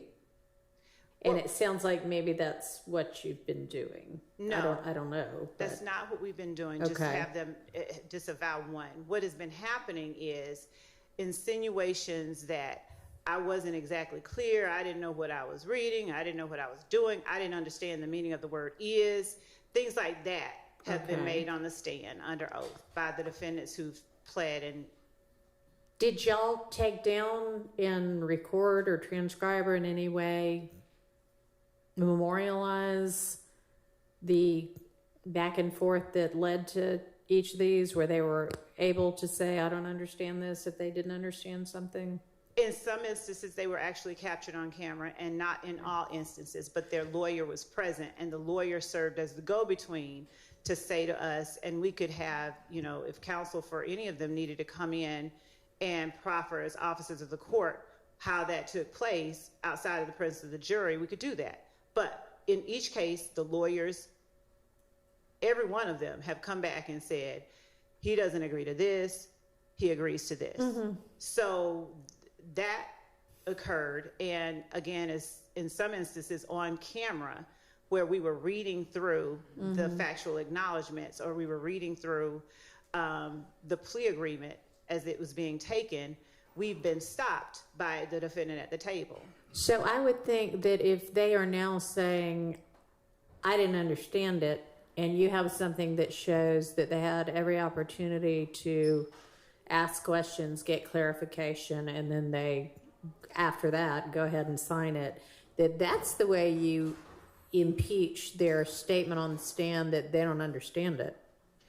Judge, I am not representing to this court that the only basis for our tendering that exhibit is the fact that they said they didn't understand it. That was one piece of the basis for us tendering those exhibits. Go ahead.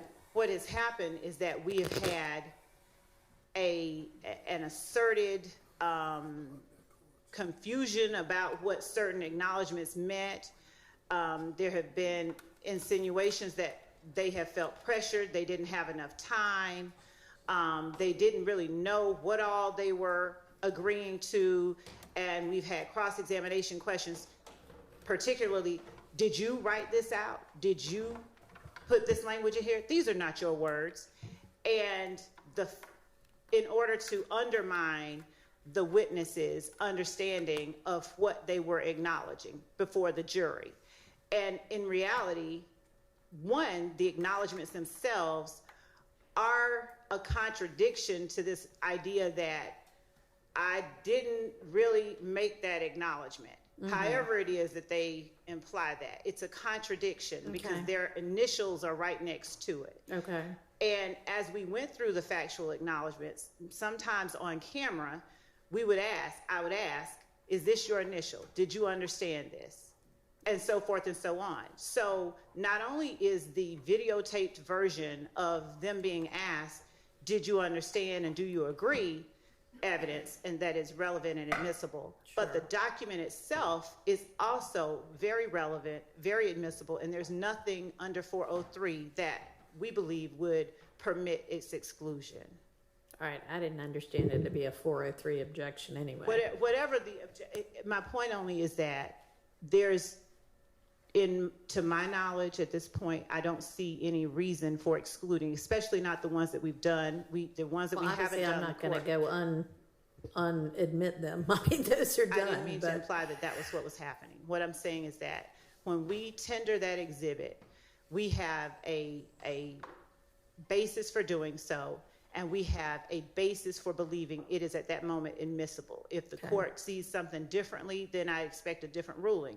But as to the assertion by counsel for Mr. Stillwell that they are not admissible, he doesn't think that they're right, they tantamount to a police report, we believe that that is not correct. I mean, I agree with you on that. Now, there seemed to be some indication from this side of the room while Ms. Love was speaking that either those were not, that it was not coming in as a prior inconsistent statement, or that there was something else I needed to know. I mean, obviously, if it is a prior inconsistent statement and they have established that, then I would think it can come in on that basis.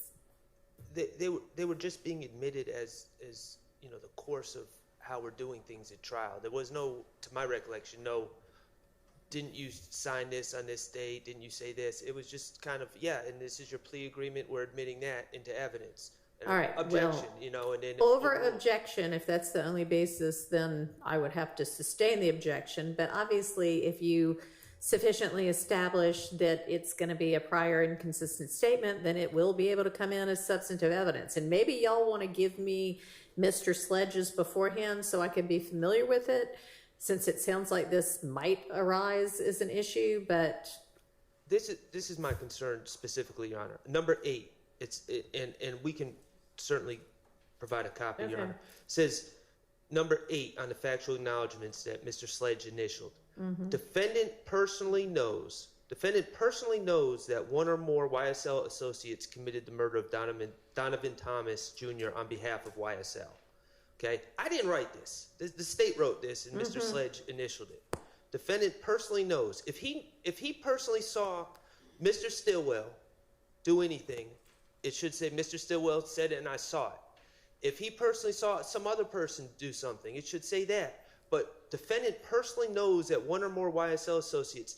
I don't know what personally knows means, but based on my preparation for this case, that personally knows, he personally knows YSL individuals, alleged individuals on this case were arrested for it. Right. But all right, I think I understand what you're saying. So, I mean, that one does seem like that might be a bit of an issue unless you have a factual basis that you can share either now or at the necessary time to establish that. Judge, so that would be an issue. Our position is that would be an issue for Mr. Sharp to cross him on. We spoke with for instance, Mr. Sledge, through his attorney extensively. If he didn't understand the meaning of personally knows, they literally they corrected areas that were inaccurate. Mr. Counsel for Mr. Stillwell may now say his investigation has shown something contrary to what they put their initials next to on that piece of paper. Our position is he can cross him and he can present it, but the evidence that we have is that this person stated prior to making and entering a plea agreement, he personally knows. Okay, so I mean, if they have a basis to believe it because that's what Mr. Sledge told them, then you need to ask him that before you get a document in that he signed that says that, and have him say, nope, I never said that. That is exactly what, number one, that's what we've been doing. We've asked, did you know, blah, blah, blah, blah, blah. And the court has access to all of these recordings. They're all out there in the universe. So the court can see the previous testimony that has been given at trial. Well, I don't know if it's all been transcribed yet. No, I'm saying on video. That camera's been rolling since this trial started. So the actual how it was tendered, I don't even think it automatically shows on black and white. All right, I'm not going to worry about how other things might have come in the past. I'm just going to take it from here on the things that I'm going to need to rule on, and I think I have given you the parameters under which they would come in, which are essentially the rules of evidence in Georgia. That's exactly what okay. All right. Let's try out our Mondo board. Thank you.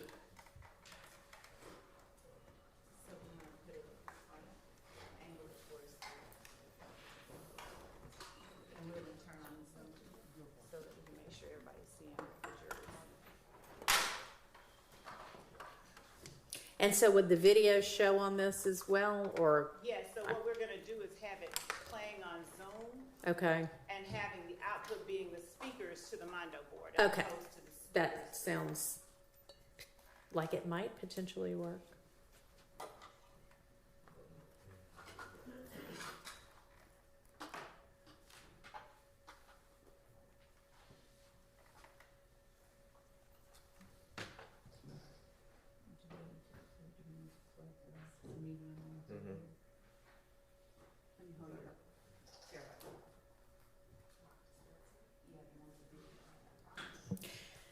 And honestly, if all we're gonna do at this point is test equipment, we can just adjourn for the day. Is there anything else that we need to or can do before we just go to testing of the equipment? No? Okay. I mean, all right. We're adjourned. Y'all are welcome to hang around and see what you think about the equipment. I think that would be a good idea, but what is this?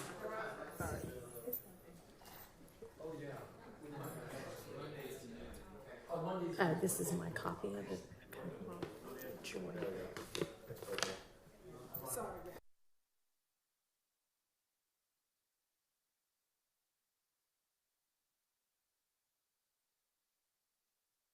To everyone a copy of the exhibit list, the state's version of it. This is what I emailed the other day as well. So this is just a copy to help us go through for next week. All right, so y'all are gonna get together on that also. Yes. Can I confirm that Monday and Tuesday we are here at 12 noon? Yes, that is correct.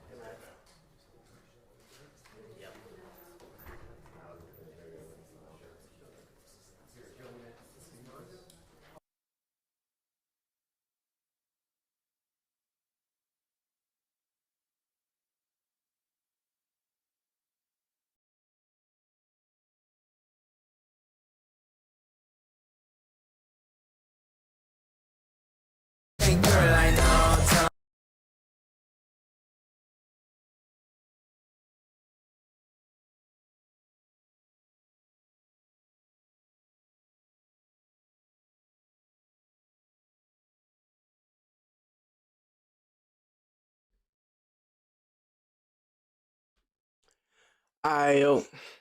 I appreciate y'all for tuning in, man. That's the end of the trial for today. I was hoping that they would have got to cross, but I guess we're gonna have to wait for 2 weeks because they on break for like next week. But I'll still be streaming because they'll still be in court, but the jury will not be there. Woody will not be there. So let's get out. I appreciate y'all for tuning in, man. I'm out.